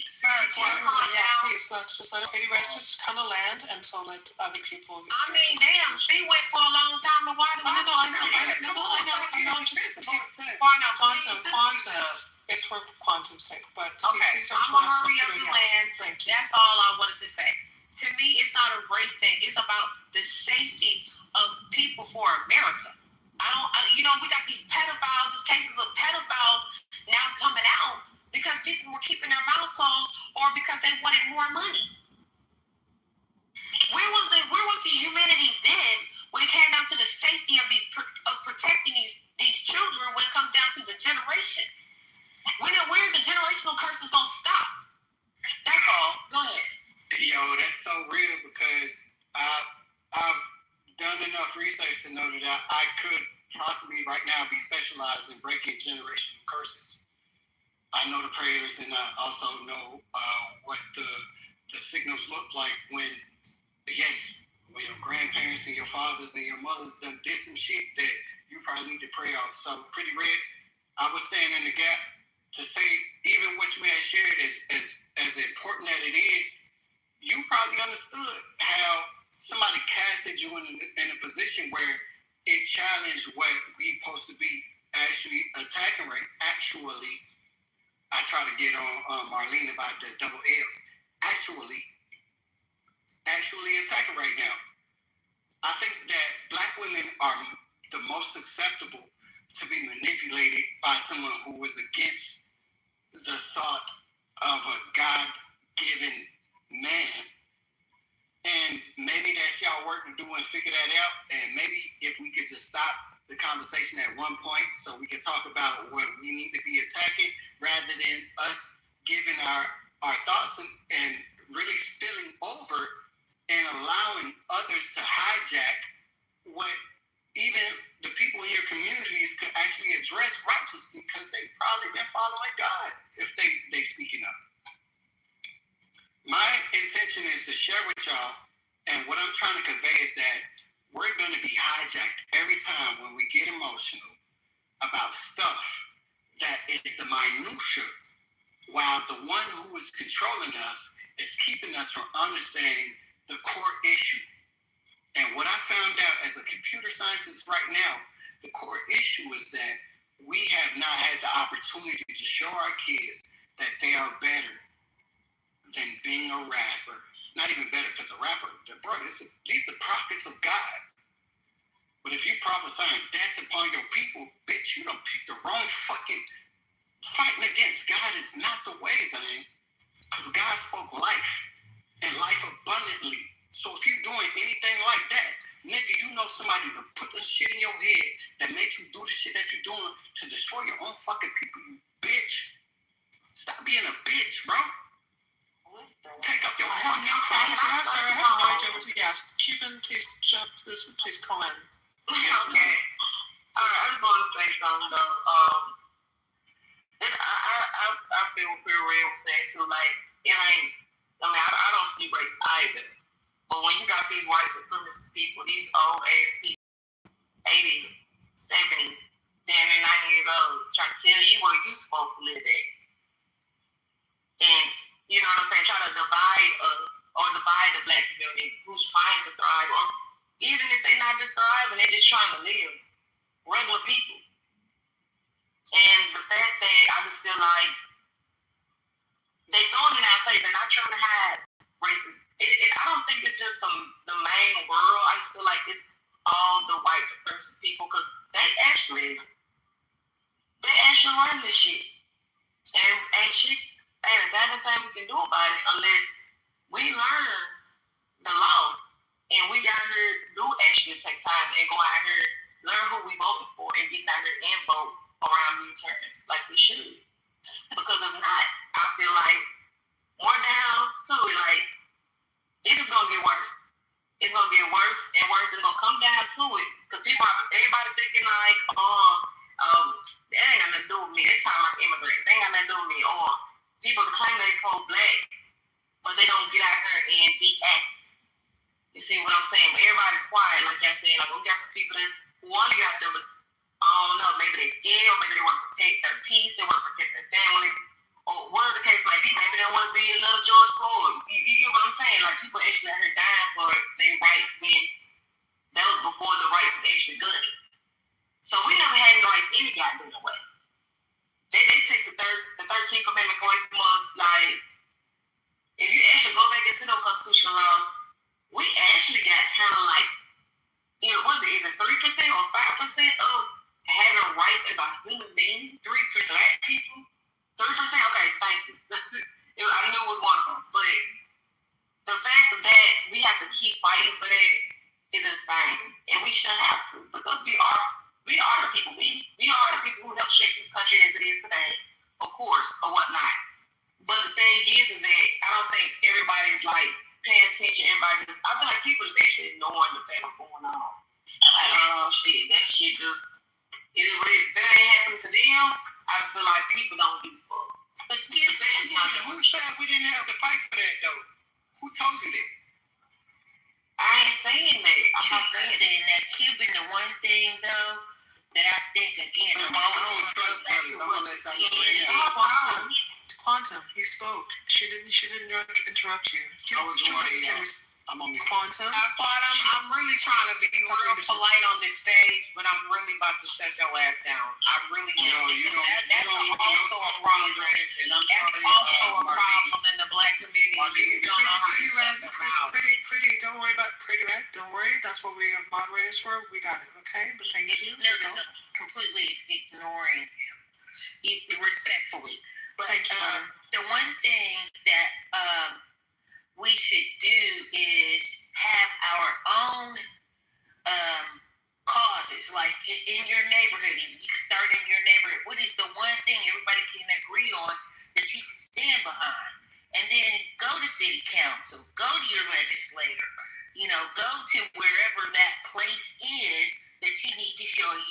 front and let them know this is what we're looking for. If you want us to look out for you the next election, this is what we're looking for from you.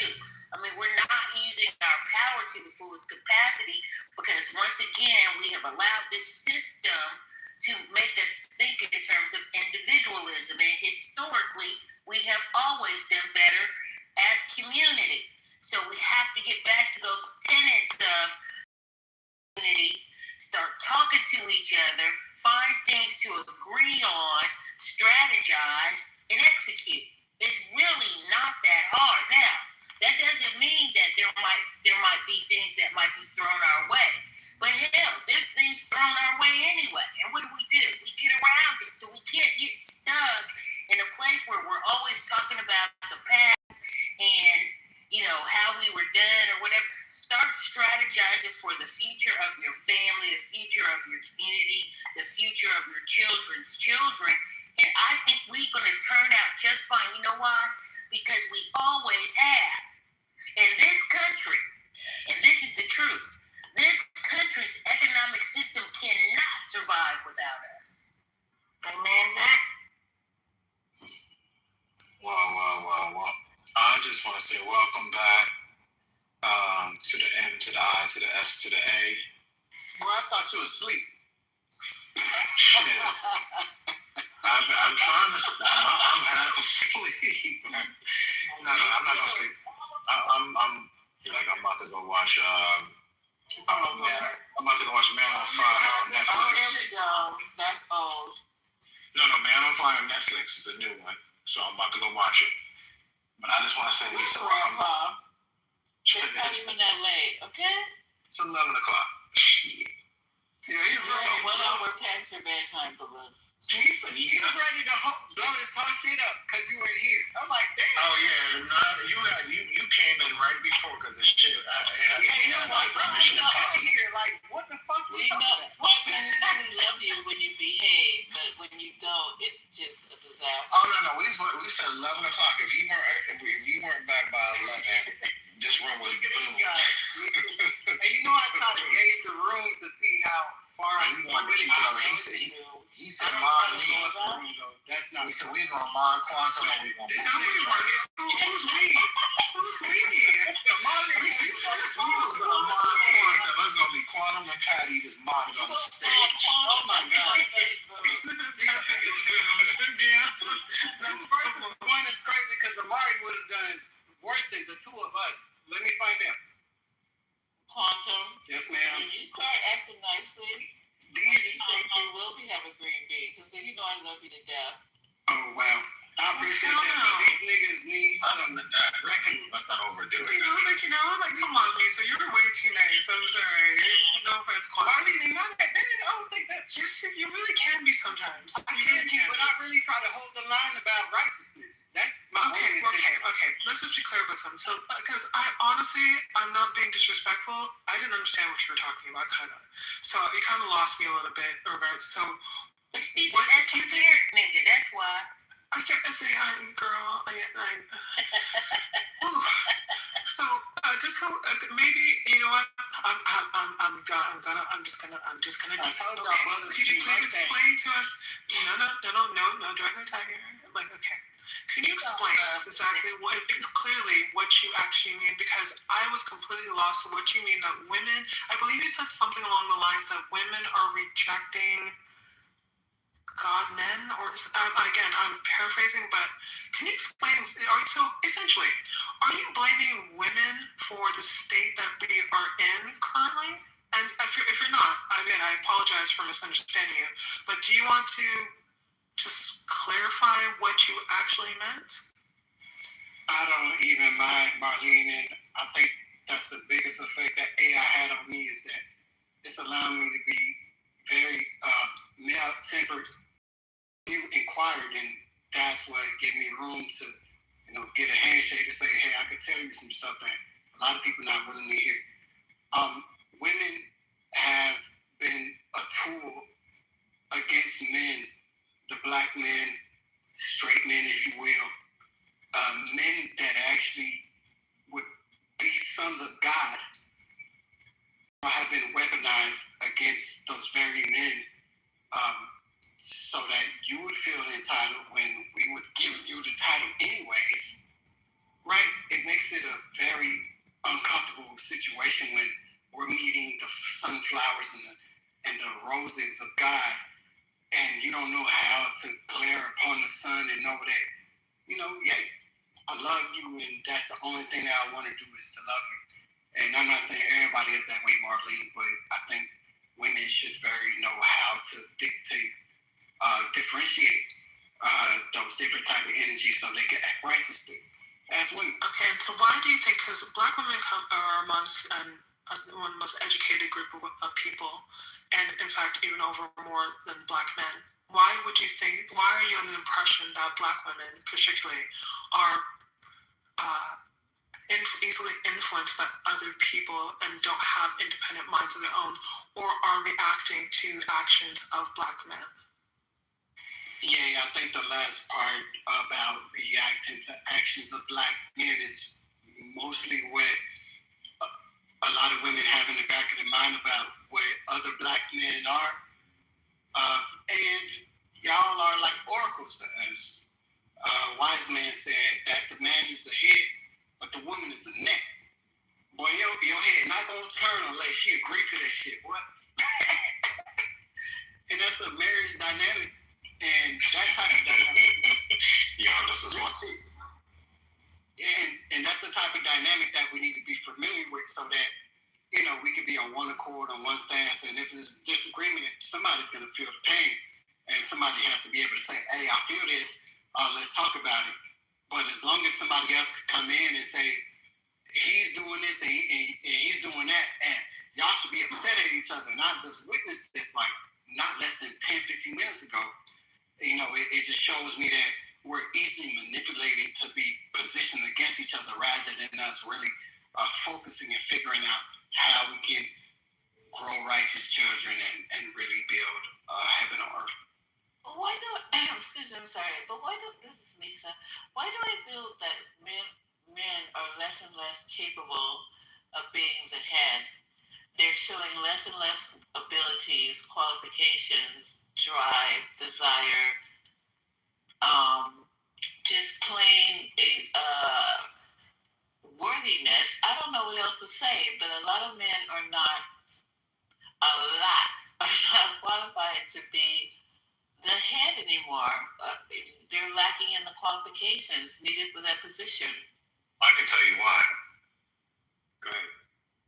Because men are only thinking with their head, and I align with that. Okay, and in regards to a comment made in the comments, why education is being brought up, to imply, especially from a higher education that you get, you should understand that it's very actually harder to just be impressionable because you have knowledge and because you have intelligence. It's actually more emphasizing critical thought and thinking with the more higher education you get. Unless you're talking about very specific, you're supposed to know about professions that you're supposed to know in and out. So that doesn't necessarily mean wisdom. In regards to being influenced by people, that's actually easier to do when you're actually less educated and forced not, and when you don't really think and use your brain, it's actually quite easy, because if you take a look at the demographics of certain people who voted for certain people, they're not exactly the higher education ones. Just, I'm saying. He said, I like dumb people. Yeah, exactly. And politicians like him love those people because they're not dealing with the highly intelligent and knowledgeable people. Not at all, because that's just not the way it works. So, again, this whole thing, and I'm going back to Lisa's point. No, really, I said that's if you let me finish on my jumping in. That's what Misa said. I'm gonna back that, because unfortunately, listen, man, and I'm probably not gonna be popular for saying this, but that's okay. I'm fine with that. Unfortunately, a lot of people are not acting like. Before I insult the whole gender, a lot of you know who you are. You men who are men, you know who you are. But for the rest of you that want to cosplay males, because unfortunately, this is the way it works in this modern age. You guys want some traditional women so badly, but guess what? That age does not exist. The funny part is that some of you guys want a traditional subservient woman that will just take your bullshit, feed you, basically act as you're another child, and while having sex with her. That doesn't work in modern day society. Why? Because we have education. If you cannot do better than me, why should I be bowing down to a man that does not, and this is biological, I didn't make this, I didn't create these rules. I'm so sorry. But if you want me to be subservient and nurturing, guess what? I have to also respect you to lead me. I will never follow a person that I think is weaker or less intelligent and someone that I cannot trust. Okay? I'm not going to speak for other women. I'm going to speak for me. Wow. Because I can only speak for myself. But generally speaking, if I think that you're a bitch made, I'm not gonna bend to you. Why should I? Why would I be subservient to someone I don't trust to lead me? So I'm sorry, men still have to work at that. And if you do not provide and protect for me, what do I need you for? Because guess what? We women are providing and protecting for ourselves. We're doing that. Many of us are doing that by single mothers. So you cannot come up into our life just come with your bullshit and expect a woman to just deal with it because, quote unquote, God said so. It don't work that way. I want to just say this too. I'm going to go after you, Butter. From a bit of a historical perspective, and that is, first of all, we love our men, and I think we show our loyalty and have shown our loyalty exceptionally. And don't let this internet bullcrap get you caught up into what's true and what's in the matrix. You all are the builders. You have been building since the beginning of time. You've built it over and over and over again. You have been builders. Women are creators. We create stuff and we find great joy in watching you build it. So, and I'm not always talking about using your hands. I'm talking about helping us formulate the things that are needed to create what it is that we envision. If we can find some balance there, I think we're going to be in a really good place, as we've always done. Like, we have this in our DNA. So I want to always add some kind of positive energy to the conversation, because we have what we need. That we don't need anybody but ourselves. And because we were on this planet by ourselves for a very long time. So keep that in mind as you move forward. Thank you. Miss Butter, I do want to add to this, right? I was looking up this information, right? And, with even my own perspective of how I view things, like I told you, I noticed based off of the mindset within the psyche and the patterns that are being, made. So I think within the systems is a problem with just the broken system within how children are being raised and the environment that they're put in. So it says here that the household matters a lot. In every community, not just Black communities, household factors strongly affect outcomes such as parenting stability, financial literacy, school engagement, exposure to violence or stress, expectations around education and work, economic disciplines such as saving, credit, and debt.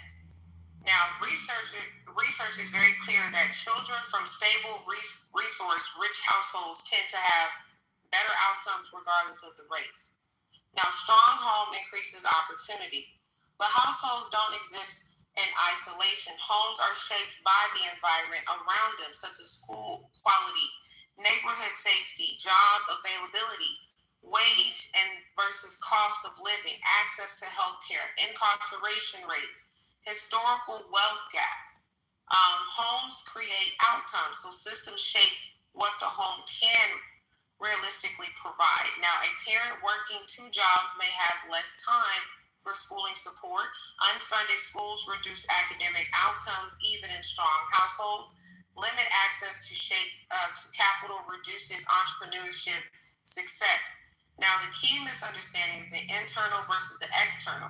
It's not either or. Social science shows outcomes come from stacked factors such as internal home level habits, education, culture, parenting, structure, financial decisions. External system levels like wealth access, such as loans, inheritance, credit, housing policies, such as school funding, policy and justice systems, labor market, discrimination history, they intact continuously.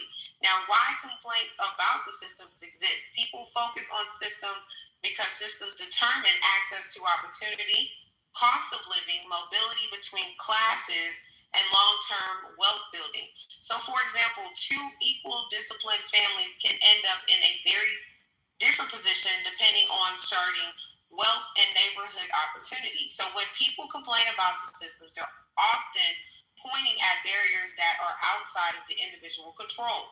Now, a more accurate way is a balanced view of such as strong households matter for success, but households are shaped by the environment they exist in. And systems influence how strong or weak those environments are.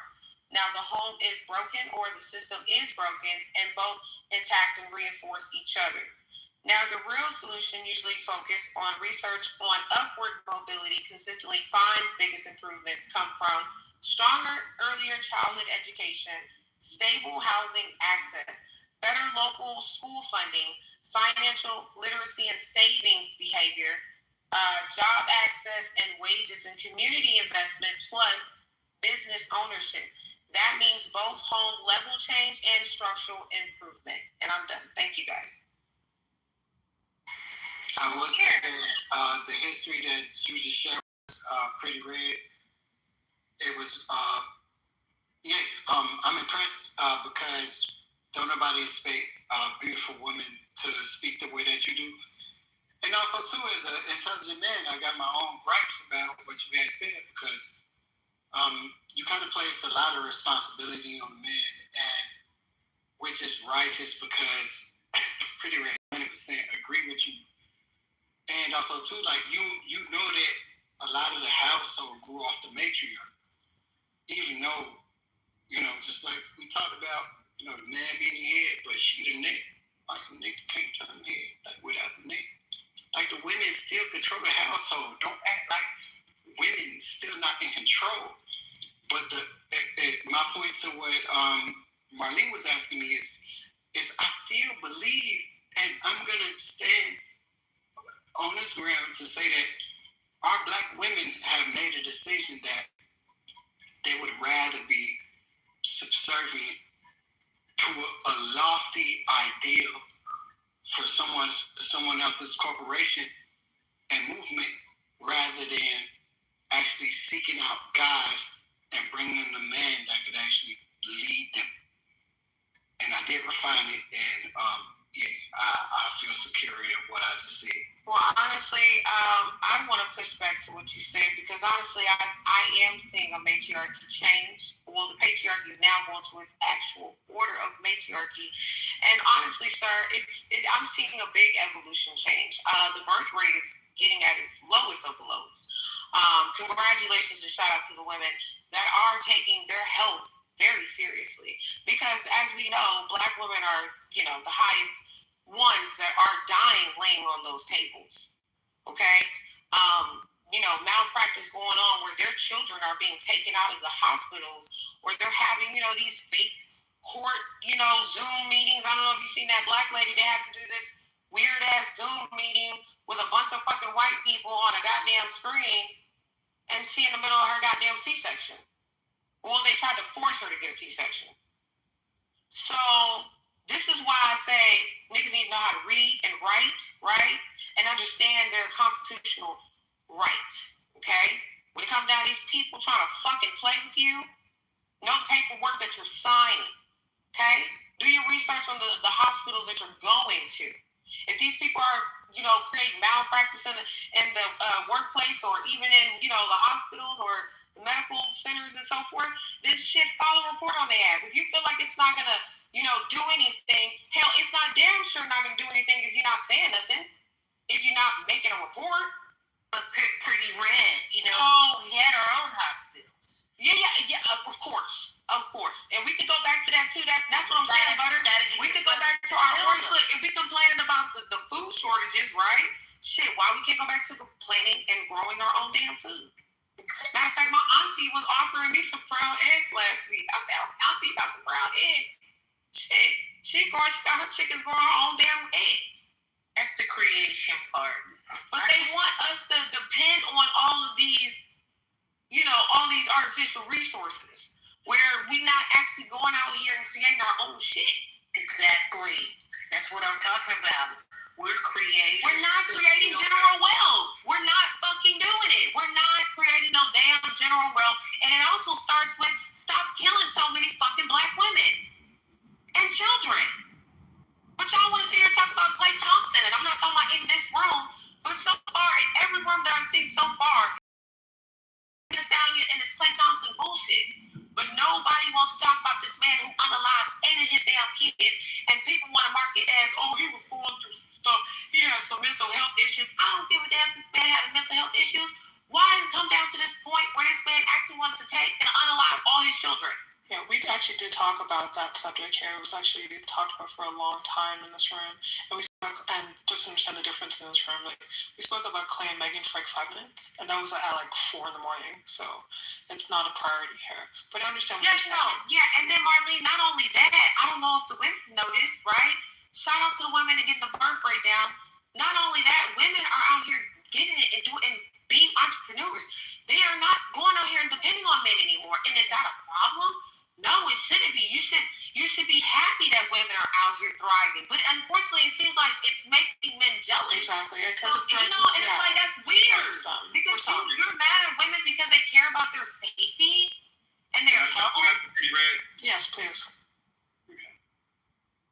All I'm saying is, if y'all notice on the CNN, they posted 60 million views and 30 damn men trying to figure out how to unalive their partners. But nobody wants to talk about that. All I'm saying, I'm not saying in this room, I'm just saying we're not paying attention to the real shit that's going on. Wait, you said quantum, hold it. Let's see, go. I would just say this, that there's 8.2 billion people in the world, right? So whatever's important to one person may not be important to another person. Not that it's not important, it's just not important to the other person, right? So one of my coaches once told me, he said, if it bothers you that much, then God gave it to you, right? So then go handle it, right? So, but I'll just say this, and just consider, I'm not saying it's true, just consider that everything that we're living in an illusionary world, that nothing in this world is true, right? You can say the only thing that's true, because the truth never changes. The truth is the same yesterday, today, and forever, right? The truth never changes. So you can say then the only thing that's true is the word of God. But the problem with that is everybody has their own interpretation of what that is. And more people have been killed in the world over the word of God than for any other reason, right? We're actually at war with another country over religious beliefs, right? So then when you talk about the narrative of black men and black women, when we talk about the narrative of society, right? It's all an illusion. It's all something somebody made up, and you choose whichever side you stand on. But when you take a step back and get that it's all made up, then I become the author of what I'm going to make up, what I'm going to believe, right? Now, it doesn't make it true. It doesn't make it true over anybody else's. It's just the illusion that I choose to follow that empowers me, empowers the people around me. But me making someone else wrong for not believing what I believe doesn't elevate my cause. It leaves me stuck in that argument, right? So it's like, who would I need to be in order to see the world that I want? If I want this world, then I need to be some kind of way and not just talk about it, but be the very thing, because we're not human doings, we're human beings. Be the very thing that I'm talking about, right? Because, if you look at politics, it's the two wings of the same bird, right?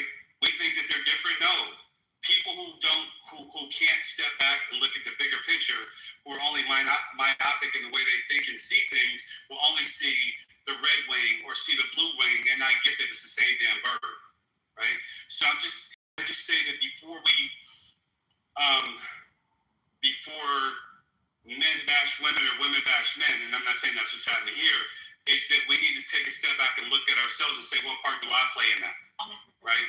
And I can be the example, because one person is not going to change. One person can be the change by being the example, by being the embodiment of something. Right? So I just throw that out there. It's not true or false. It's just something to consider. Right? Because it's all an illusion. See how they over Marlene? How many times have we heard that? I mean, where should they get that from? Politics is two wings. The wings of the same bird. Two wings of the same bird. That is not a trope you like. That is so just not. Pretty much not true. Well, look at it. You have a Democrat who becomes a Republican. You're gonna explain it to me. Hold on. All right, now you get. Go ahead. What you trying to explain that? So if you have a Republican who was a Democrat and a Democrat who was a Republican, right? They switch sides, right? So you have people who were Democrats who jumped on the Trump train, and then you have people that were on the Trump train that jumped up and now trying to come back to the Democratic side. So it's illusionary. It's not real, right? It's just like, I disagree with this side, so I'm going to join this side. Right, so I just say it's the wings of the same bird. I'm not saying one is better than the other, and I'm not putting one down. I'm just saying when you take a step back and look at all of it, it gives you a more powerful place to stand. Then you can choose what's like. I'm gonna fuck with the Democrats this time because I like the way they're going, right? But like I have friends that I go back and forth with who are maggots, and I roast them all the time. It's like, because you're at this point where you're almost like a cultist. If he says war is bad, you're like, war is bad. And then when he says, war is necessary, war is necessary. And I'm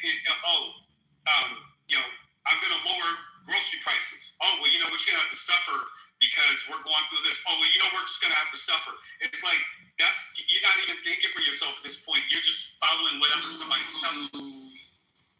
I do like what he said.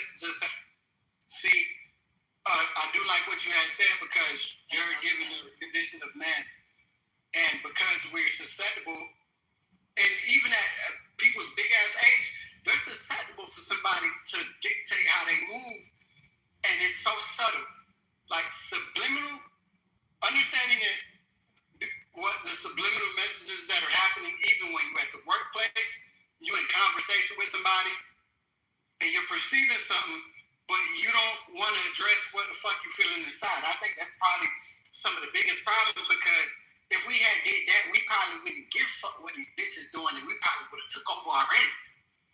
You hear me? So what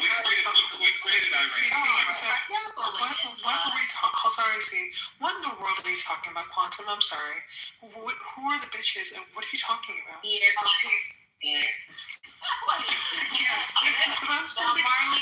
Marlene, you see why I said we need the birth rate. Marlene.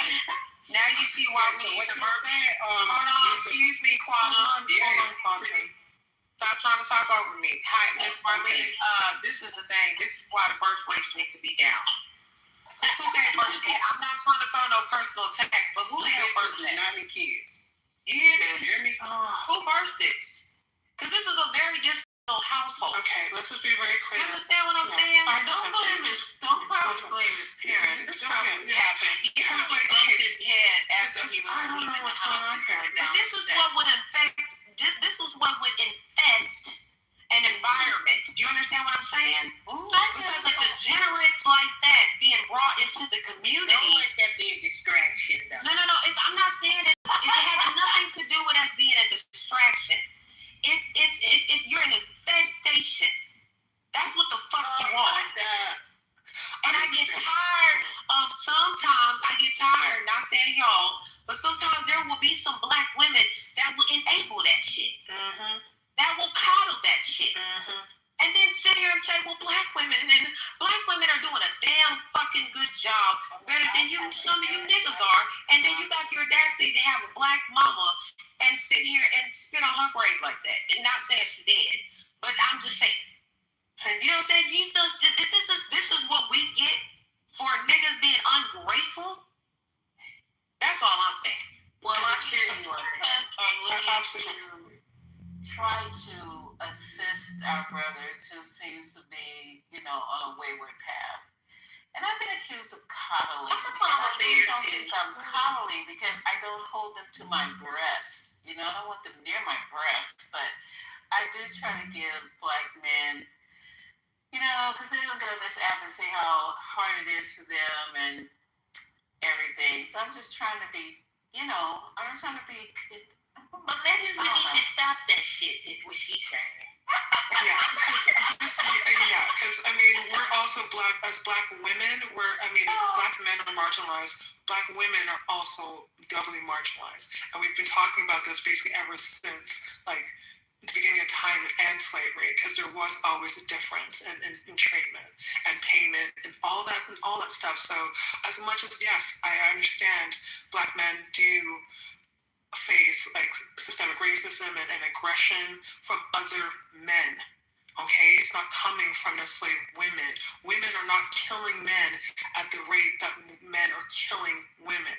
Okay, so I was told that becomes a thing. I can't. There's only so much, and I don't want to call it victimhood, but it's a lot of whining. For instance, so after referring to women as bitches, and wondering why we don't respect that. You cannot. It just makes no sense to me. You think you can call but then it's like, oh, you women are godly. How dare you call women refer to anyone in regards to spirituality and understanding God, and not be mindful of what you're saying. And also, this is a room held the head of this room is a woman. Okay, so how do you think you're going to come into this house and disrespect women, and we're just going to be like, oh, that's fine, sir. Oh, can I get you a sandwich? Oh, can I do something? Okay, what the fuck do you think is happening here, people? This is the kind of whining that unfortunately a lot of modern males do. And yes, I said males because there's just like you want to call. If you all thought the man is cute, calling someone females, well, guess what? You all get called males, because again, the men who are men know who you are, and you're not even offended by anything I'm saying because you know it's true. So all you males that whine that you want women to be like, we don't know our place. No, sweetheart, it's because you have not risen to where we are. That is the problem. Okay? And if you're going to talk about godly people and godly women, make sure that you don't have any children that are not bred out of wedlock, okay? Because anyhow you do have children out of wedlock, and you want to, and especially you are part of the problem. Don't blame for that, because guess what? You can't be the head and leader and say, oh, I'm getting too much criticism. Oh my gosh, it's just that's weakness. When you wear the crown like you want to, guess what? It weighs heavy. All right, so you can't have both. You can't be both. You can't be both a weakling and be, oh, she she manipulated me. She used her feminine wiles. That's weakness. Yeah. Don't blame other people for weakness when you want to be the lead. You want to be the leader, honey? Then you would show me strength, and I, of course, naturally will subserve to you. You think I am very happy to be with a man that deserves me and that I can be subservient to you. Do you think I want to be strong all the damn time? I'm a woman. You don't have fear. I'm a woman. But we women have to be strong in this environment because we are more highly victimized. We are more things. That is just a fact. I don't care what any man wants to think. Look at the numbers yourself. But don't you dare, to all the self-righteous men that say, oh, women, especially Black women, they don't know how to treat a man, blah, blah, blah, blah, blah. But you have 5 baby mamas. You don't respect none of them, and you wonder why the community is where it's at. Look into the mirror and say, oh, I want a Proverbs woman, or whatever that is. But are you that man, though? Most likely not. And the one fly, bro. You can't be in a room full of mindful women and look around and see the age range, and then come off your mic like you bad, calling women bitches. Thank you. If I were in your face, you'd have felt something. Right. Well, if you look at the book, like what they said, they made it one of the non-canonicals is the book of Mary Magdalene, right? Because they don't want women to be seen as powerful, right? So the people, the Council of Nicaea decided they were going to decide what books were going to go in the Bible, right? And they took out the book of Mary Magdalene, right? So that women would be subservient, air quotes, right? So, but when you don't know that stuff and you get caught up in the illusion of what Western religion is, or Western scripture, right? And you don't realize there's 88 books in the Bible that they decided what 66 we were going to get, right? And that's all about control and manipulation, right? That we have the ability to manifest our own futures, right? But man is trying to make us go through man to get to God, and so that we don't realize we have the power to go directly to God, right? So then the thing is let me make C and Maryland fight each other because they're a black woman and a black man. And as long as they're doing that, we can do all this other stuff. But like I said, when you pull back and you can see all the nonsense, you can see all the manipulation, then you can see it. And it's like when I was talking about AI earlier, it's like we may not be able to stop a lot of stuff, but if you know how it's coming and when it's coming, you know how to move, right? You know how to manipulate that system, right? And so, and my thing is like once we become aware and get out of the illusions of stuff and arguing in the illusions and get back and go, okay, well, what world do I want to live in? Now let me be that kind of person. Let me be that kind of human being, right? And I know it may sound esoteric, but I'm just really saying that, but if you go to scripture, it's in scripture, right? So it's like, who am I going to be? And am I going to be a cause in the matter, or am I going to be a complaint about life? You know what, sorry. If we go back to slavery, like what we were talking about earlier, if they try to put the black race back in slavery, black men are not naked. Black women are going to be carrying the load in the community like we're doing now. These black men, they're not going to be able to make it, y'all. Just to close your eyes and imagine some of the black men you know in slavery. Sorry, everyone. Sorry, everyone. Sorry, Rob, you were waiting to speak. Please go ahead. Thank you, my dear. And as usual, it is never a dull moment in this room. First, thank you, Rob. Yeah. First off, listen, it's called evolution. And for whatever reason, black men have turned their backs or whatever they've done. I cannot be angry at a sister who's going forward. Lisa said it. You all have been carrying the community, and you probably will continue. That question about slavery kind of got me fucked up right now because I always kind of saw myself as a house nigga, probably fucking, the slave master's wife. But anyway, that's just me. My girl, Pretty Red, said something. And I really thought that everybody was going to kind of shift, and then we kind of had another blockage. Which she was talking about generational wealth with the family, the black community in particular. But one of the bigger problems is that we don't collaborate as much. And I don't mean to be making that as a blanket statement, but think of it this way. I'm living in my house that's paid for. I'm 61 years old, so that's a little bit different. My parents bought this house for me when I was 23. We still own our original house that I was raised in, and my mother is currently living 2 blocks away from me. The strategy with our family, and I grew up in a nuclear home, and I know that's kind of different. Born in 65, but men were different back then. Where they did go to work, my father did not want my mother to work because he had an idea of how he wanted his sons to be raised, and the best person to do that was my mother.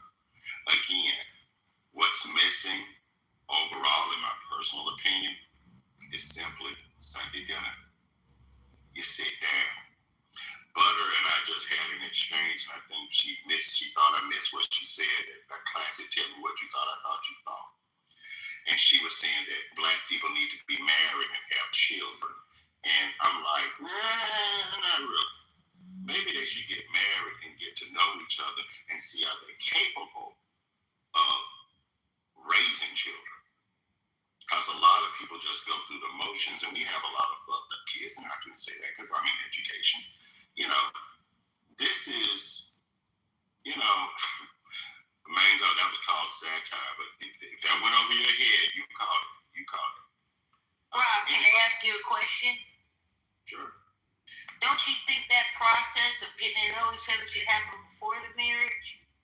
It should happen before, during, and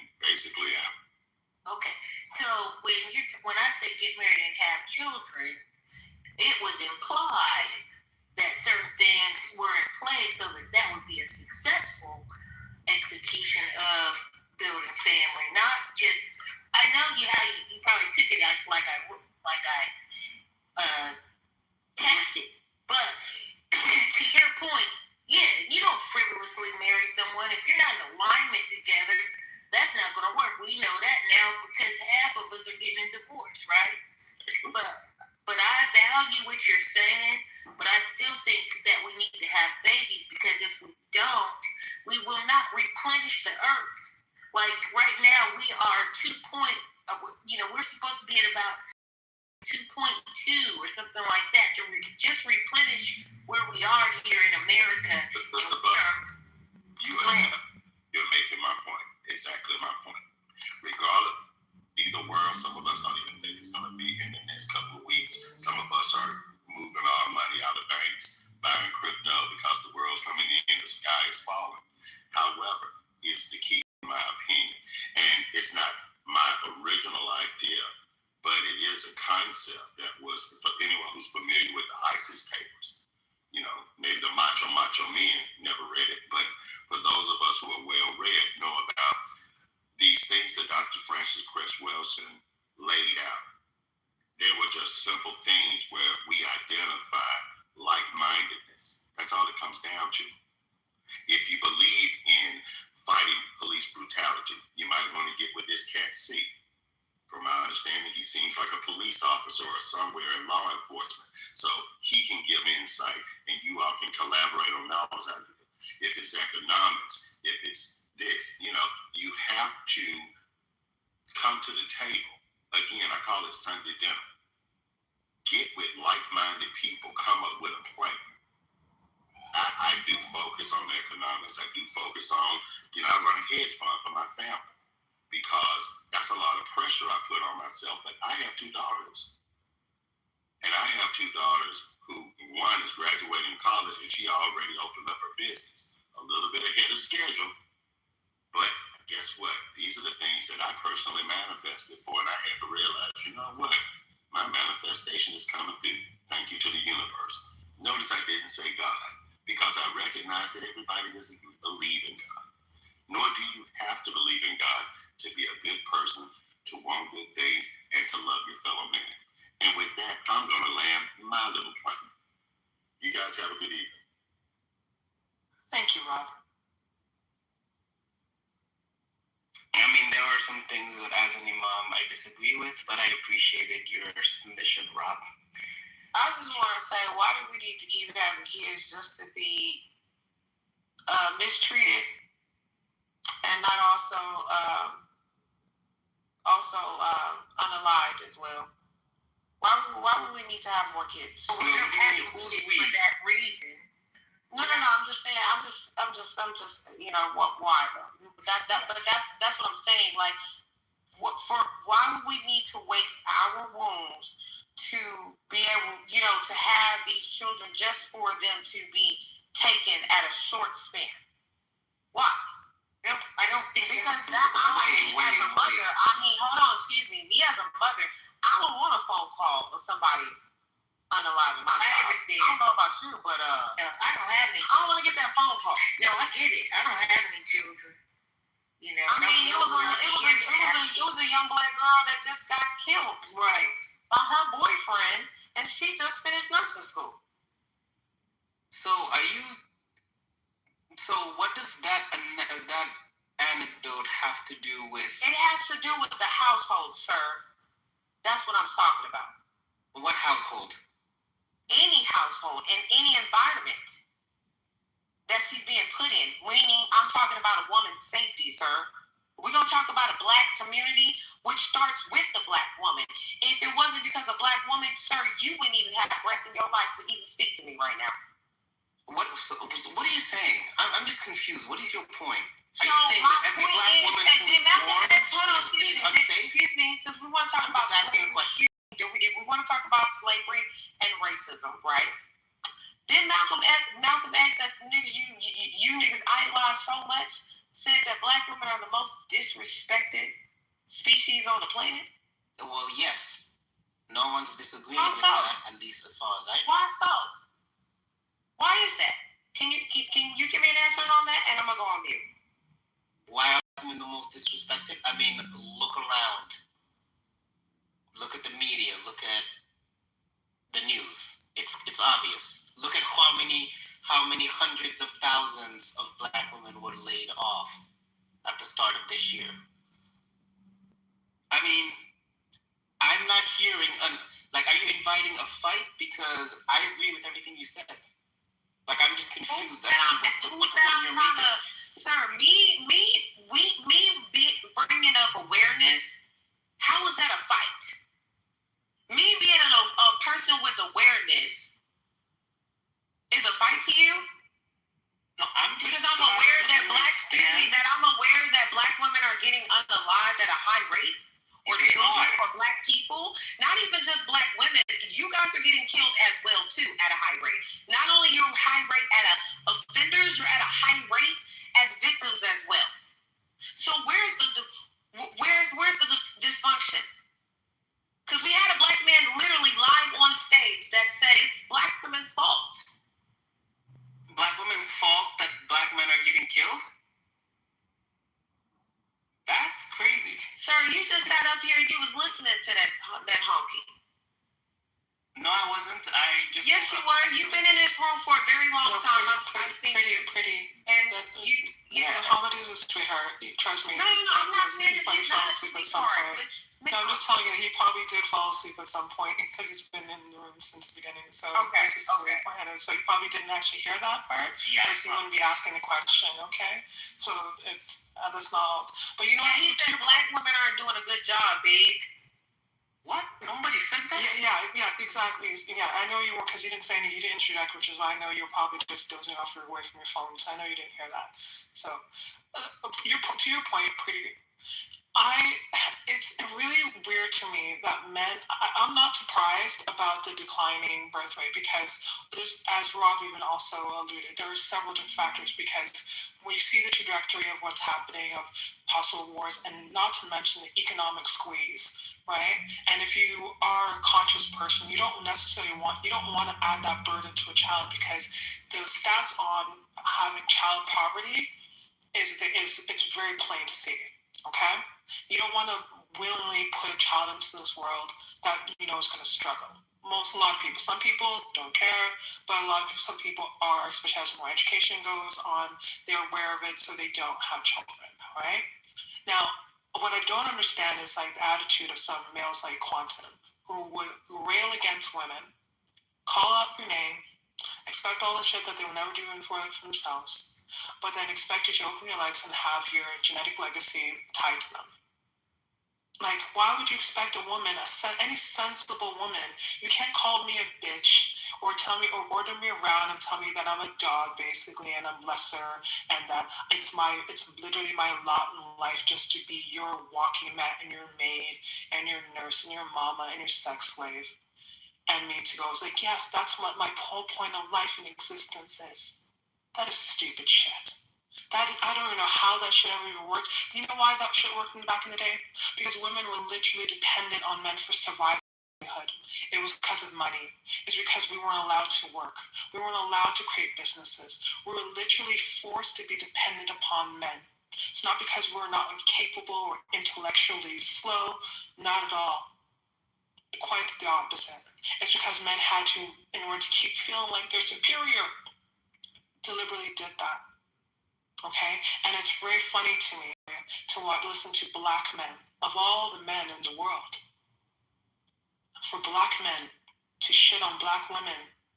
It's like, you've let white supremacy go to your head, my brother. Because if you don't know, say that you're not part of that group, I don't know what to tell you.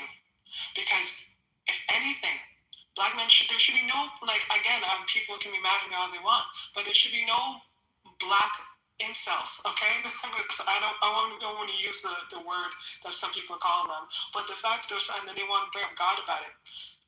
I'm not going to get into that, but you males are not men, okay? And you're definitely not the men of the Bible, because all those men knew how to protect and provide for women, all right?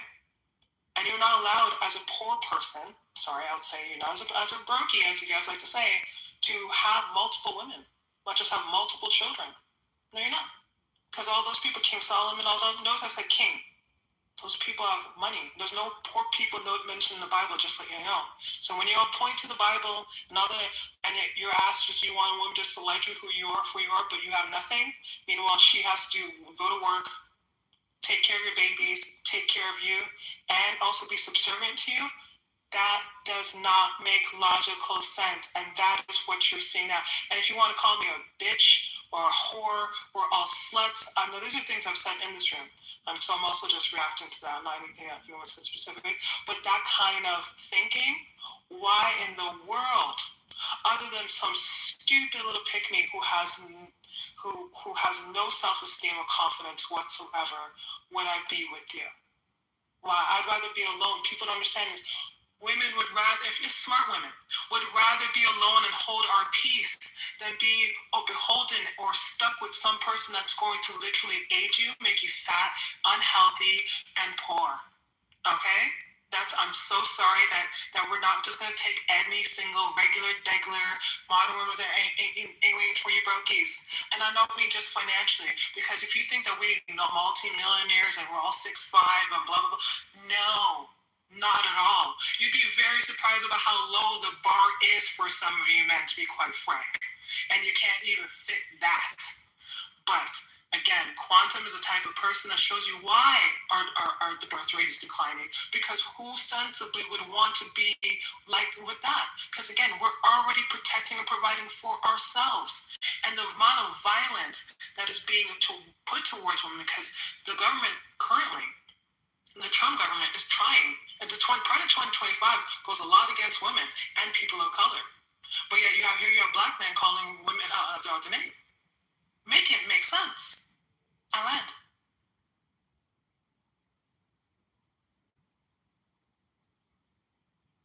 Oh, and whoever wants to come up, by all means, instead of talking in the comments, come up.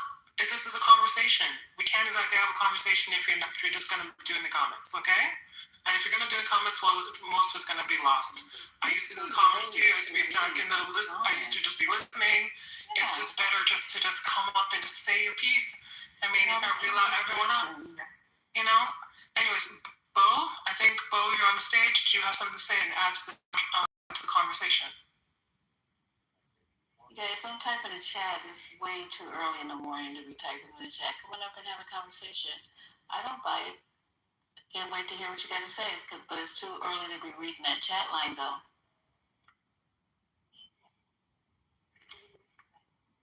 And I don't know what they think, but I guess they think their version of traditional women or women period is just supposed to be soft-spoken and not assertive, gullible. I don't know about y'all, but black women are fucking warriors. What the fuck are y'all cool? Like, I guess y'all thought we was just these soft, settled snow bunnies. Because I really think that's really what they think we are. That's their stereotype of what they think a black woman should be. But a black woman is a fucking warrior. Like, and that's why they'll never want us to say nothing. They'll never want us to talk. They always want us to over-talk us when we start telling the truth, and then turn around and then start saying the same shit we said. And then all you have the men coming off the mic like, yeah, I agree with them. You agree with the same shit I just said. You just didn't like it because it came from a fucking woman.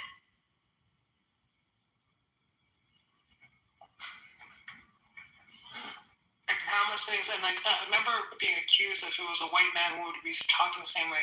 You clearly have not been in this room before. Because that's just some silly shit to say. This is not a black man versus a white man thing, or any color man. This is just period.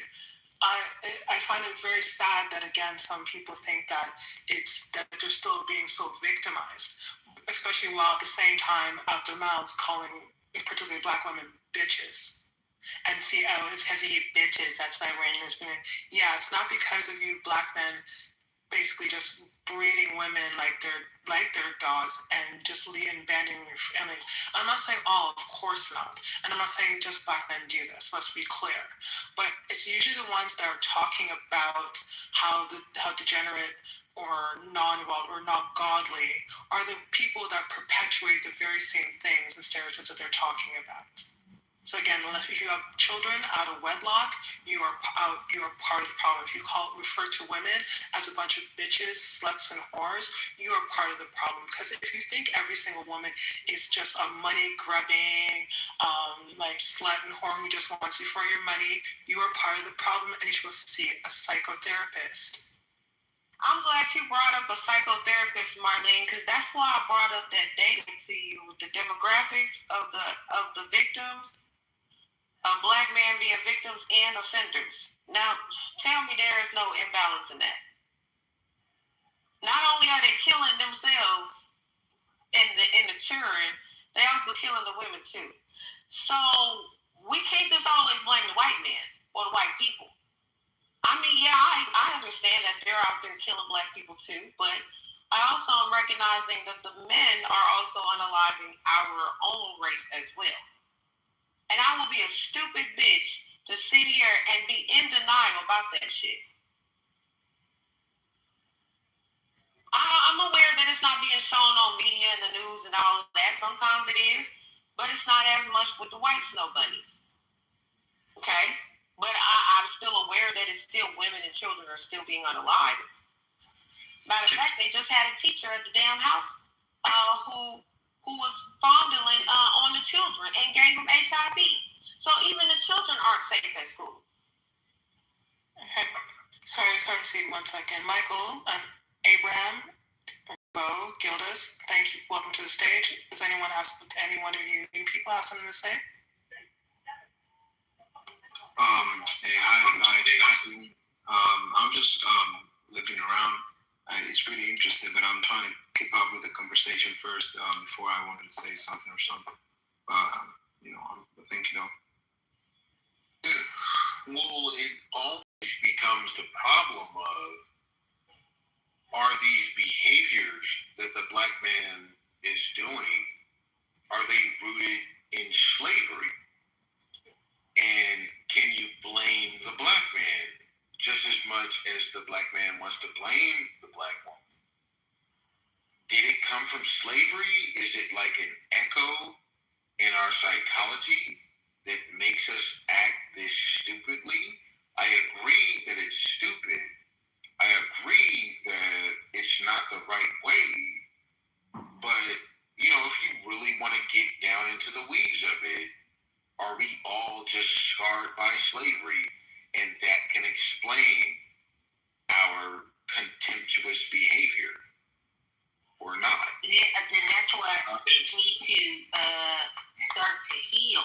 We have to have hard conversations to get to a point where we can move out of that mindset and into a builder's mindset, because we're the builders, we're the creators, we always have been, we always will be.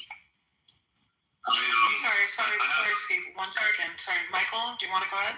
And see, you can go after Michael. Yeah, I was gonna say it is some of that, and it's also Jim Crow, and it's also everything. It's cycles of trauma, and until we heal that, break the chain of the cycles of trauma, it's just gonna keep perpetuating. People have to actively do work to heal that trauma. And see, I'm glad Michael said that, because it's not a thing. Sorry, I need to interrupt you. See what's after me. And then you can go. Okay. Everything's just a cue, so just hold. Okay. Yeah, just hold on. Let's see. Say something. A little long with it. Hopefully not. Okay, just hold on. So, kind of in alignment with what Red said and what Michael said. So, for 18 years, I've run a nonprofit called Emerging Leaders. You can look it up. It's emerginglleaders360.org, where when I came back to Compton, I was in Iraq, and I came back from Compton, and I came back to Compton, and a young kid was killed. I'd seen a lot of killing and people being blown up in Iraq, but it was something about this kid's spirit that when he got killed, when I watched him die, He was like 7 years old. My son was 7 at the time. That I felt like I needed to do something different. And so, long story short, I started working with Pete Carroll, who was a coach of USC at the time, and then became the coach of Seattle, and then the Raiders last year. And then I created my own thing. But when I was 10, I was molested. And in my job, I always took the rape reports and the molestation reports and didn't understand why, right? But it wasn't me, the adult, who was taking those reports. It was a 10-year-old kid that got molested that took those reports, right? And I had a great deal of compassion and understanding. I didn't understand where all that came from, but as I began to do transformational work, I began to understand that.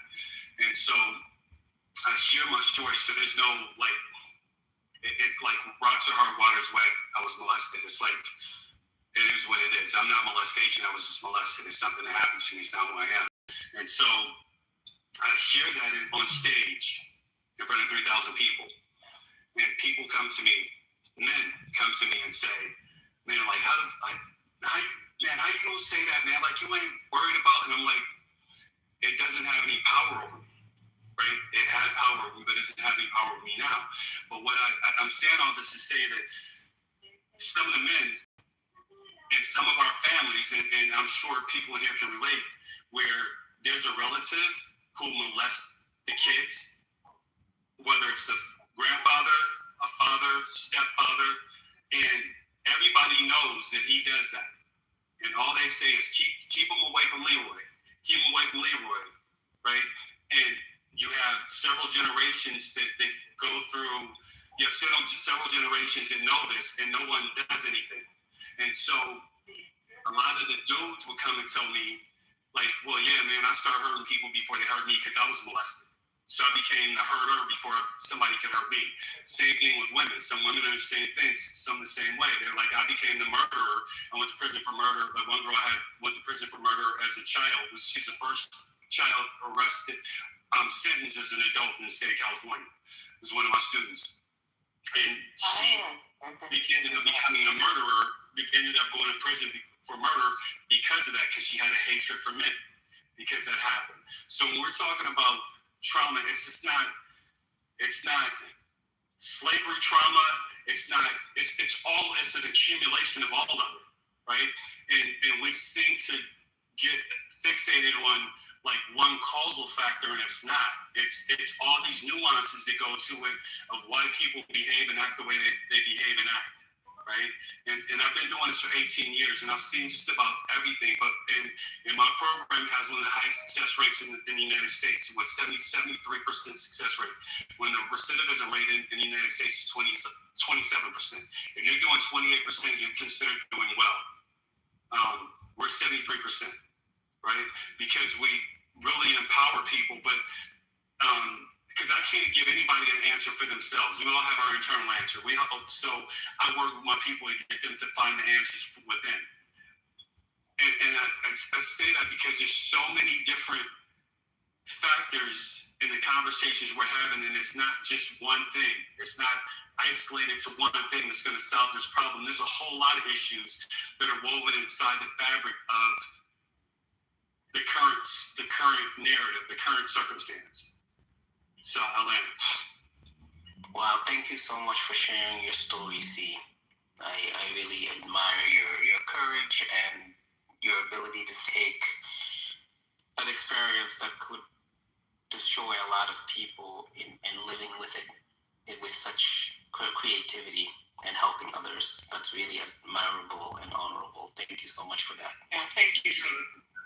Thank you. But yeah, trauma, harm is generational, and it lingers. And it's also multi-generational, as in it can be passed on. Have you guys heard of epigenetics? Bruce Lipton is a friend of mine. Mm-hmm. Exactly.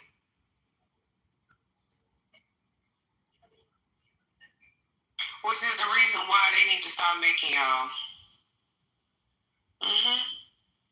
I mean, y'all y'all can sit here and be like, oh, she hate men and she hate men. Well, y'all don't even like women, let alone y'all damn, because you're killing yourselves at a 4 to 5 times higher rate than black women. Not only that, you're killing them at a high fucking rate. So at this point, we need to do mandatory. I'm okay with signing a proposal to get these niggas mandatorily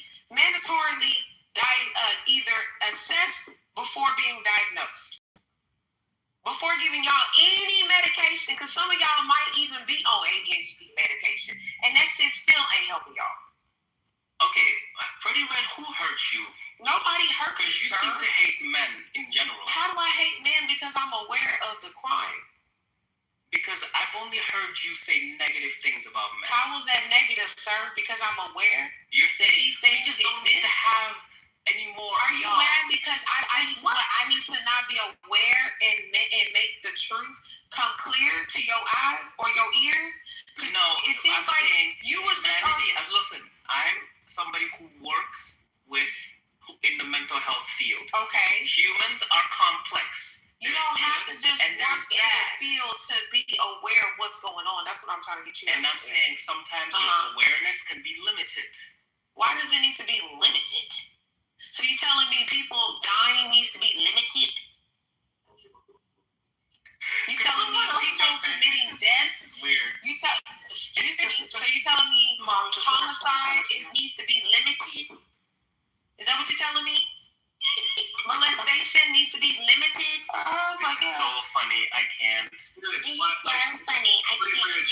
This is why I don't like men like you around. You're weak. You're very weak, big. I have the authority to kick you out of this room. Please don't disrespect. Sorry, I'm gonna go start another one. It's not gonna stop me from spreading my message. Okay, go ahead. You can't hush me, and that's the problem. Y'all want to hush black women. Pretty, he's a moderator. Anyone you see in the Girl, I don't care about that. He's not the CEO of this app, which is also a white man. Okay, but Pretty, you literally said that basically. Okay, sorry. Maybe there was a misunderstanding. Did you say that black men we should stop literally giving birth to black men? No, I'm saying we need to stop making degenerates like that. That's a prime example of a weak man who doesn't contribute to the black community because he wants to scapegoat. He wants to. Excuse me. She was talking to me. She wasn't talking to you. And you're lying, and I'm calling you. No, you're overstepping your boundaries. You're overstepping my boundaries, matter of fact, because she was talking to me, not you. But let me go back on mute and let this dominated man overtalk me. Go ahead. Well, he came off his mic and he insulted you first by assuming you just hate men because you gave a stat.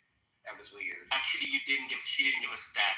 I've been listening to this conversation for the last 40 minutes. She did. And you said, in response to that, you said, oh, Pretty, you just hate men? Who hurt you? Well, you actually said who hurt you, and then you said she hates men. So, I'm listening to context of what she's saying within this discussion, especially following a man being vulnerable and sharing some deep trauma, and then we're going into we just need to stop making y'all. She shared deep trauma too. She shared statistics that's rooted in deep trauma. Statistics are not trauma. Okay, why aren't they? Statistics are numbers. Traumas are experiences. I said they're rooted in trauma, so those numbers don't equate to experiences. Hello? Is this thing going? No. Hello? What's not clicking? That's what I should be asking you. Those numbers? This conversation. Okay. How about this? The numbers say this. Black men and black women have it hard.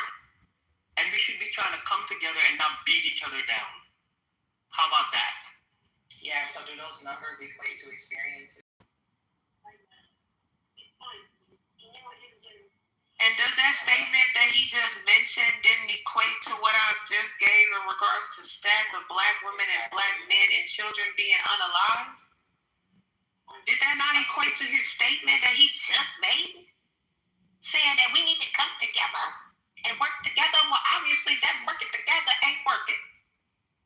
So what's the solution then? Excuse me, can you answer my question? What is your question? I said those numbers don't equate to experiences. Numbers are numbers. That's data. Yeah, so that data doesn't equate to experiences. That's not how data works, actually. Experience means I was sexually assaulted as a child. That's an experience. Okay, People so are getting unalived. That's data. So if someone takes 20 people being sexually assaulted and they quantify it into data, that does not result or correlate to the experience? You're researching. That's not the same as experiencing something. Misa, educating yourself about the reality for letting me on stage, but I hate a smart dumb nigga. Is not the same as you actually going through the traumatic experience. You can read about people having ADHD. It's different than actually having ADHD. So no, numbers are not experience. This is weird. Yeah, that's not what I said to you. See, every time I dismantle their argument, I didn't say that. This is becoming like old Clubhouse. Lisa, the room is degenerating. Your mom is degenerating. Okay. Actually, the room is not degenerating. It's actually more and more people coming in here since we've been in this motherfucker. So I don't know what you're talking about. I'm talking about not quantity, but quality. You mad because you don't like to say what Butter said? We need to talk about the problems in order to get to the solution. And the fact that you're trying to scapegoat, nobody's scapegoating. It's given. I don't snitch. It's given. I don't snitch. And you won't say what you mean. You're giving the type of guy that don't snitch, huh? Black men. You won't throw your brother under the bus, would you? If he was doing a crime, would you? You wouldn't snitch, would you? Because that's what's being brought in the black community. When a black child opens their mouth and go report that they got molested. You even got parents when the children are telling their parents. Sometimes the parents don't even believe the child. I understand that. Yes. Okay. That happens. Okay. So if it happens, what's the problem with me bringing up data? That's what I'm trying to figure out. How is that me hating black men because I'm aware of data? Right. You're aware of data. But what you're doing is saying that because a segment of this community is like this, that whole community needs to be wiped out. And that's a problem. I didn't say that. I said we need to stop making it degenerate. We need to just be... That's what I said. I said women wasting their time and their emotional energy on bullshit like Marlene said earlier in the conversation. So when Marlene was doing that, why you ain't said she was over there bashing men? And I'm not trying to put no smoke on her.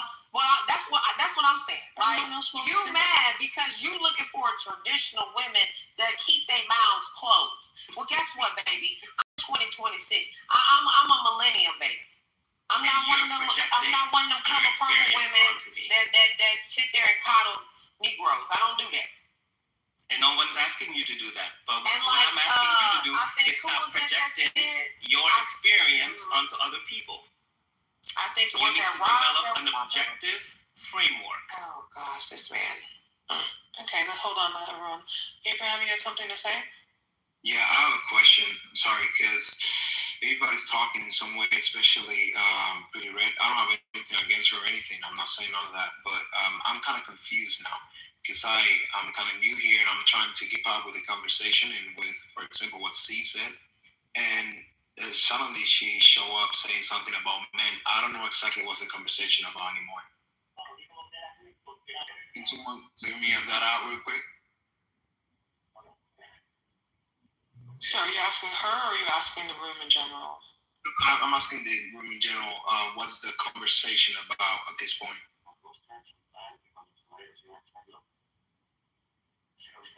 We were just talking in general about community, and we ended up getting into a person who was here earlier in the room, and he had very distinct opinions about women and Black women and specifically, and so that's what led us down the road that you see now. Right now, what you just heard was a bit of a back and forth between Big M and Pretty Red in regards to to a statement that she had made. In fairness, and in all objectivity, Pretty Red, you did actually, and I don't believe, and I think now that you've said it twice, you did not intend to imply all men. When you first made your statement that we stop making y'all, it came out as if you meant all Black men. What you actually meant clearly was you meant degenerate men. So that's just the misunderstanding between you two.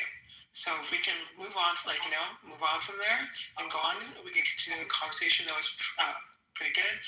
And Miss Misa, I believe your mic is off mute. And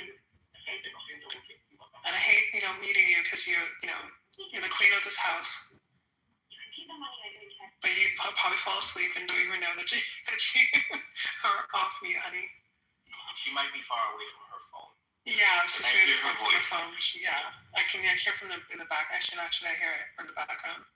So. Well, I'm sure she wants to talk. She'll unmute again if the background. Yeah, it's fine. I'm just going to mute her so it doesn't disturb because it's here. Excuse me. So in case that the conversation is kind of cut right now, I have a question for the whole room because I'm an immigrant. I came to the U.S. 3 years ago now, and I have some questions about the Black community in the U.S. because I came from the Black community in Cuba, and right now here I have some disappointment or something like that. I don't know if that sounds good, but I'm being completely honest. For example, we descend from slavery too, and the Black community in Cuba is really strong. Actually, there's no racism in Cuba as long as I've been living there, and Black people has like a really strong roots. Like my family, for example, with jazz music and salsa, and we have like really strong roots and stuff like that. And when I get to the U.S., the first thing I saw about the Black community right now, like my generation, I'm 22 years old, I'm pretty young, and my generation, what I've been seeing is a lot of guys just, I don't even know how to describe it, like with this, it's like the Black community for young people, it's not like it used to be, like with a lot of music, a lot of feeling, a strong feeling as a Black community. Right now it's more like bodies and this type of things. I'm pretty sure you guys understand what I'm trying to say. They are like into like the gang culture, and when they know that's not something good or whatever. So I don't know if any of you guys have any explanation for that right now. So Abraham, right? Yeah. Okay, so I'm gonna push back a little bit, bro, on no racism in Cuba, because white Cubans in America are relentless, right? So there is racism in Cuba between the darker Cubans and the lighter Cubans, right? So and that gets imported into United States, even though America exports racism, right? So I've lived in South America for 3 years. And Brazil being the first country where there was slave trade, and Brazil having the largest African population outside of Africa, right? There's racism, right? In the further south in Brazil, there's racism. So you go all the way up the Atlantic, there's racism, right? So whether it's Colombia, Grenada, all the way up. So there is racism. So when you get here, what you see is what America tells you to see, as opposed to what's available. Because the vast majority of Black Americans aren't killing each other. We're not degrading each other. We're not diminishing each other in any sense of the imagination. So I would just ask you to look at where you traffic. Okay. A about racism in Cuba. In my 22 years old in Cuba, I've never seen racism like that. Let's be honest. There's always all type of people, but I'm not gonna say Cuba is a race-based country because we have everything in that way as a tropical country, and I've never seen racism in that way, like hate or discrimination to minority or something like that. I never seen nothing like that, to be honest. Maybe when they come to the U.S., maybe here they might say a few stuff. A lot of Cubans, for example, are Republicans. Like when they get here, because we come from a communism country, so the majority are Republicans or have this Republican mentality, and that might sound a little bit racist. Maybe some of them are.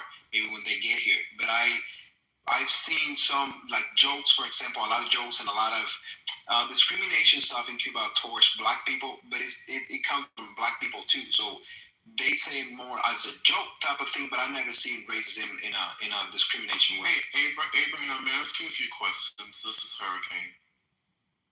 Sure. Can you hear me? Yes. Did you go to college? College in Cuba, but it was private. So you have a bachelor's degree? Yes. What did you study in college? I study, I don't know how to say that in English. I study homiletics. Okay. And what do you do for work now? Right now, when I get here, well, many stuff. Currently, I am working in my own business, like as a handyman, and also working in a casino. Okay. Now, do you affiliate yourself with a political party here in the United States? No. Right now, I can vote, and my mentality don't go with any of them right now. To be honest. You might not want to answer. So, of the two political parties that you know about here in the United States, which one would you say aligns closest with your beliefs and values? That is a complicated question for me, especially because I'm a really social-oriented person, which that would lead to the left side. But also, I have this conservative. What is the word? Maybe alignments. I don't know what's the word for that, but I have some of my values of my. I don't know if that's the right way to say it. Maybe because my family, or maybe because the country I come from. For example, if it goes to a monetary way, I am more aligned with what is the word? I'm not aligned at all with socialism or communism because, of course, maybe every case is different, but I don't have a good experience with that. But when it goes to social, I might be left-handed. When it goes more to monetary, I might go with the right-handed. Okay. Tell me this. What do you know about the term buena presencia? Have you heard of that? Well, I know what it means in Spanish, of course, but I don't know exactly what the term is for, or what it stands for. So I am looking at an article published by the University of Alabama at Birmingham. There is an institute there called the University of Alabama at Birmingham Institute for Human Rights. And a man named John Sims made a blog post on November 24, 2025, titled Racism and Colorism in Cuba. And in the article, he talks about several ways that racism and colorism operate in Cuba. I'm going to read from the article just a few sentences. Here's what he says. He says, one way that colorism and anti-blackness manifest in Cuba occurs in the tourism industry. Tourism is one of the country's main industries, and job postings in this field often use coded phrases such as searching for buena presencia, which translates to good appearance. Good appearance implicitly refers to physical features that are less common among Cuba's Black population. Such practices continuously push the social and economic dominance of whiteness and scream the remnant voices of colorism. He goes on to say that colorism is also prevalent in homes, which is where racial learning begins. He says that within households, casual comparisons between pelo malo, which means bad hair, and is used to refer to kinkier and darker hair, and pelo bueno, which translates to good hair, reflect and reproduce racial hierarchies. He says that this shows that many Black Cubans encounter prejudice first not or from other citizens, but from relatives who believe the same biases and prejudices that marginalize them. The article's long, so I'm going to stop there. But my guess is that maybe you don't define racism the way that some other people do. When you say racism, what do you take racism to mean? Okay, thank you for that. That was amazing, actually, and I enjoyed a lot all the words and all of that. Pelo malo, pelo bueno. It is completely true. I can say that, and yeah, Cubans use that a lot. And yeah, matter of fact, I'm mixed, and my hair is considered pelo malo, like a bad hair. They call it bad hair because it's really, really curly hair. When you say you're mixed with what? I'm mixed with Black and European because my mom, well, I won't say European because my mom was a mix between a Black person with European, and my dad is Black. So where's your mother from? I'm Cuban. She's Cuban. I don't see that. Do you mean white Cuban or something? No, she was mixed between Black. She was mixed between Black and European. Like Spain, European. Oh, okay. Yeah, so it's now. Yeah, but I'm sorry. If you don't mind, if I answer. No, go ahead. Yeah. So racism for me, it's exactly the same thing. It's probably for everybody.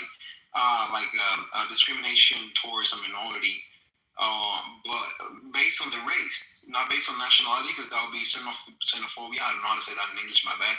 But xenophobia maybe. But racism will be towards the race of a minority, for example. And in my opinion, it only counts when it has a bad intention behind.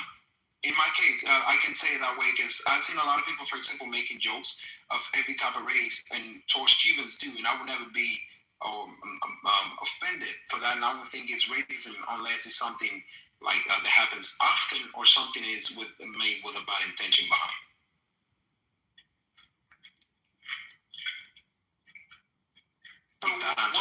Sure. So how would you describe, okay, consider this scenario. Let's say you've got two people, person X and person Y. Person Y is Black, person X is white. And person X meets person Y, the Black guy, and assumes that because person Y is Black, person Y is not smart and is more likely to commit a crime. And so person X decides not to trust person Y. What do you think about that? I would think in the first case, assuming that the person is not smart is it might be racism because you're assuming in a stereotype that is not correct, and saying or assuming that the person is more likely, for example, to commit a crime. I would say that's racism. It will be definitely a racist, maybe not racism, but a racist mentality, a racist stereotype.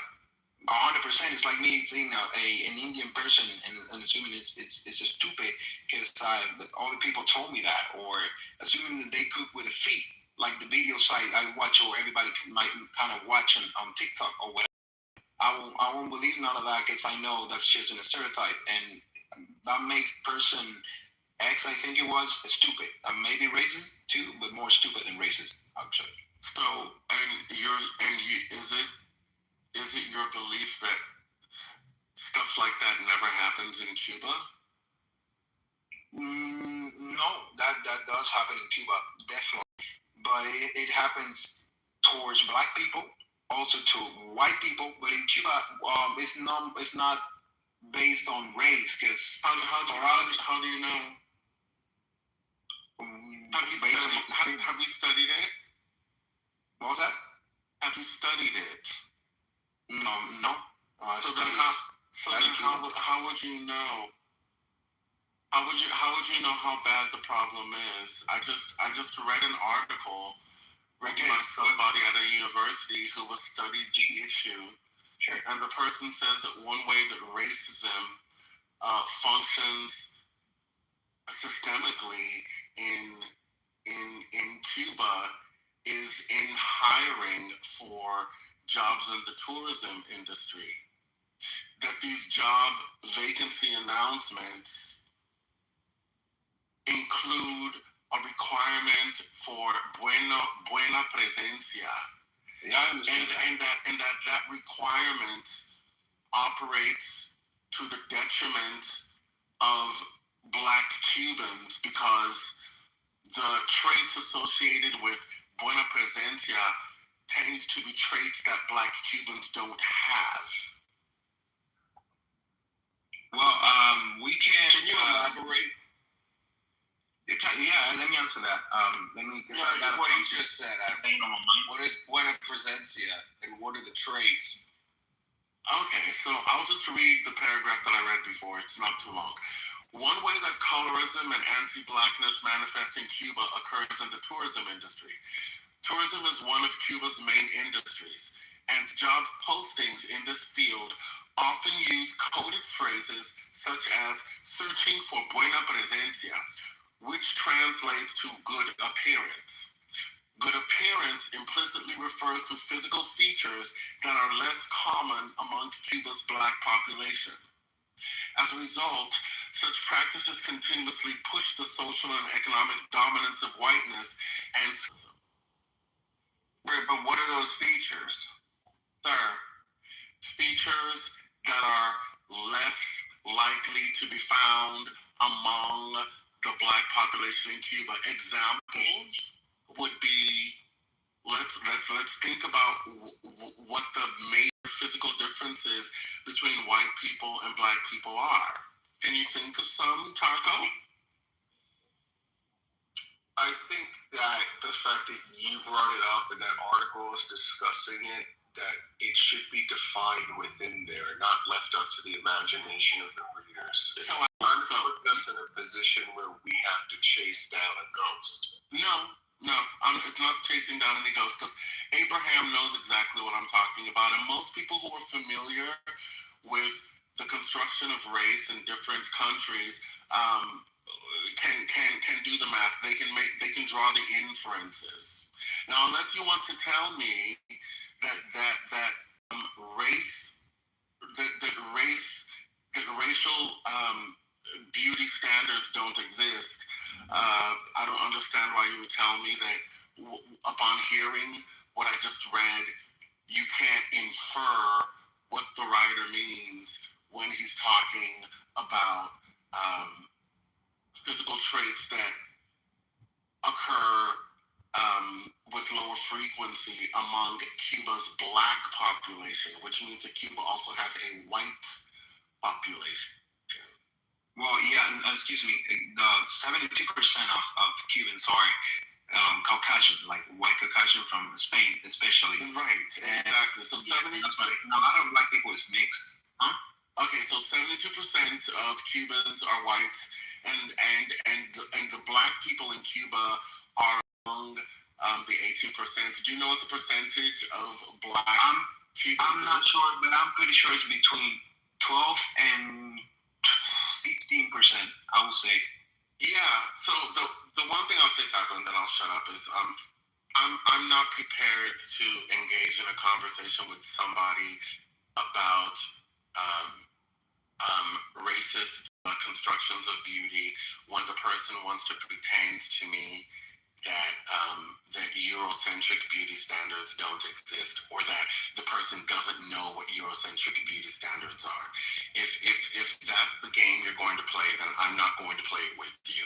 Not at 3:41 a.m. I'm asking you to define something that you mentioned action from an article that they failed to define. Yeah, and I'm not just taking a leap of also jumping in, these buzzword ideas to different things. It's, I think, pretty like academically unrigorous for them to very fast and loose just say buena presencia and then not elaborate on any of that. It's a blog post. They're assuming. It's a blog. That explains it. It's a blog post. It's not a peer-reviewed journal article. Now, this person, even if it was an essay, I mean, just the fact that they're just saying buena presencia. Like we're supposed to know what that fucking means. Why are you cursing at me? Why are you cursing at me? Oh, don't be so silly. No, I'm not being honest, because I haven't cursed at you. Don't be so loud. I'm not being silly. I am being serious. You don't know me. I don't care. We're talking. I'm not cursing at you, and you just said blah blah blah fucking means. You don't know me. Nobody knows what it fucking means. Exactly. It's not personal. So yes, I'm going to take it personally. I'll tell you why. I do not. You're going to take it personally. I'll tell you why. I do not appreciate. I don't appreciate it when white racist men disrespect me for no reason. And that's what you did. I already knew you were foolish. I knew that. I knew it. But you decided to try to exercise your dominance over me by cursing at me as if we're living in 1930 in America. We're not. I don't like it when strange white people who I don't know curse at me. It is disrespectful. And it's disrespectful because what it's telling me is that you believe you are my superior and you can talk to me as if I'm the servant. I don't take that from white people ever. Excuse me, I'm very serious about it. Please let him finish. Terms of engagement are important. And where I come from, you're supposed to speak to people respectfully, especially when you're speaking to strangers. But white people have a terrible bad habit of cursing at black people when these white people feel they're pushed against the wall and their racist views are being challenged. It happens all the time. It happens all the time. It happens all the time. It is a familiar tactic. You called me racist and I done nothing. And your response was, please let me finish and you can speak afterwards. If we're going to continue talking, you're going to respect me the way I respect you. Do not curse at me. You're calling me racist. I've done nothing racist. You have, because you did No, I have not. By hurling profanities at me when I have not cursed at you. Okay, to even say that I was cursing at you is incorrect. You did. It's dishonest. There's nothing dishonest about it. It is dishonest. You have an inability to understand the conversation. That's what you said. You have an inability to understand the conversation to say that I was hurling curses at you. I said you hurled curse words at me. The curse word you said. The curse word you used was hurled at you. A regular person who does not want to disrespect people would have said, I'm sorry, I won't use that word again. But instead, you decided to defend your right to curse at me. That's what you decided to do. Simply because I told you that I don't want to play. Simply because I told you that I don't want to play the game of ignorance that you're playing. You want to pretend not to know things. That is a familiar behavioral pattern of white people who don't want to deal with the reality of racism. They pretend not to know things. They pretend not to know what being white means. They pretend not to see the racist structures around them because they don't want to acknowledge them. Okay. For her, everyone. Marlene, can I say something really quick?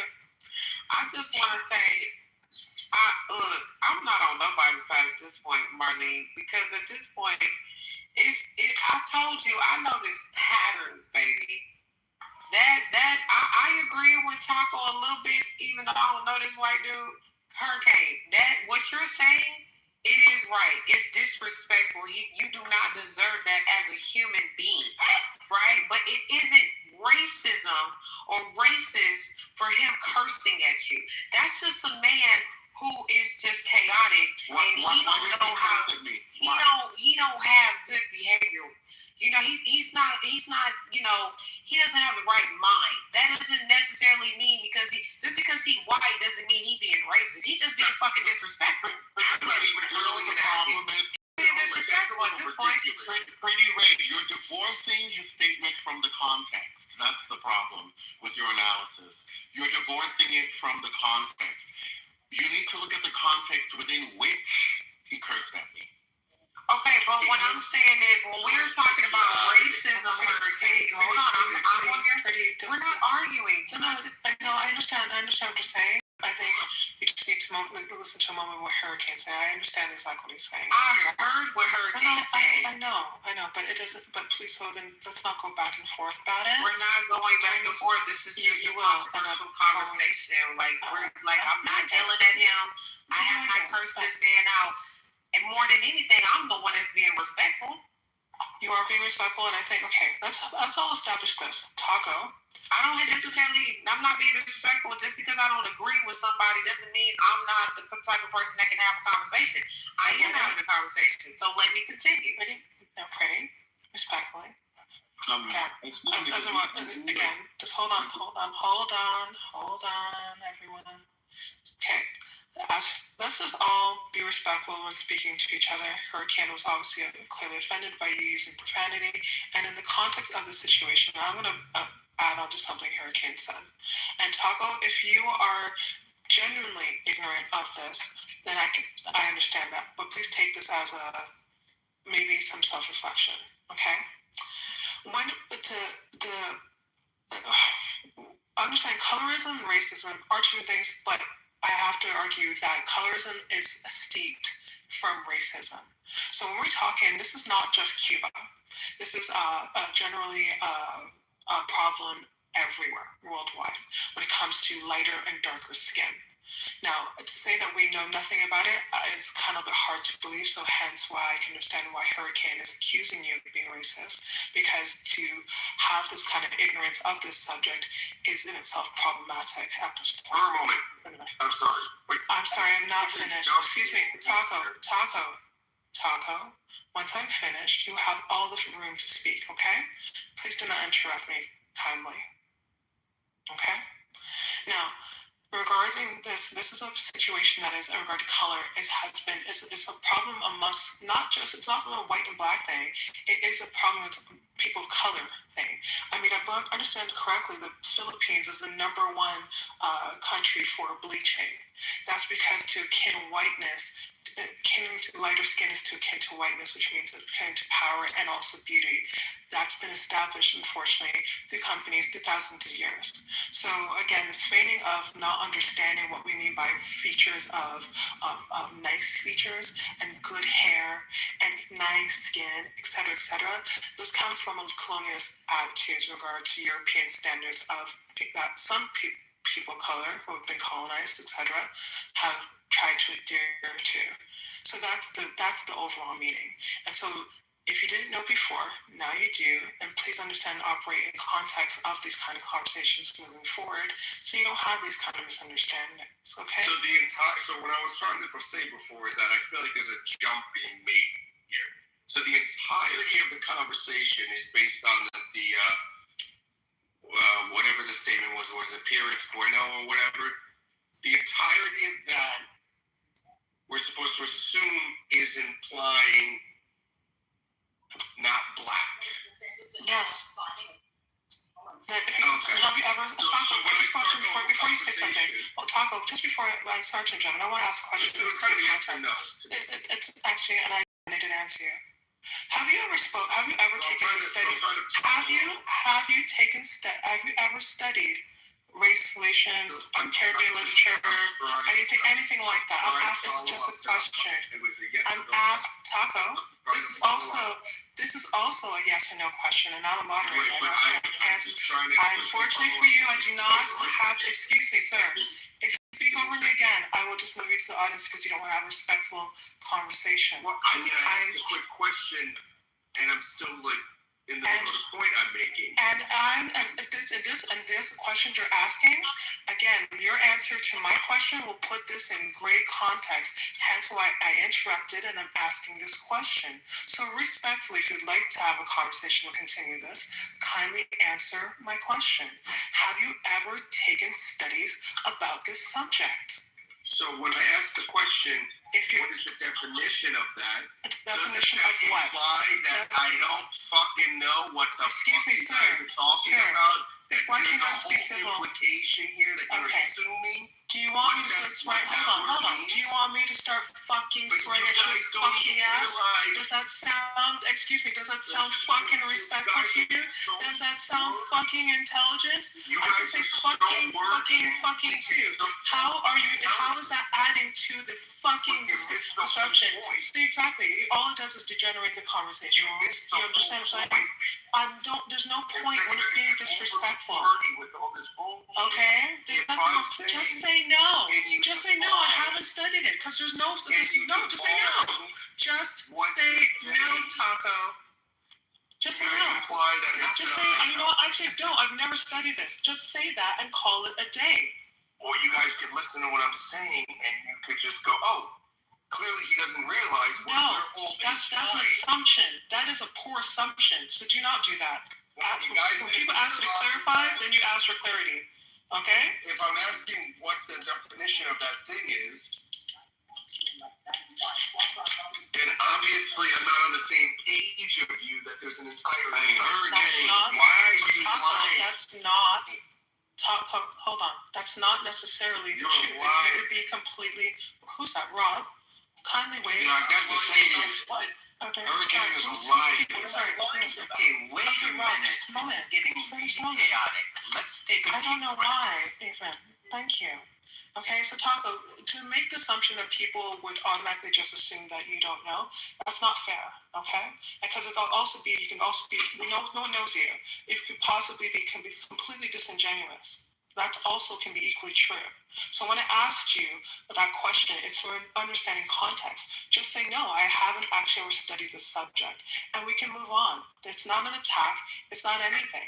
It's just giving context of where you're actually coming from, okay? How many people in here who, when they heard Features Buena, knew immediately that was referring to light skin, light eyes, straight hair? I'm not going to do a poll, but I knew what it meant automatically because, again, I've studied. If you didn't, then just say you didn't. But again, the assumption is that you've had some sort of studies or some sort of understanding of colorism. I'm sure you have heard of colorism before, have you not? No. Okay, well, I'm not sure I'm not sure what you've exposed yourself to, but it's been very limited. Clearly, and I say I'm not being an asshole when I say this to you, but your exposure has been limited. I'm not sure if that was voluntarily or whatever, but you should expand it to because it actually has been a subject that's been for many, many years. No, don't you think taking a poll would be a great primary? This is us. I'm sorry, Taco. Right now, this is late at night. We're not doing a poll. I'm sorry. Let me say this. We are living in the age of the internet and the age of AI. It is kind of shocking for me to hear of anybody in this world today who has never heard of colorism. Is this the whole white passing thing? That's different.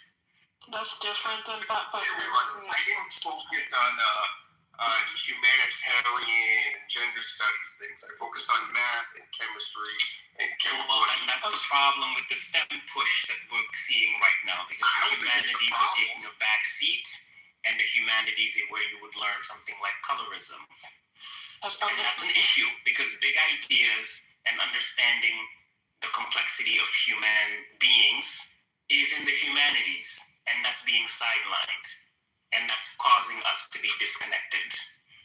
In regards to white passing, the reason why white passing is also, again, similar to what is actually related to what we're talking about is because if you, the advantage of the white privilege of passing for white and not as a person of color is because of racism. Okay? Again, it's to associate with the power center. Yeah, the closer, basically colorism says the closer you are to the white ideal, the better you're treated in society, right? So that means people who are lighter skinned compared to people like me who will have more advantages because they are closer to the white ideal. Also, I'm actually proud of being dark skinned and I love my skin. I'm just saying. So, for the as you should. As you should.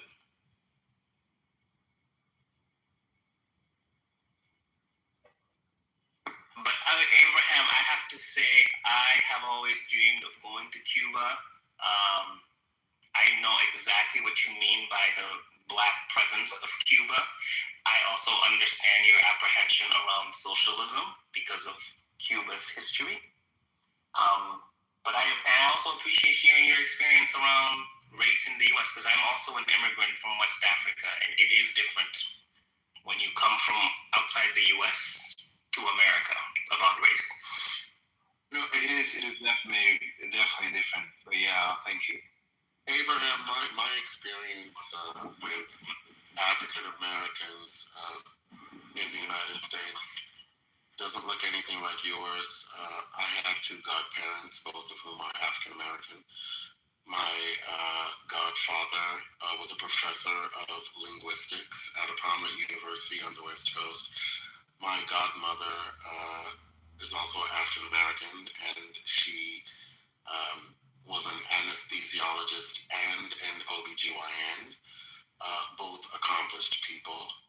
I spent a lot of time growing up among African Americans who were wonderful and amazing. So when I hear somebody say, oh, I came to the United States and here Black people want to be baddies and want to be gang members, that to me does not reflect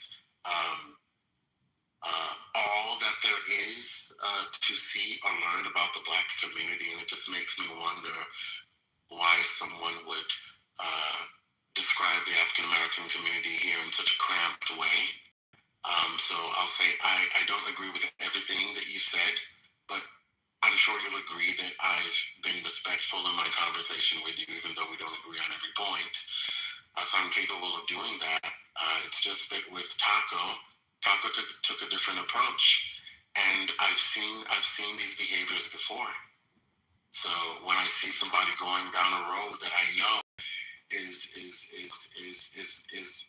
headed in the wrong direction, if I have the time, then I'm going to talk about that.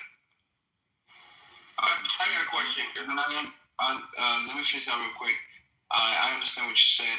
The only thing I don't understand, and it might be towards Taco maybe, I was kind of agree with the question he was making because it's valuable all the way, but I didn't understand why he was the whole conversation turns like so aggressive because we're all adults.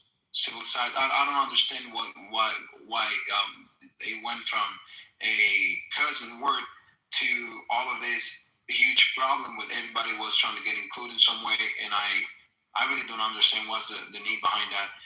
Nothing against you, Taco, because I don't know you or anything like that, and maybe I might be agree with you on some stuff, but that's not even the point. The whole point in here is you could just say, oh, my bad. I'm kind of used to say that word, maybe something like that. And maybe maybe the people running this, like Big maybe or something like that, maybe Marlene, I don't know, I'm not sure. Maybe just silencing or kicking you out real quick so you can breathe or something like that. Nothing personal against you, bro, for real. But I don't understand the whole problem in here. You guys could just like close the microphone and breathe a little bit. Nothing against Hurricane. It's called pack mentality. You're on Clubhouse. And even in my room, they have this pack mentality. One person says something, everybody is asked to echo behind that person. That's what it is. Well, it probably has to do with the disregard. No, I'm telling you what it is. I've been doing rooms long enough to know how people. Don't talk for me, okay? I'm not talking for you. Okay, well, stay on mute. I'm just telling you what it is. He asked the question, I'm answering it. These people have pack mentality. That's it. Who are these people? People on Clubhouse. So one person says something, everybody got to jump in. People don't know how to fucking let other people just have the conversation. So just to get to your point, Abraham, that I thought was directed at me, it's the disregard for the points that I was making. It's the implication of racism. It's the and it should have been between you and Hurricane, not you, Hurricane, and the whole goddamn stage. That's how it goes. That's just how it goes. This is Clubhouse. It's the overbearing need to try to control the narrative and redirect it by also disregarding some pretty valid points. So, normal people would get frustrated on that.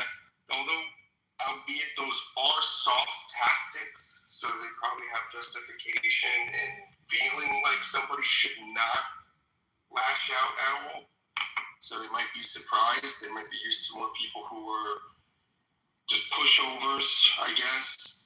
The want to control speech, the misinterpretation that it's an attack on them and it was directed at them as if it was a direct insult, which it wasn't. They wanted to treat an adult like a small child that must be admonished and limiting their speech when it wasn't a directed insult to them. It's demeaning and diminutive. White racists love to tell black people to accept bullshit, to accept insults from them because black people are not entitled to respect and equal regard. It's a tale as old as again the implication that there was any exactly. Yeah. Because you cursed at me and I told you cursed at me and I told you not to do it. But you insisted on doing it because you believe that you're entitled to disrespect black people whenever you feel like it. Hello. That's the problem. Hard take. You never admit it, but you demonstrated it in this room. What if I told you I don't have a problem speaking to anybody? And hold on, let me get you another surprise here, Hurricane. You're making assumptions about someone's race.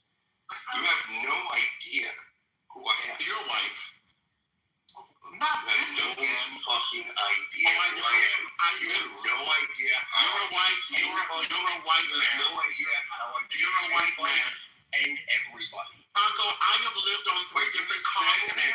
I have lived on three different continents. I have traveled more extensively throughout this world than you have. I can spot white. You're a white man. You're acting like one. You think like one. You speak like one. You sound like one.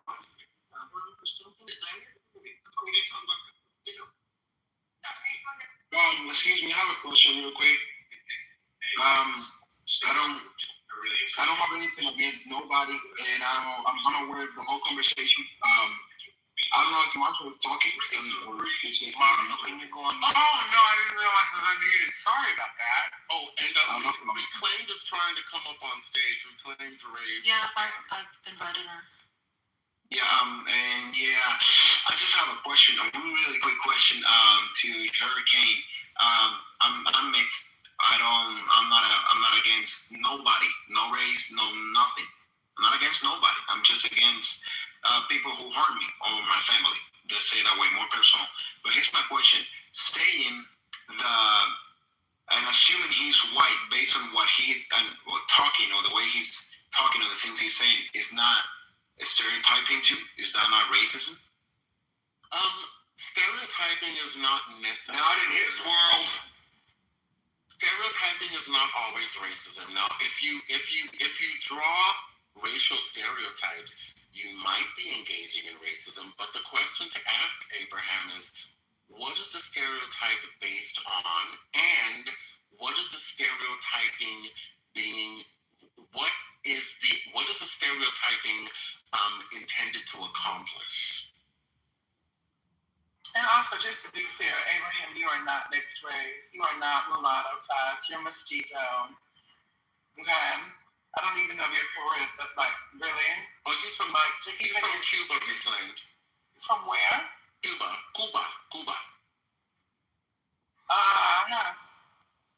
Well, mestizo is mixed race. That's the definition of it. Yes, but it's a different. Okay, so just so you're aware, they have a different access to power, and we're going to go on the scale of what it represents in Latin America. It is so much more closer in adjacency to whiteness that it is not even relevant for you to fight. So if you want to fight and celebrate whiteness, I give you the link. That's not it. I don't know. You should pop up from nowhere. People are from Arecibo, and they are Taino Indian, and they are Spaniard, and they are from Arecibo. You will not sit on this stage and tell me shit about anybody from any Latin American country. None of you will. If they're Taino and Spaniard, that makes them mestizos. And that's exactly, oh my God, so riveting, so groundbreaking. You just really let it be, and I'm sharing with you that they will practice a level of whiteness or adjacency to it that you will never have access to. Baby, that's what everybody does. Exactly. So you should. Outside of black, that's what everyone does. So die on that hill and don't celebrate them for being what they are, because they are closer to something you will never have access to. That don't make them closer to it. It does. Excuse me real quick. Is you saying now I realize because you're talking about me. You should move, please.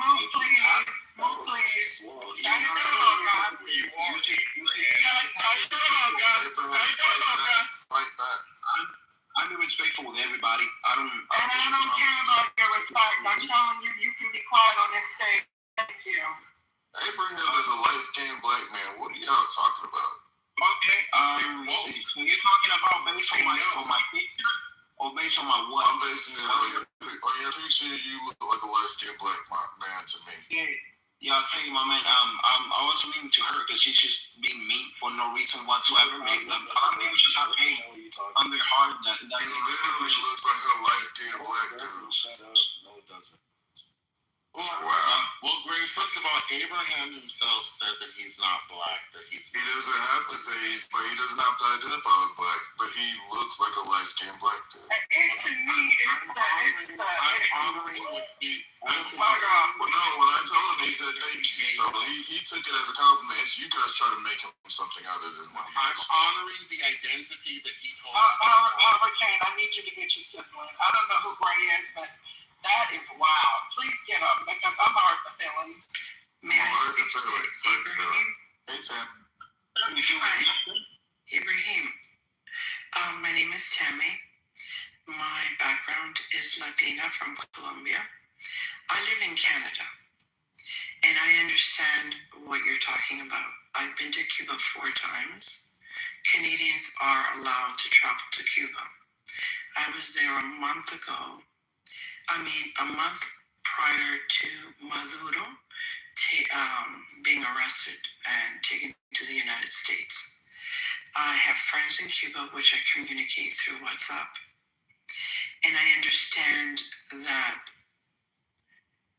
in Cuba is very different. En Cuba es como Latinoamérica, where we don't take things seriously. In the United States, people do, because I have lived in the United States. It's a much more discussion that people have in the United States. Racism is much more prevalent in the United States as opposed to in Latin American countries, especially. That's totally. That's not true. That is not true. Finish, because y'all was sitting over there yelling and she ain't saying shit. She ain't saying shit. Go on mute, bitch. Why you First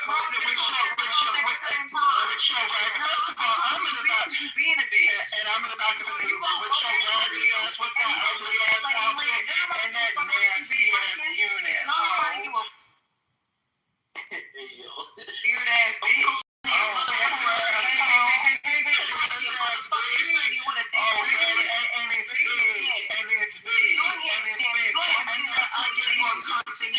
but your raggedy self. Oh, raggedy ass bitch. Your ugly ass outfit. And now I'm raggedy ass. You raggedy hoe. You ain't add no motherfucking resources. Shut up, man. Raggedy bitch. Go ahead, Tammy. You're a hoe. You fuck about this training? Her outfit's so terrible. We don't care about you acknowledging my outfit. We're gonna get back to the conversation. You ain't add nothing to the conversation. Plenty, more than you ever could. Cállate la boca, bitch. And I'll put it finish the conversation. And I will put it in your mouth. I knew you was a man. Excuse me. I wasn't hiding that. You were confused. Oh, honey, I'm not confused. That's why you're trying to deal with it. I'm not trying to be anything. I'm not trying to be nothing what I am. I'm 6'3", sweetie. Just to see if you was gonna let me know if you was a tranny or not. And then you was confirming. And no twin sexual identity here. Confirming that you are not biologically a fucking female. You want me to be talking about? I'm a. He just said he not trans. No, you're not. This is the crazy part.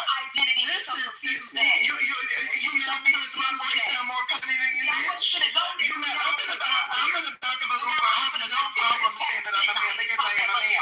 And you're still late. And you're still late. With your city trends. Your legs. And you're saying something that's not. Who said that? I am a Let's do it. Let's do it. Being a heterosexual.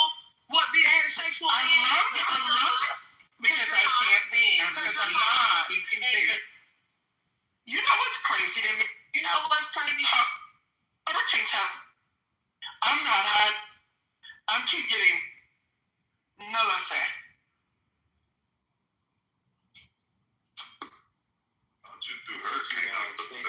Hurricane has met me. I'm not hiding. I'm not hiding. I'm being muted though. We all are. Please stop.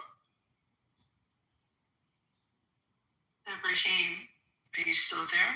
Hey, thank you, God. That's the reason you muted because I was muting you. You guys are screaming and hold on, Abraham. Yeah. We're trying to get your attention. I don't mind Get that banshee bitch, Marlene. Everyone reclaims. It's all just relax. It is too late in the motherfucking morning for this, okay? Let's just all be calm. Say what we ought to say. Be on mute. Do not interrupt and start this whole yelling. It's not fun to listen to. It was Marlene.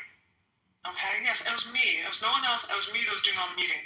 Literally just to sketch all the Yes, but it was pretty red though, Marlene. I know, but it was also you. Yeah, because I'm going to defend myself. I understand, but you don't need to engage. I will, especially with bad fashions. Ibrahim? Yeah, I'm here. I'm here. For example, so you can understand, you see how everyone just behaved? It's a stereotype that is in the United States, that this is how people, when they talk to each other, they don't really listen to each other. They sometimes speak over each other. And as a Canadian, we tend to be much more listening. We don't judge. We enjoy new experiences. So it's very different, the culture in the United States than it is in Canada. There are many Cubans here, and they are not treated the way they're treated there. People who are Black here are not. Most Black people here in in Canada are from the Caribbean, and they don't talk about racism as much as the United States does. It's a cultural difference between the two countries, because I've been in many Latin countries, and there is slight racism, but it is not as prevalent, and they don't insult each other. So I understand how you were saying, Ibrahim, where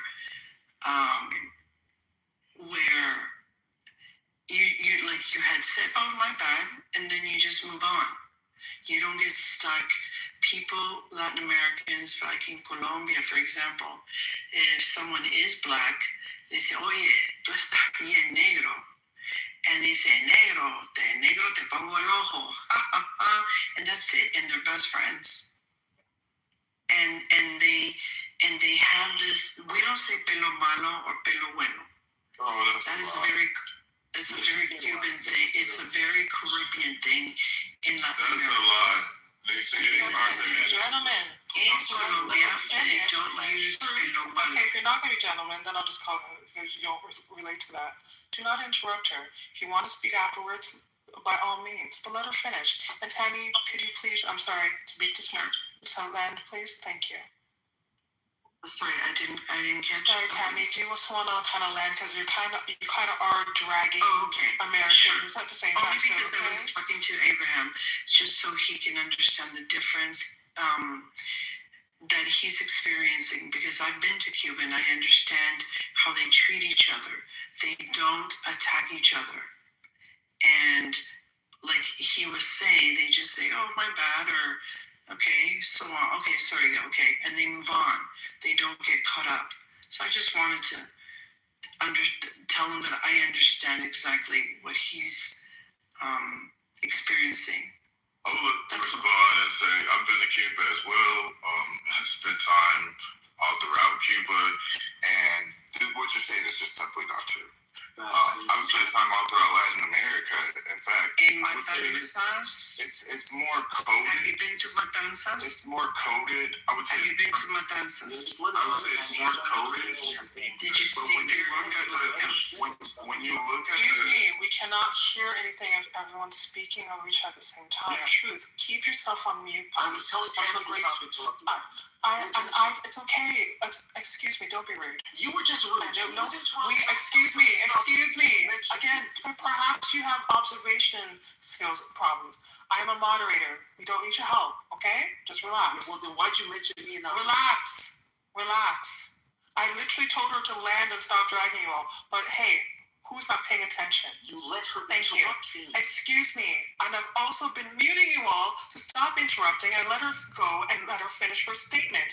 You can go afterwards. Let Grace speak, and then you can speak afterwards. It's just that simple. Let me do it so we can get in. I was going to literally interrupt and tell her to stop interrupting him, but you are already speaking. So, again, how are you helpful? Sheesh. Please, Grace. And Tammy, please, kindly, do not interrupt. Just like I asked no one to interrupt you, to pay everyone else the same respect, kindly. Thank you. When you look at the extreme socioeconomic disparities, it's obvious that racism exists. Disparities between what would be black and whites throughout Latin America. When you say Colombia is a very diverse country. I would be curious to know which part of Colombia you're from. I've also spent a lot of time in Cartagena. And in Cartagena, it's actually very common for people to say pelo malo. It's actually common for people to be teased for having afro-textured hair, okay? And for people to use hair straightener just to survive, in corporate, in school, etc. So I'm not sure, it's just these sweeping generalizations that, in Latin America, we're just this utopia, racial utopia, none of this exists. It's just simply false. And in Cuba, you talk to the black Cubans, the people who are described as black Cubans, they'll tell you that on a daily basis, they're held to heightened standards in terms of the way they dress, in terms of gaining entry into buildings, even sometimes government buildings, getting preferential, receiving better, white Cubans receiving preferential treatment as it pertains to dating and, even being hired or being promoted, even in a communist country, okay? Being held to a heightened standard, even when it comes to the process of trying to leave Cuba. Okay, there's so many things in which this affects. This affects people, and one thing people don't realize, unless they've been to Cuba, is how many monoracial black people there are in Cuba. Places like Havana have 60% monoracial black people. So, it's really kind of disturbing for you to just dismiss what's happening in Latin America. Hey, Marlene, may I say something? It'll be quick. It's a response to Tammy. Yeah, Tammy, you're not a credible participant in this conversation because you made far too many factually inaccurate statements. One of the things you said was that most of the Black people in Canada are Caribbean. That's not true. It's false.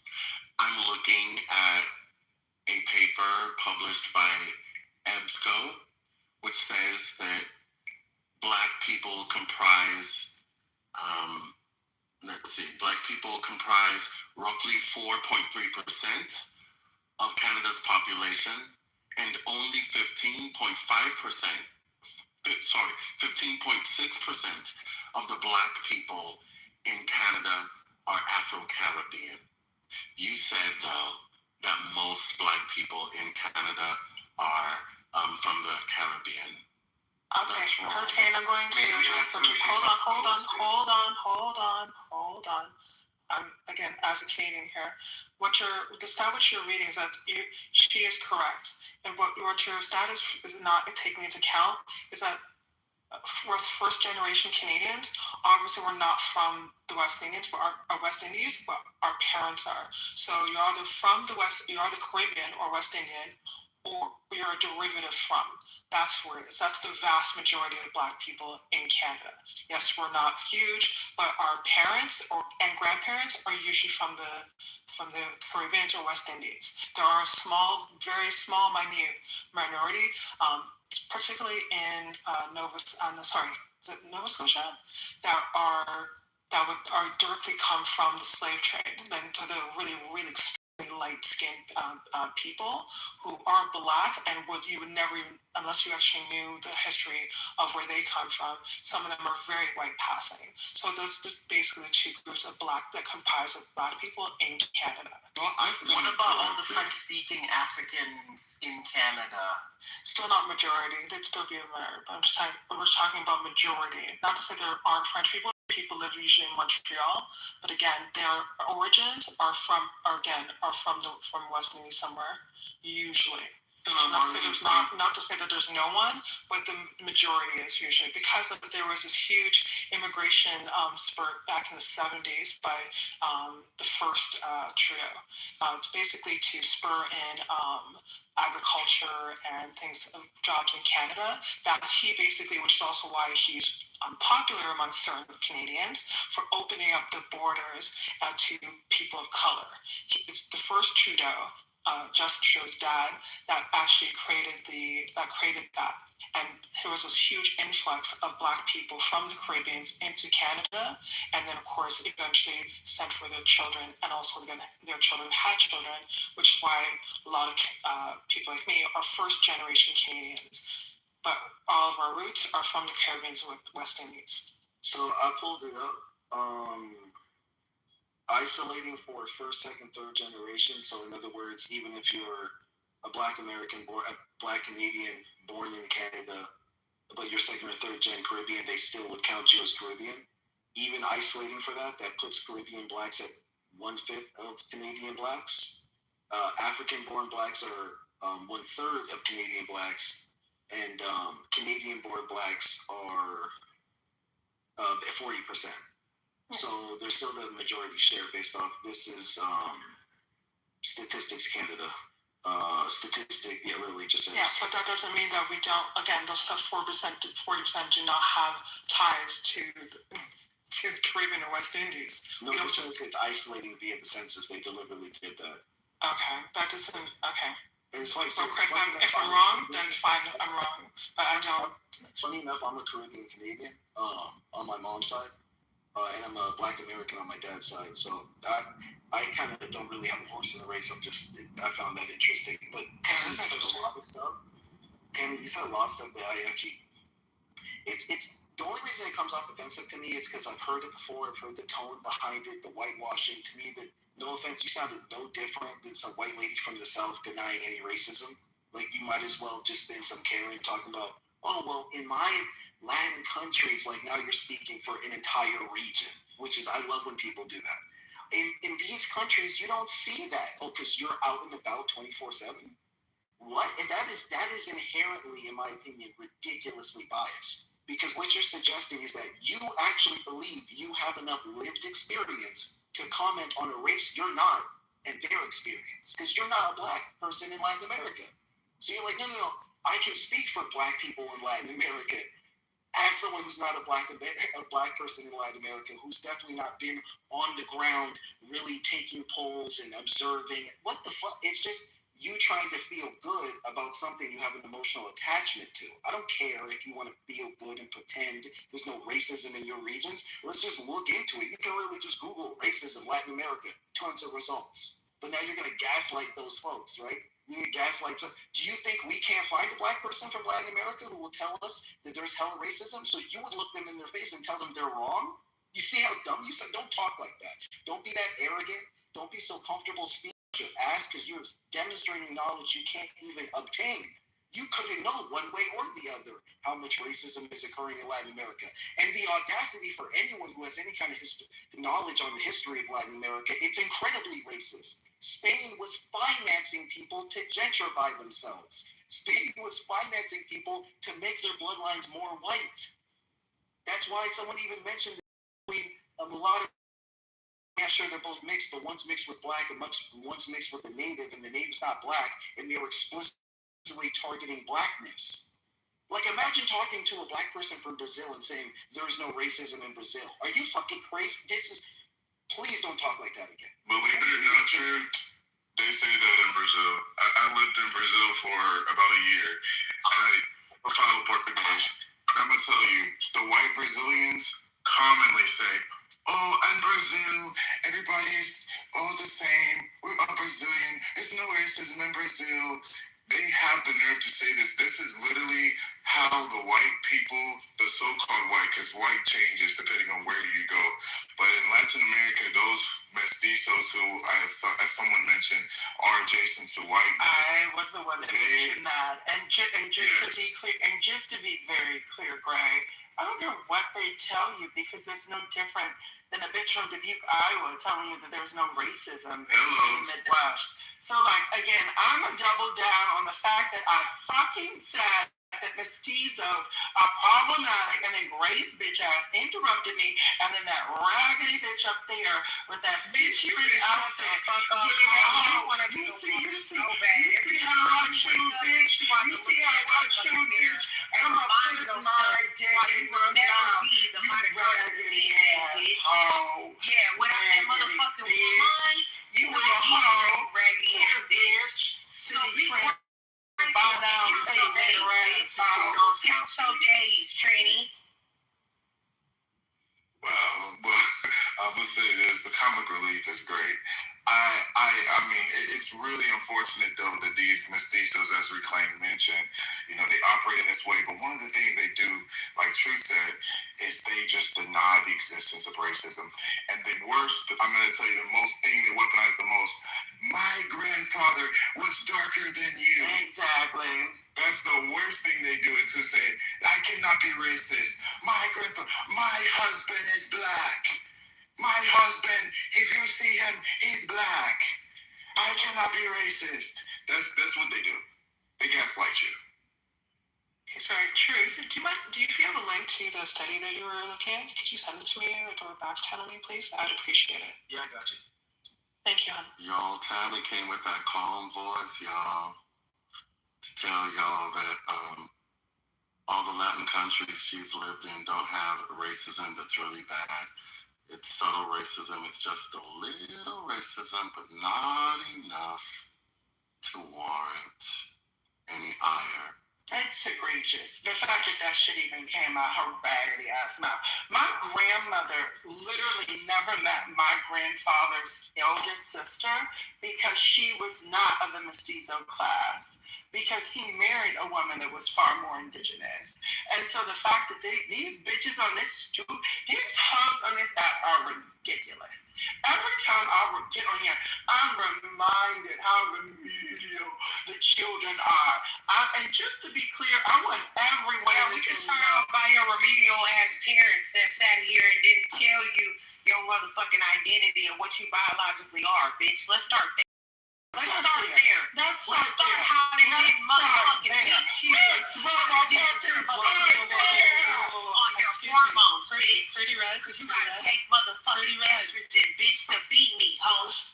Fuck is you talking about? I could never be a city trends ass bitch. I could never wear city trends. Let me help her mind. Reclaim, one moment. Yeah, and I don't wear a dick between my legs. Pretty. We do not do that here in this room. Man, check that bitch. Don't check me. We don't. I'm checking you. Yes, I'm gonna check you right now. Bitch. Don't check me, because that bitch spoke on me and I responded. If you want to cuss out each other, that's fine. Girl, I'm not giving a fuck about that shit. Well, then like I said, you heard that bitch call me out, and I said something. So that's what if we gonna have this conversation, have something. We don't do transphobia. We don't do this, and we don't do homophobia in this room. Go do that shit in other rooms, people. You guys want to cuss each other out at this late hour? Do that. But let's lay off the isms, okay? And OBS. We don't do that up here. You can cuss her out without being transphobic. You can call her out without being a misogynist. All these good things. All right? Thank you. Excuse me? I want to talk something real quick. A lot of people have talked in here already, and I just want to say something. After all this, yeah, thank you. I was living in Nebraska when I get here first. It wasn't my election. I was living there because I had to, and I live with a lot of white people around me. I never live in racism, to be honest. In my experience, I know a lot of people do, but it wasn't my situation. Even though my race was definitely not white. In front of them, for sure. And I never lived racism like that. But I also live with a lot of black people community when I get to Vegas too, and a lot of Latinos and all of that. And I know for sure that no matter, it's not even a matter of a race anymore. It's a lot of, I don't want to say a bad word or anything. I don't want to cuss, but it's a lot of stupid people with that childish behave like Reclaim and this other girl over here, because I don't have anything against her, but that's a really childish behavior, to be honest. Because you guys are adults. I don't care about your race anymore. I don't care about the sexual intentions you have. I don't care about nothing you are. I don't care about your person. I care about how disrespectful you all are. Not, I don't mean all of you guys, but Reclaim especially, and these other girls. Because I called you what you are. You are mestizo. You are mestizo. You are mestizo. You are mestizo. And you are mestizo. Just let Abraham finish. I don't have problems and identifying what I am. Abraham, one second. Sorry. I will gladly move anyone I put down in the goo. I'm glad you're picking back up, but you just need to be chill out and be respectful. Do not be yelling and interrupting other people. This is not that room. Okay? Let's all be adults and just chill out and control ourselves. I understand we get passionate, but there's no reason for the disrespect and the yelling. It's not a good listening experience. And we don't need to do that here. Abraham, continue. Sorry for interrupting. Thank you for that. I don't need people to tell me what I am, and I'm not going to be offended because someone told me I am mestizo or whatever we will say. I don't care about none of that. I don't have issues knowing what I am. I am Cuban. My nationality is Cuban. My ethnicity, I'm mixed between a black man, which is like 100% black, and a mixed woman between black and European.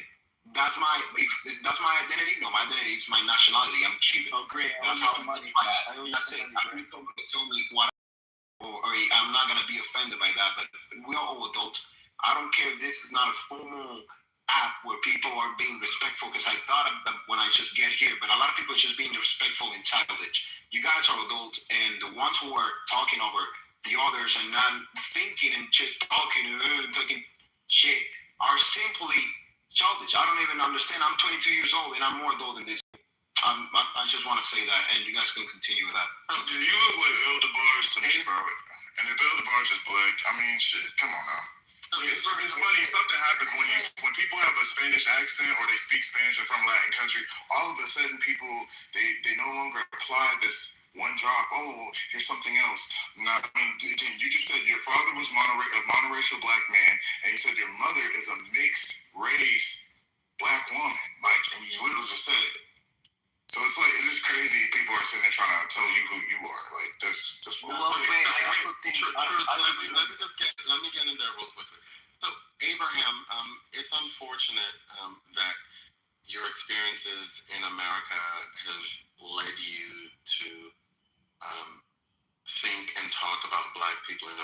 way that you have. I'm not going to argue with you about the validity of your experiences. If your experiences with Black people in America have been negative, then they have been. But I can't help but push back just a little bit, because you keep on praising white people in America, while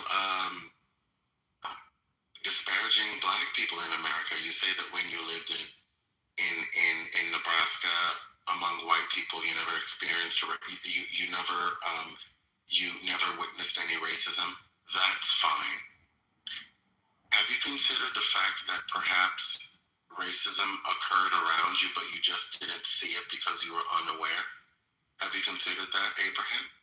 Well, I consider myself really aware of my surroundings, but if it never happens to me, I'm not aware of people's side, and not really noticeable for me to say, oh wow, for example, in Nebraska when I was working, there was a lot of Mexicans working, and I was working in a hospital, and a lot of Mexicans were working too, and I never saw anything like racist. Okay, so here's another question.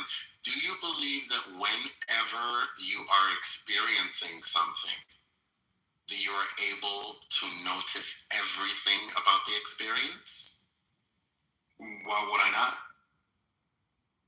That's not how human beings function. There is nobody on the planet who is so attuned to everything around them that in every single instant they're going to catch everything. No one is that good. Nobody. Okay, excuse me, but I never said that there's no racism in Nebraska. That's not what I said. What I was saying, and my point behind all of that was, I live between white people, and yeah, I didn't see any racism. I live in Vegas. I haven't seen any racism here, though there's a lot. And I know for sure now because I've seen all the people.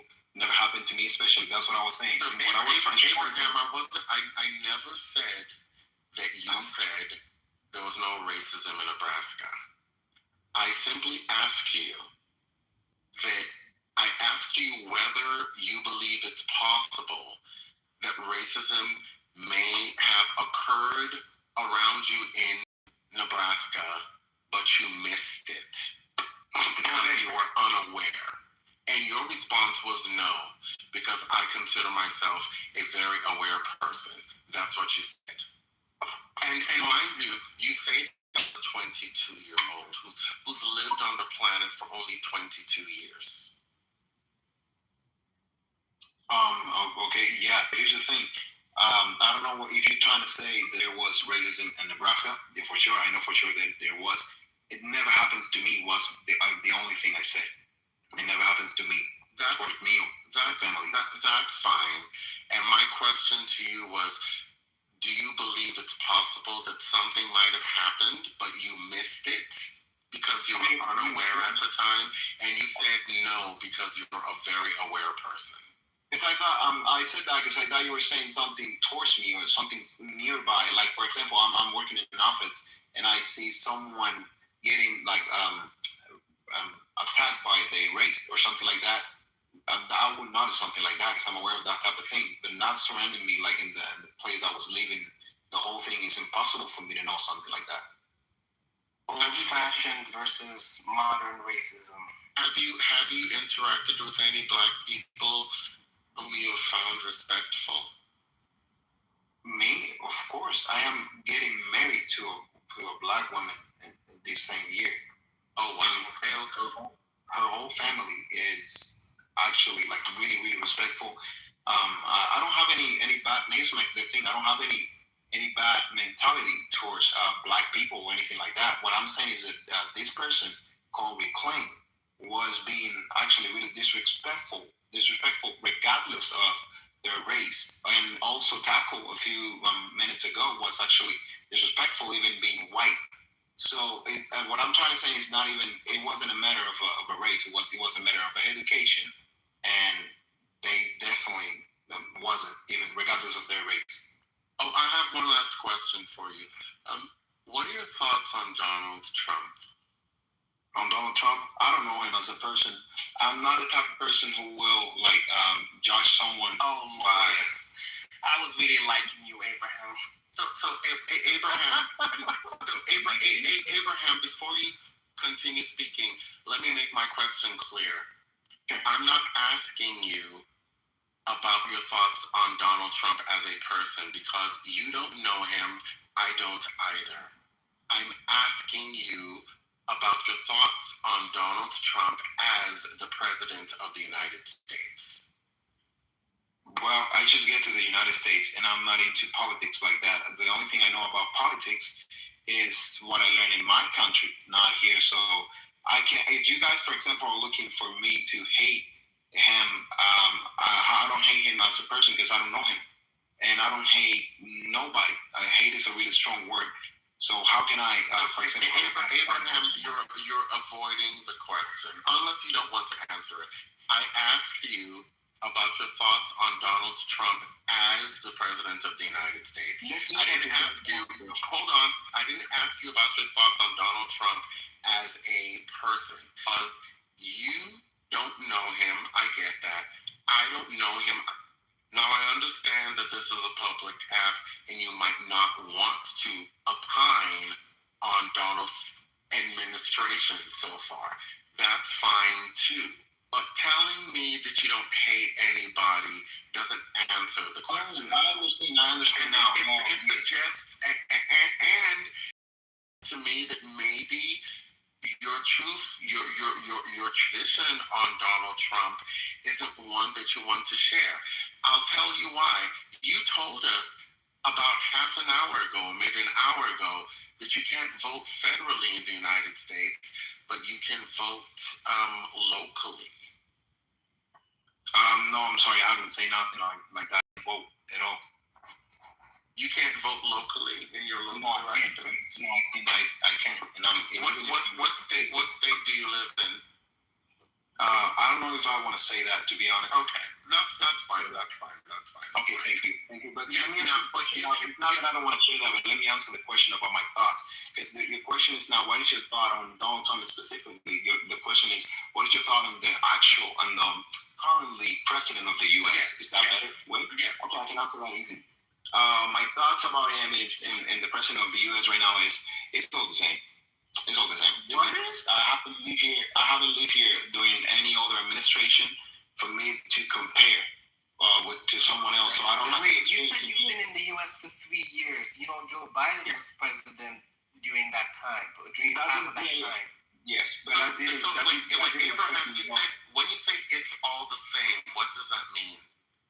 Oh, it means that it didn't affect my life in a locally way, like in a personal way. I know what's wrong with the country, and I could have an opinion on that, but based on my own experience in here, it has been the same to me. I still gotta find better jobs all the time. I gotta keep working, doing my normal life, paying bills. So for me, I haven't changed a lot. Abraham, just so you know, you still haven't answered the question. What you've told me is that under the new Trump administration, your life has not changed. That's fine. That's great. I'm happy for you. But what I'm asking you to do is look around you, think about everybody else in the country, think about what Donald Trump's actions, what the impact of Donald Trump's actions on not just you, but on everybody else in the country, and also the impact of his actions on the world. Oh yeah. No. For the world and for the country itself and the opinion of people on him, horrible. It has been horrible because I know for if I don't know if I should call it a fact, but he wins the election, a lot of people vote for him, and I know for sure that a lot of the people that vote for him are not regretting voting for him. I can tell that for sure, and that just show you how bad it has been. Actually, regardless of his intention or whatever, it has been really, really bad when it goes to other people's opinion. Yeah, it sounds like you just be, in your zone, doing your own thing. I'm not even mad at you for that. You only been here 3 years. You're not really trying to get too mixed up in this shit. I mean, there are lots of Republicans who are that way, Truth. I spoke to a Republican recently who said, I voted for Trump, but I don't really like what he's doing now. I don't like to call myself a Republican because I don't agree with what Trump is doing now. I'm more of a libertarian. I just care about me and my children and my wife. I don't really care about anybody else. Abortion, I know people like to talk about abortion a lot, but that doesn't concern me because I'm a man. I just think about myself and my family. I don't think about anybody else. I feel like the liberal people lie about what they think because you rarely heard any of them complain about the